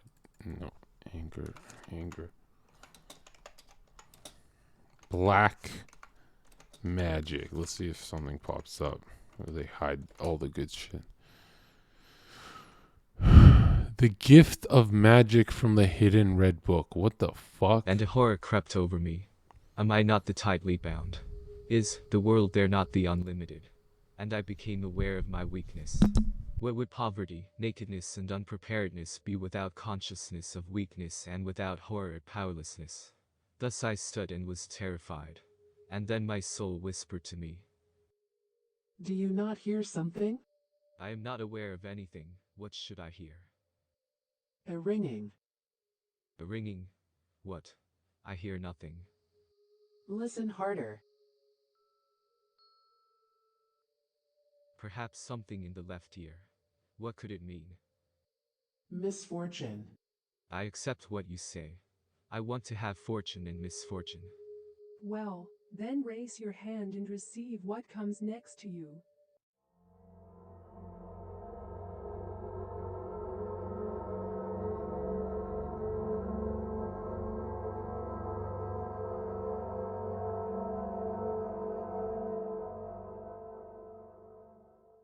What is it?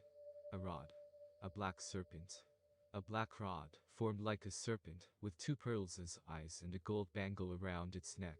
Is it not like a magical rod? It is a magical staff. What should I do with magic? Is the magical rod a misfortune? Is magic a misfortune? Yes, for those who possess it. That sounds like the sayings of old. How strange you are, my soul. What should I do with magic?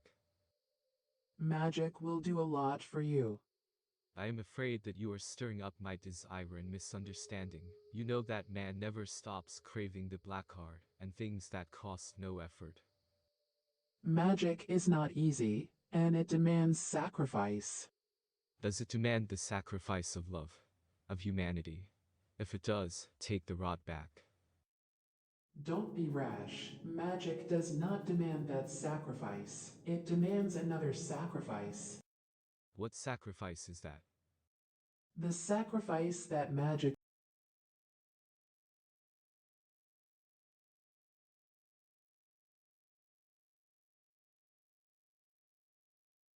demands is solace. Solace. Do I understand correctly?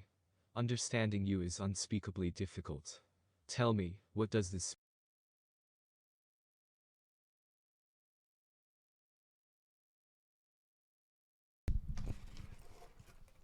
I told you you're the retard. I'm not the fucking retard. You in chat. Your life sucks. All you do is say I make shit up. Then you watch something like this. Some retard in chat said it's schizophrenia. Yeah, what is schizophrenia? You fucking idiot. Is it chemicals again?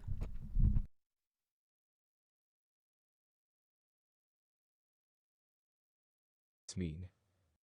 Solace is to be sacrificed. What do you mean? Should the solace that I give, or the solace that I receive be sacrificed? Both. I am confused. This is too dark. You must sacrifice solace for the sake of the black rod, the solace you give and the solace you receive.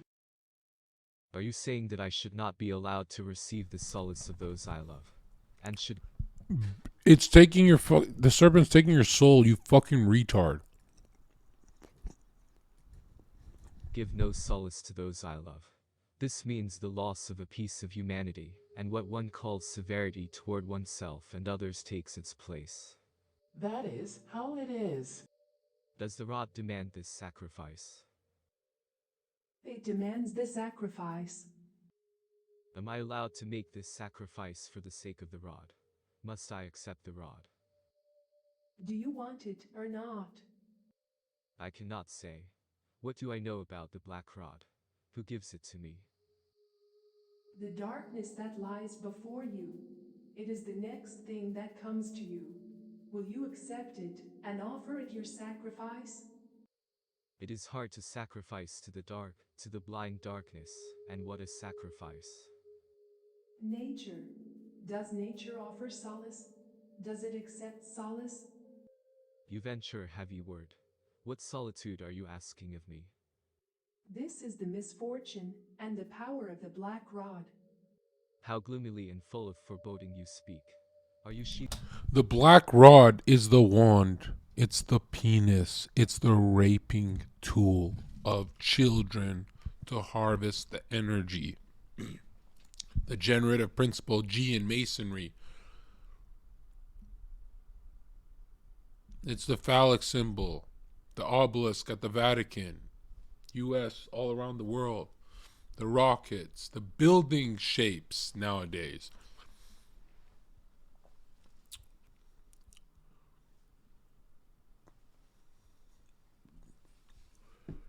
So don't ever say I don't try and take you guys through the right path. Like, I'm showing you the greatest psychologist ever and what he's really about. He's not talking about chemicals. He's talking about a world of sacrifice.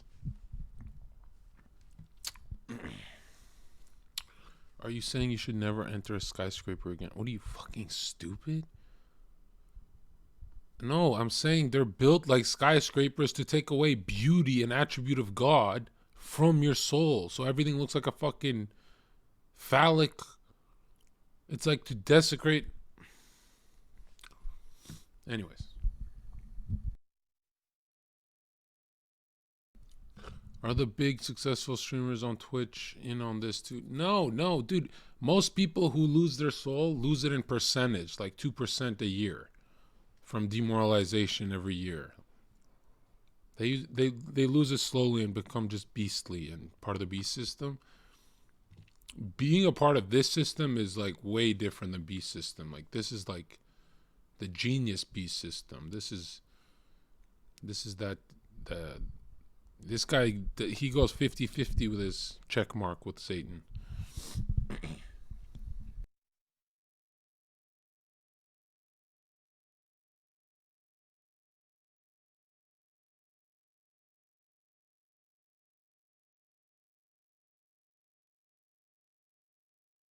Sheathing me in the armor of icy severity. Are you clasping my heart with bronze carapace? I am happy with the warmth of life. Should I miss it for the sake of magic? What is magic? You do not know magic, so do not judge. What are you bristling at? Magic? What should I do with magic? I do not believe in it. I cannot believe in it. My heart sinks and I am supposed to sacrifice a great part of my humanity to magic. I advise you, do not struggle against this, and above all do not act so enlightened, as if deep down you did not believe in magic. You are inexorable, but I cannot believe in magic, or maybe I have a completely false idea of it. Yes, I gather that from what you are saying. Cast aside your blind judgment and critical gesture, otherwise you will never understand. Do you still mean to waste years waiting? Be patient, my science has not yet been overcome. High time that you overcame it. You ask a great deal, almost too much. After all, is science essential to life? Is science life? There are people who live without science. But to overcome science for the sake of magic, that is uncanny and menacing. Are you afraid? Don't you want to risk life? Isn't it life that presents you with this problem? All this leaves me so dazed and confused. Won't you give me an enlightening word? Oh, so it's all as you long for? Do you want the rod or don't you? You tear my heart to pieces. I want to submit to life. But how difficult this is. I want the black rod because it is the first thing the darkness grants me. I don't know what this rod means, nor what it gives, I only feel what it takes. I want to kneel down and receive this messenger of darkness.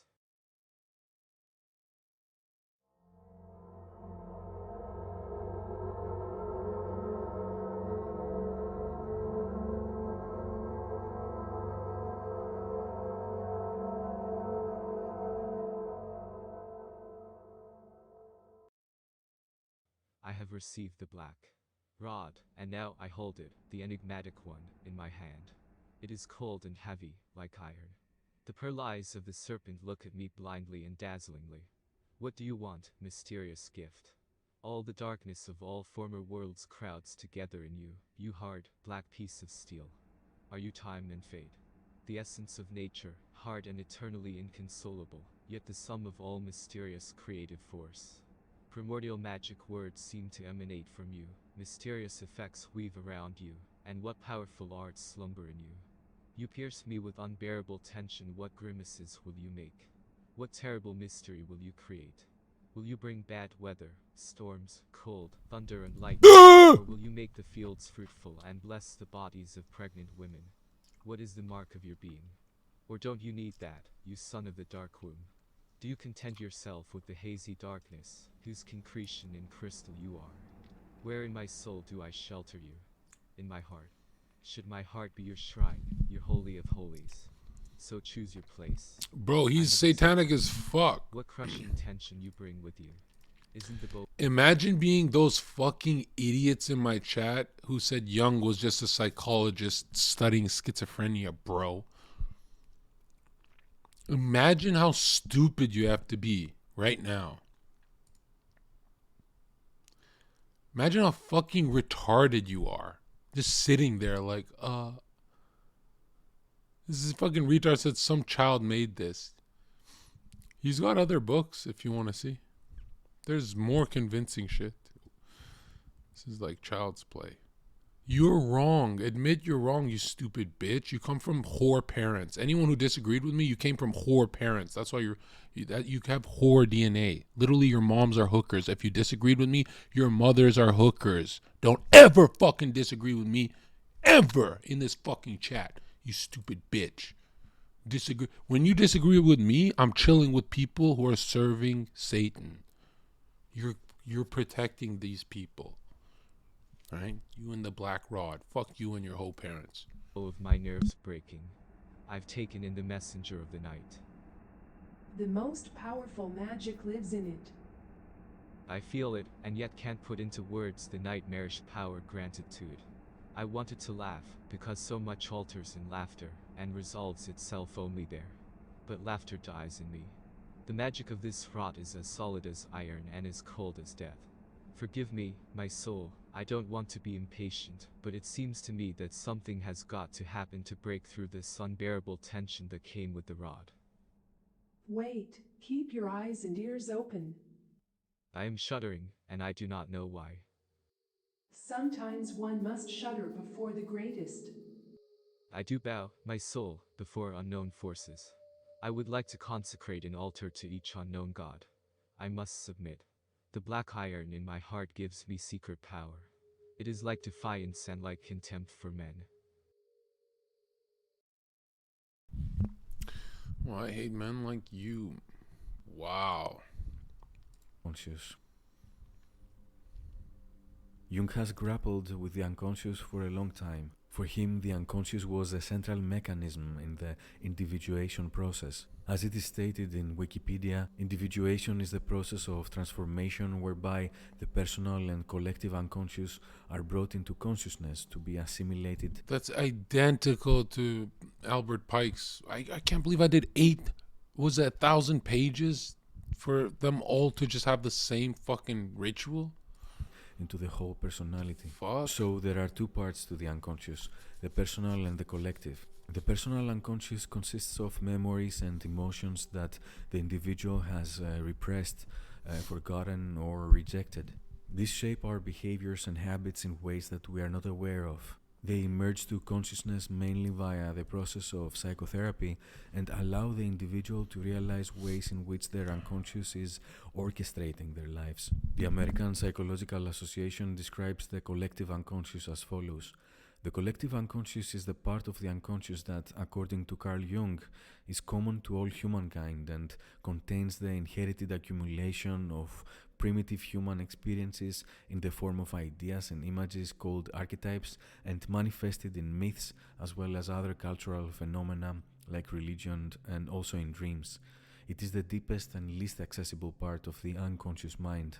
Think of it this way. Every person embodies patterns of behavior that are a consequence of collective imitation across time and generations. And most of these patterns have their roots in myths, religions, and other cultural phenomena.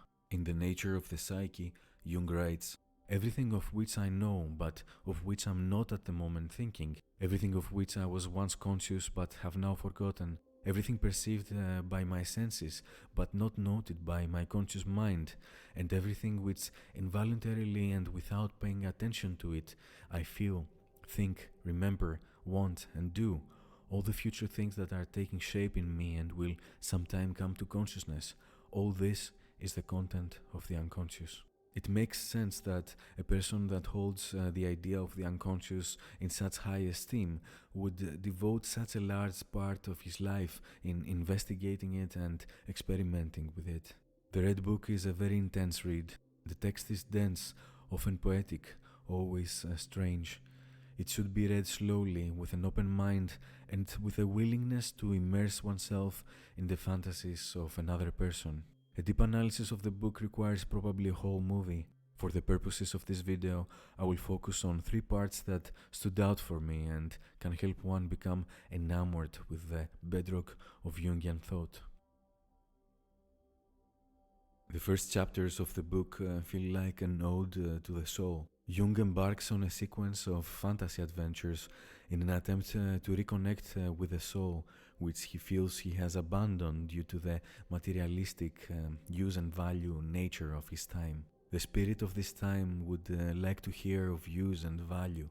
I also thought this way, and my humanity still thinks this way. But that other spirit forces me nonetheless to speak beyond justification, use and meaning.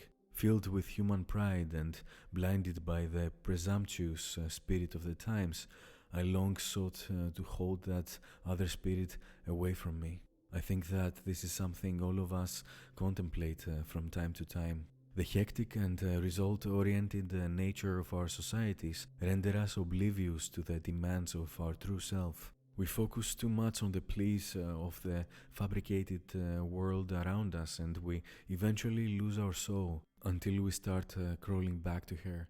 My soul, where are you? Do you hear me? I speak, I call you. Are you there? I have returned, I am here again. I have shaken the dust of all the lands from my feet, and I have come to you. I am with you. After long years of long wandering, I have come to you again. Should I tell you everything I have seen, experienced, and drunk in, or do you not want to hear about all the noise of life and the world?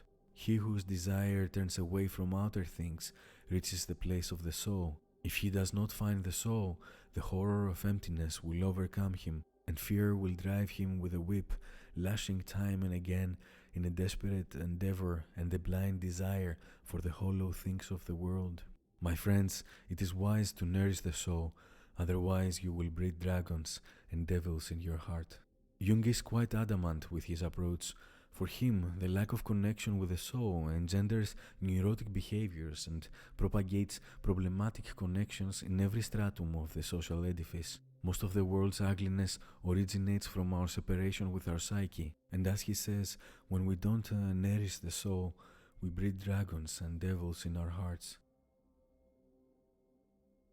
Sonu Samdasani writes in the beginning of the book, the overall theme of the book is how Jung regains his soul and overcomes the contemporary malaise of spiritual alienation. This is ultimately achieved through enabling the rebirth of a new image of God in his soul and developing a new worldview in the form of a psychological and theological cosmology. The relationship between Jung and God is a turbulent one. He wrote a lot about Christianity and also Eastern religions. He mainly tried to understand and explain religion from a more psychological standpoint. Throughout the Red Book, he encounters God and has thoughts about his relationship with God. After a vision he has where he has to kill a figure riding a chariot made from the bones of the dead, which is presumably God, a spirit of the depths came to him and said, "The highest truth is one and the same with the absurd." Then he tries to analyze his thought and writes, "In that night my life was threatened since I had to kill my Lord and God, not in single combat, since who among mortals could kill a god in a duel? You can reach your God only as an assassin if you want to overcome him. But this is the bitterest for mortal men. Our gods want to be overcome since they require renewal. If men kill their princes, they do so because they cannot kill their gods, and because they do not know that they should kill their gods in themselves. If the god grows old, he becomes shadow, nonsense, and he goes down. The greatest truth becomes the greatest lie. The brightest day becomes the darkest night. As day requires night, night requires day. So meaning requires absurdity, and absurdity requires meaning." There is too much to unpack here, but there are two main ideas that stand out: absurdity and the death of God, and Jung tries to create a bridge between the two. Obviously, the death of God refers to the desperately needed renewal of interpretation of religion, but also in the death of God inside us, as he says. The God inside us must die so we can experience a spiritual renewal and awakening. The God inside us must die because we need to kill our obsession with the ways of the superficial and focus more on the ways of the psyche. The absurd is a liminal space between God and us. He alludes to that when he says that the highest truth is one and the same with the absurd. It sounds overwhelmingly unreasonable, but for Jung, truth is to be found beyond reason. He likes to play with duality and rethink our approach towards the divine. I understood that the God whom we seek in the absolute was not to be found in absolute beauty, goodness, seriousness, elevation, humanity, or even in godliness. Once the God was there, I understood that the new God would be in the relative. If the God is absolute beauty and goodness, how should he encompass the fullness of life, which is beautiful and hateful, good and evil, laughable and serious, human and inhuman? How can man live in the womb of the God if the Godhead himself attends only to the one half of him? An interesting figure that appears in Jung's fantasies is Philemon. Our first encounter with him in the Red Book is as follows. After a long search, I found a small house in the country fronted by a large bed of tulips. This is where Philemon, the magician, lives with his wife, Baucis. Philemon is one of those magicians who has not yet managed to banish old age, but who lives it with dignity, and his wife can only do the same. Their interests seem to have become narrow, even childish. They water their bed of tulips and tell each other about the flowers that have newly appeared. And their days fade into a pale, wavering chiaroscuro, which means light, dark in Italian, lit up by the past, only slightly frightened of the darkness of what is to come. Then he approaches Philemon and starts a weird conversation with him about black art. People tell me that you understand the black art. I'm interested in that.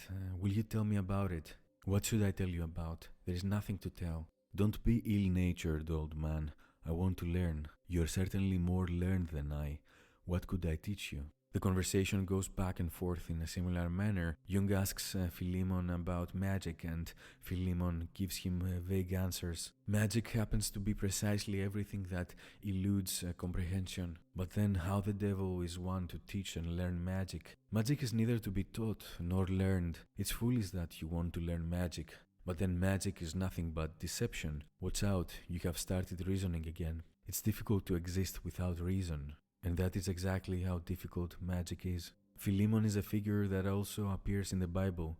He's closely related to Paul the Apostle, and his name means affectionate in Greek. Not sure why Jung decided to associate Philemon with magic, but it probably has to do with his interest in magic at the time he wrote this passage. Jung also writes, "It is an error to believe that there are magical practices that one can learn.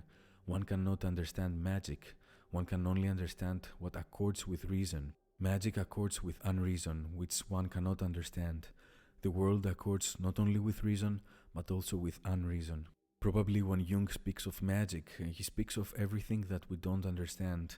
He alludes to the unconscious, to chaos, to serendipity, maybe to synchronicity. Philemon is the person who possesses magic, hence he also possesses superior insight. He was Jung's Zarathustra. It was quite important, I guess, for Jung to establish a fantastic connection with such figures that stemmed from mythopoeic imagination, which was missing in the present rational age. Shamdasani writes, "The task of individuation lay in establishing a dialogue with the fantasy figures or contents of the collective unconscious and integrating them into consciousness, hence recovering the value of the mythopoeic imagination which had been lost to the modern age, and thereby reconciling the spirit of the time with the spirit of the depth." As you can understand, the Red Book is open to multiple interpretations. It can be read as a novel, it can be read as mythology, it can be read as the words of a crazy man. But that's its beauty and appeal. Anyone can express themselves on paper in an abstract and symbolic way. But Jung owns this process to such a degree that he has created a style that can be called Jungian. Just like Kafka's style is called Kafkaesque. Again, let's not forget that Jung is just a curious man trying to make sense of the world by surrendering to his fantasies. His personal unconscious, in tandem with the collective unconscious, are talking to him, and he's transforming their words into images and narrative. In his preface to the 1952 revision of Transformations and Symbols of the Libido, Jung wrote about the Red Book. I was driven to ask myself in all seriousness, what is the myth you are living? I found no answer to this question and had to admit that I was not living with a myth or even in a myth, but rather in an uncertain cloud of theoretical possibilities which I was beginning to regard with increasing distrust. So in the most natural way, I took it upon myself to get to know my myth, and I regarded this as the task of tasks, for so I told myself, how could I, when treating my patients, make due allowance for the personal factor, for my personal equation, which is yet so necessary for a knowledge of the other person, if I was unconscious of it? And Shamdasani adds, the study of myth had revealed to Jung his mythlessness. He then undertook to get to know his myth, his personal equation. By reading the Red Book, we become fellow travelers in a journey of self-exploration that prompts us to ask ourselves two quite thought-provoking questions. Who am I really, and what is my myth? Hey guys, hope you enjoyed today's video. If you did,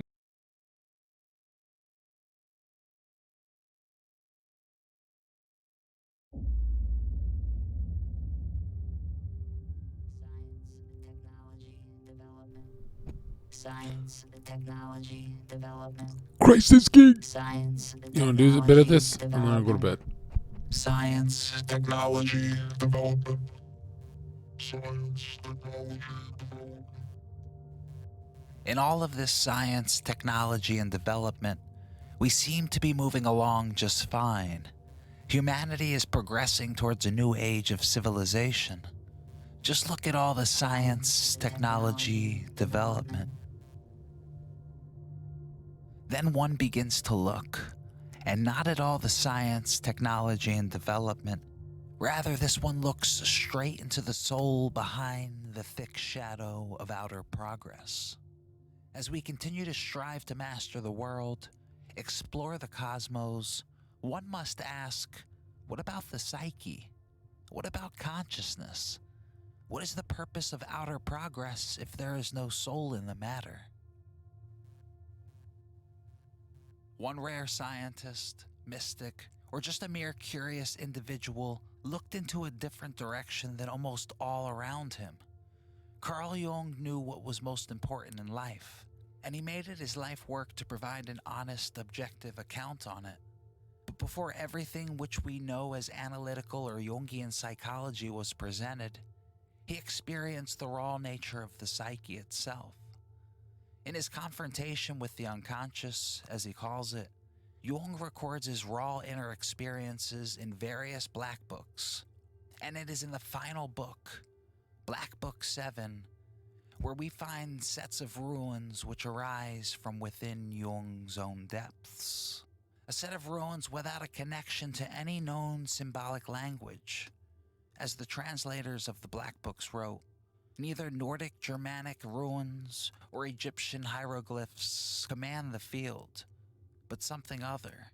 The language has never been taught before, even during the first 4 years or so of Jung's experiment. So it is through the obscure where we're headed, away from the so-called progress of today, so we may glimpse into what the so-called has distracted us from. Because it is in the obscure, individual by individual, where life and meaning are found. I bring forth a video on the ruins to highlight not only the ruins themselves, but the reality of the depths of the psyche, specifically what Jung calls the unconscious, a hidden deep layer of consciousness unfamiliar to those playing on its surface. And in order to grasp its energetic movement, its expressions, its hidden meaning, one must respect its symbolic language. An obscure language and movement Jung spent his life uncovering. In his final work, Man and His Symbols, Jung concludes part 1, the only section in this work attributed to him, stating, I have spent more than a half a century in investigating natural symbols, and I have come to the conclusion that dreams and their symbols are not stupid and meaningless. On the contrary, dreams provide the most interesting information for those who take the trouble to understand their symbols. The result, it is true, have little to do with such worldly concerns as buying and selling, But the meaning of life is not exhaustively explained by one's business life, nor is the deep desire of the human heart answered by a bank account. In a period of human history when all available energy is spent in the investigation of nature, very little attention is paid to the essence of man, which is his psyche, although many researches have been made into its conscious functions. But the really complex and unfamiliar part of the mind, from which symbols are produced, is still virtually unexplored. As Jung says, this space is complex and unfamiliar. While I'm not attempting to provide you the keys to the unconscious, to give you a master symbol to grasp all symbols, our journey into the runes will uncover deep insights into the nature of the psyche, specifically its enigmatic expression. But before getting into the runes, it is wise to gain background context on their arrival. First, we must look at the essence of the unconscious, specifically its symbolic language. Additionally, two figures show up in Jung's Black Book entries. The first is a black magician named Ha, who, if one is familiar with the Red Book, is the father of Philemon. And it is Ha who provides the runes, as well as his translation, which will be the feature of this video. While Ha provides the runes, it is Ha's soul, the shadow of Philemon, who provides Ha the runes. This figure is named Ka, and plays a more significant role at the end of the Black Books. Following this, we will explore the runes. I have set this portion of the video up so that Ha's translations show up with the symbol or symbols in discussion, making an easy, pleasant visual and audio journey through the runes.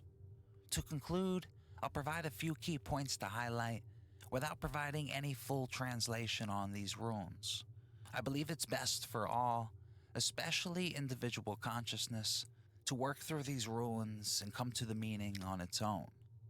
And when I say work through them, I don't mean consciously figuring them out, but rather letting them work through you. So with our path set, let's begin our approach.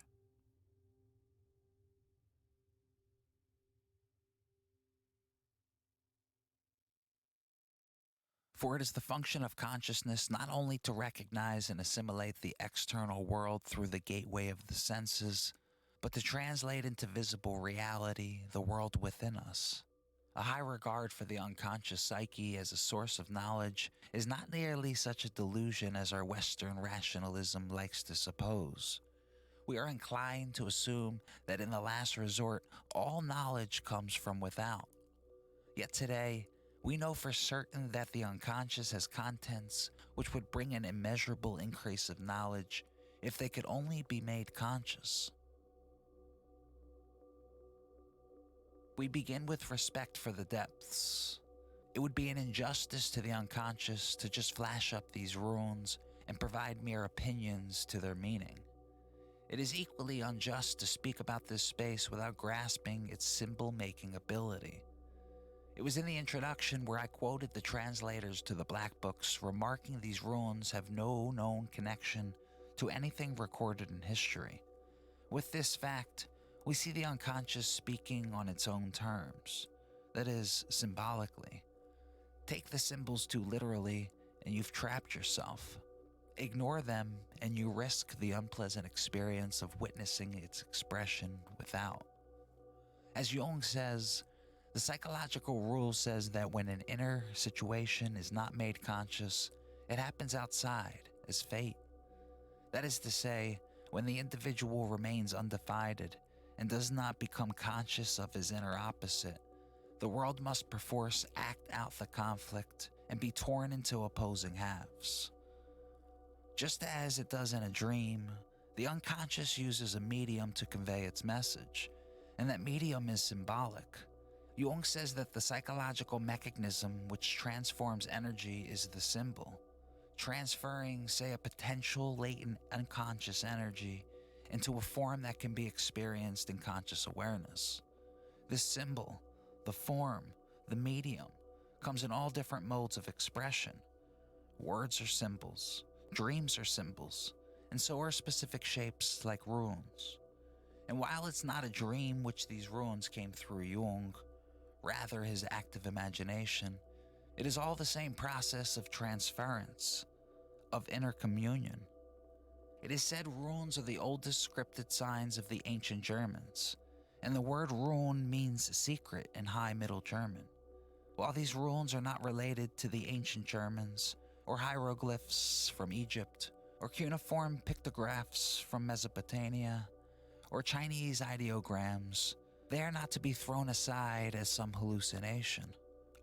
Rather, it should be viewed as a secret form of communication, oneself to oneself, as the term communication means to share or be in relation with. It's truly a self-communion. In the outer world, we communicate by speaking, writing, typing, and texting words, an arrangement of certain characters or letters which come together to form a specific message, a meaning. To understand a sentence is not only to grasp each word in itself, but also how they all come together as a whole. But of course, words can only do so much. I'm sure you've had a time when you wanted to express something, but couldn't seem to find the right words. Additionally, words lose their magic, the essence they point to, when consciousness, specifically ego consciousness, distorts the meaning of them. Jung speaks about this in the Red Book as an inner figure, the solitary one, speaks, "I dug up old runes and magical sayings, for words never reach men. Words have become shadows." The beauty about the runes is that they are completely unknown and foreign. They're like a dream. It takes another sense of logic to interpret, a sense of logic that we've lost in the West. This logic, which is grasping a chaos and finding a hidden order, is something Jung spent his life developing. He speaks on interpreting dreams in symbolic language in two quotes from his collective works. As for an attitude to go into the unknown, Jung states in collective work 18, The Symbolic Life, "Therefore, first of all, when you handle a dream, you say, 'I don't understand a word of that dream.' I always welcome that feeling of incompetence, because then I know I shall put some good work into my attempt to understand the dream. What I do is this. I adopt the method of the philologist, which is far from being free association, and apply a logical principle which is called amplification. It is simply that of seeking the parallels. That is how we learned how to read hieroglyphics and cuneiform inscriptions. And that is how we can read dreams." Jung then adds in his collective work 17, Development of Personality, "Coming now to the much disputed question of dream analysis, we proceed in a manner not unlike that employed in the deciphering of hieroglyphs. First, we assemble all the available material which the dreamer himself can give as regards the dream images. We next exclude any statements that depend upon particular theoretical assumptions, for those are generally quite arbitrary attempts at interpretation. We then inquire into the happenings of the previous day, as well as into the mood and the general plans and purpose of the dreamer in the days and weeks preceding the dream. A more or less intimate knowledge of his circumstances and character is, of course, a necessary prerequisite. Great care and attention must be given to this preparatory work if we want to get at the meaning of the dream. I have no faith in dream interpretations made on the spur of the moment and concocted out of some preconceived theory." Overall, through these two quotes, there are 4 points to quickly highlight. Points not only relevant for approaching these runes, but also approaching your own runes, your own inner symbolism. First, and I'd say most important, is that attitude to take when approaching something obscure and unknown. If you have your own theories, your own beliefs, your own prior convictions that X means Y is happening, that this symbol has this meaning, or any other assumptions, then the work can never begin. You get in the way. There's a sense of pure awareness necessary before any meaning may be extracted, an awareness that respects the symbol in itself as it is. Next, Jung says to assemble all available material from the dream or symbol. While some moments or images may stand out, it is wise to capture the whole before looking at the parts. If not, you'll never have all the necessary parts to grasp the whole. In this video, not only will we be able to see all the runes, but also an interpretation of them by a figure in Jung's vision. Additionally, on this point, Jung speaks about applying a logical principle called amplification. This is a practice of finding parallels to the unconscious content coming through consciousness within mythology, religion, fairy tales, or other historical content which stimulates a certain collective archetype that may explain the ambiguous content.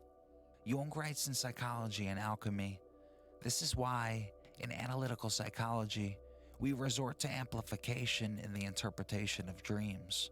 For a dream is too slender a hint to be understood until it is enriched by the stuff of association and analogy, and thus amplified to the point of intelligibility. Another point to highlight is this look into the happenings of the previous day, as well as the mood, plans, and purpose of the dreamer in the days or weeks preceding the dream. As for Jung, he was on military service 4 months before this entry, so not much background information will be available. And the final point to add is that one must have great care and attention, as well as patience, to allow the meaning to come forth. This care requires a discipline to trust the process and not distort its unfoldment into consciousness. While an ego may want to get its hands dirty and solve the puzzle, the true meaning reveals itself in pure soil. One should be aware, tend the content, amplify it a bit, but should remain detached as if it were a seed growing within their consciousness. But remember, if you place this seed in a consciousness with hard-line beliefs and opinions, then the seed will be choked off and wither. Again, and this is my opinion, but through my own experience, only pure consciousness will allow that true seed to blossom. So with these 4 general points on how to approach anything obscure, as well as some background information on the symbolic language of the unconscious, we must explore 2 figures from Black Book 7 who are responsible for the runes.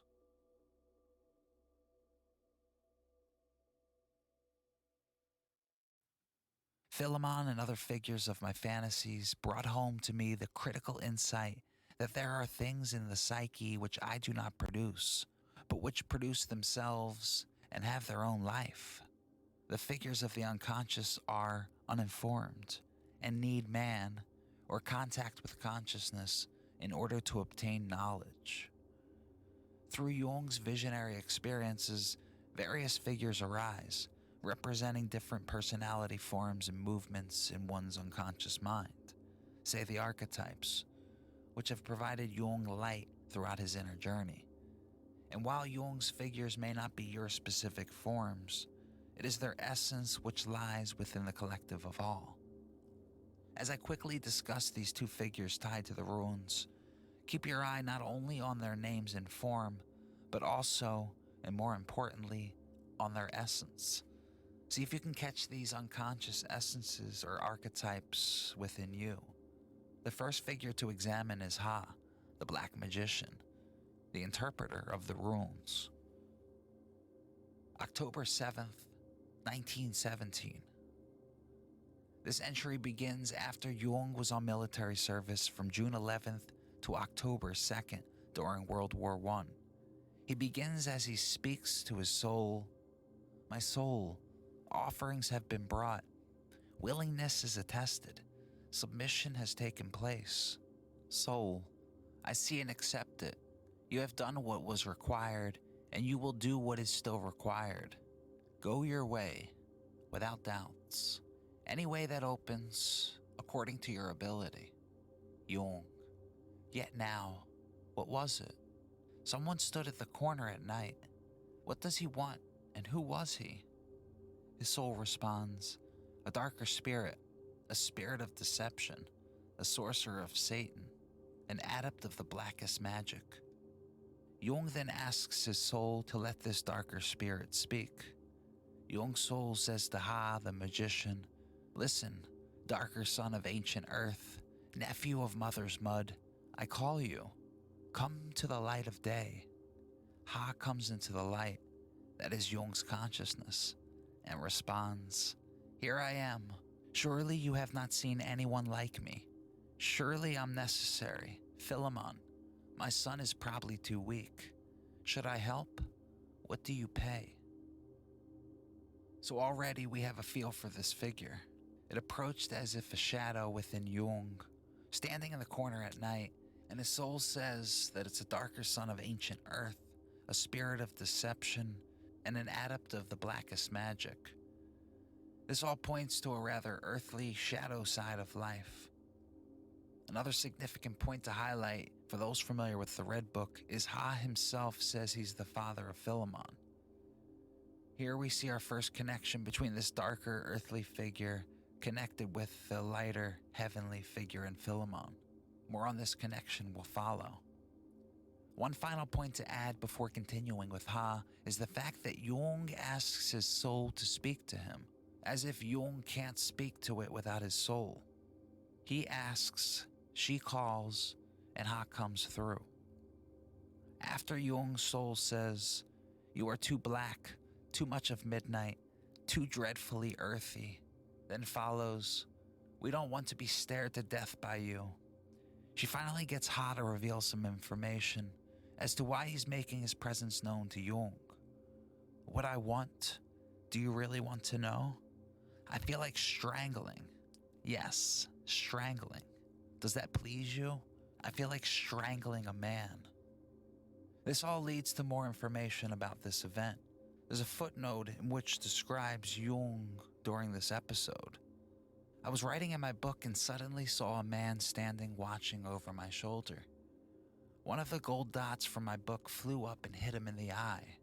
He asked me if I would take it out. I said no, not unless he told me who he was. He said he wouldn't. You see, I knew that. If I had done what he had asked, then he would have sunk into the unconscious and I would have missed the point of it, i.e., why he had appeared from the unconscious at all. Finally, he told me that he would tell me the meaning of certain hieroglyphs, which I had had a few days earlier. This he did, and I took the thing out of his eye, and he vanished." This entry continues with the inner dialogue between Ha and Jung's soul that expands on this footnote, and we will pick back up on it moments before the ruins arise. So after this brief feel for Jung's Ha, the true essence of the ruins lies in Ka. October 22nd, 1917. Just as the human is nothing without a soul, Ha is nothing without its own soul. It's rather interesting to see inner figures in the unconscious having souls, but this is not the only paradox of this pair. Ka is described as Philemon's shadow, showing the opposites of light and shadow in effect, in form within Jung. Jung's own soul says to him, "This attracts the dead, if I'm too needy. They draw me away from you. There's one in this neighborhood, the black magician's brother. He prowls around me." Jung answers, "What does he want?" His soul responds, "I don't know what he has or wants." Jung then commands, "So then ask him." His soul, in response, asks the dark figure, "What do you want, black one? Come closer and speak." Before continuing, I want to expand on an earlier insight, and it's how these unconscious figures are felt. The ego, say Jung himself, consciously senses Ha when this energy was first felt. Ka, on the other hand, is not sensed by Jung, but through his soul. This is an important note for anyone doing their inner work, as if they think they can power through it all, they are mistaken. True inner work requires other senses than what we can consciously will. And as we will see, without getting to the roots of something, you'll never wholly grasp a thing. And I am not saying to lose will, that it's evil, as of course it's an important part of the work. Without Jung's conscious will, he would never notice Ha, which may never lead to Ka. But there are other things outside will which one must allow to come through, must bow to be whole. To Jung's soul, the dark figure Ka responds, I am the commencement of the soul. I am Ha, but his other side. I am his soul. I gave him the runes and the lower wisdom. I am his spirit. He is gone and I remain. I want to be with you. Jung then asks his soul, what is the uncanny companion to us? To which she asks Ka, what do you want with us? Ka answers, you must have me, for you will still need me. Ha knows the outer, I the inner. He has poverty, I wealth. What does he know? Just his boring story of cones and suns and serpents, poultry runes. A golden seed burns in his eye, but my eyes are of sheer gold. My body is black iron. I am heavy and lasts for eternities. I know the meaning of the runes. Ha blabbers about them like a child. Just as in a dream, one can point out various signs, forms, and symbols, but the true hidden meaning is just below the surface. And Ka is just this below. As we get into the runes, Ha will go on just as Ka says, offering some key points to note, but as you will see, there is much more work to be done to grasp the runes, a level of insight which is of the essence of Ka. The entry continues as Jung interjects, be careful, my soul. He is uncanny. He is exceedingly clever. Soul, you still come without a request? What do you want? Ka, I ask for nothing more than I can accompany you. Jung, I mistrust him. Soul, I think that you should let him come along. What Ha said was not utterly stupid. In his own way, it was even artfully clever, though blasphemous. I admit that. Jung's soul then asks Ka, are you hiding evil in your black heart? Ka, no, I don't even have a heart. I am iron through and through. I'm cold, that's all. Maybe that's something you can use. Soul, did you hear? He's cold and clever. Wouldn't that be useful? Jung, so let him come along if he tells you what he knows. Soul, listen, Ka. You may come along on condition that you teach us what you know. Ka, I know what you need. You need my mystery. My mystery is the essence of all magic, and that is love. You are too warm. How could you radiate love? You have it in you. It does not radiate to others. What does the ancient one in the white cloak say to you? He speaks love and does not speak of it. Listen, man. You let yourself be robbed by your soul. She forces you to give love. Then she rules. Above all, she wants to rule. Do not give too much love. Look at your goal and not at love. Then you will radiate love. Does Philemon have love? No, he radiates it. Let me come along. I give you coldness, which generates the warm radiance. The entry continues with Jung asking his soul to see what Philemon has to say about this, to which Philemon joins the dialogue between Jung, his soul, and Ka. It is a beautiful exchange between the light in Philemon and its shadow in Ka, but for the purposes of the runes, I want to keep focus on the essence of Ka, as a lengthy footnote provides key context. In Memories, Jung recalled, later Philemon became relativized by the emergence of yet another figure, whom I called Ka. In ancient Egypt, the king's Ka was his earthly form, the embodied soul. In my fantasy, the Ka soul came from below, came out of the earth as if out of a deep shaft. I did a painting of him. Boy, that spirit is so gay.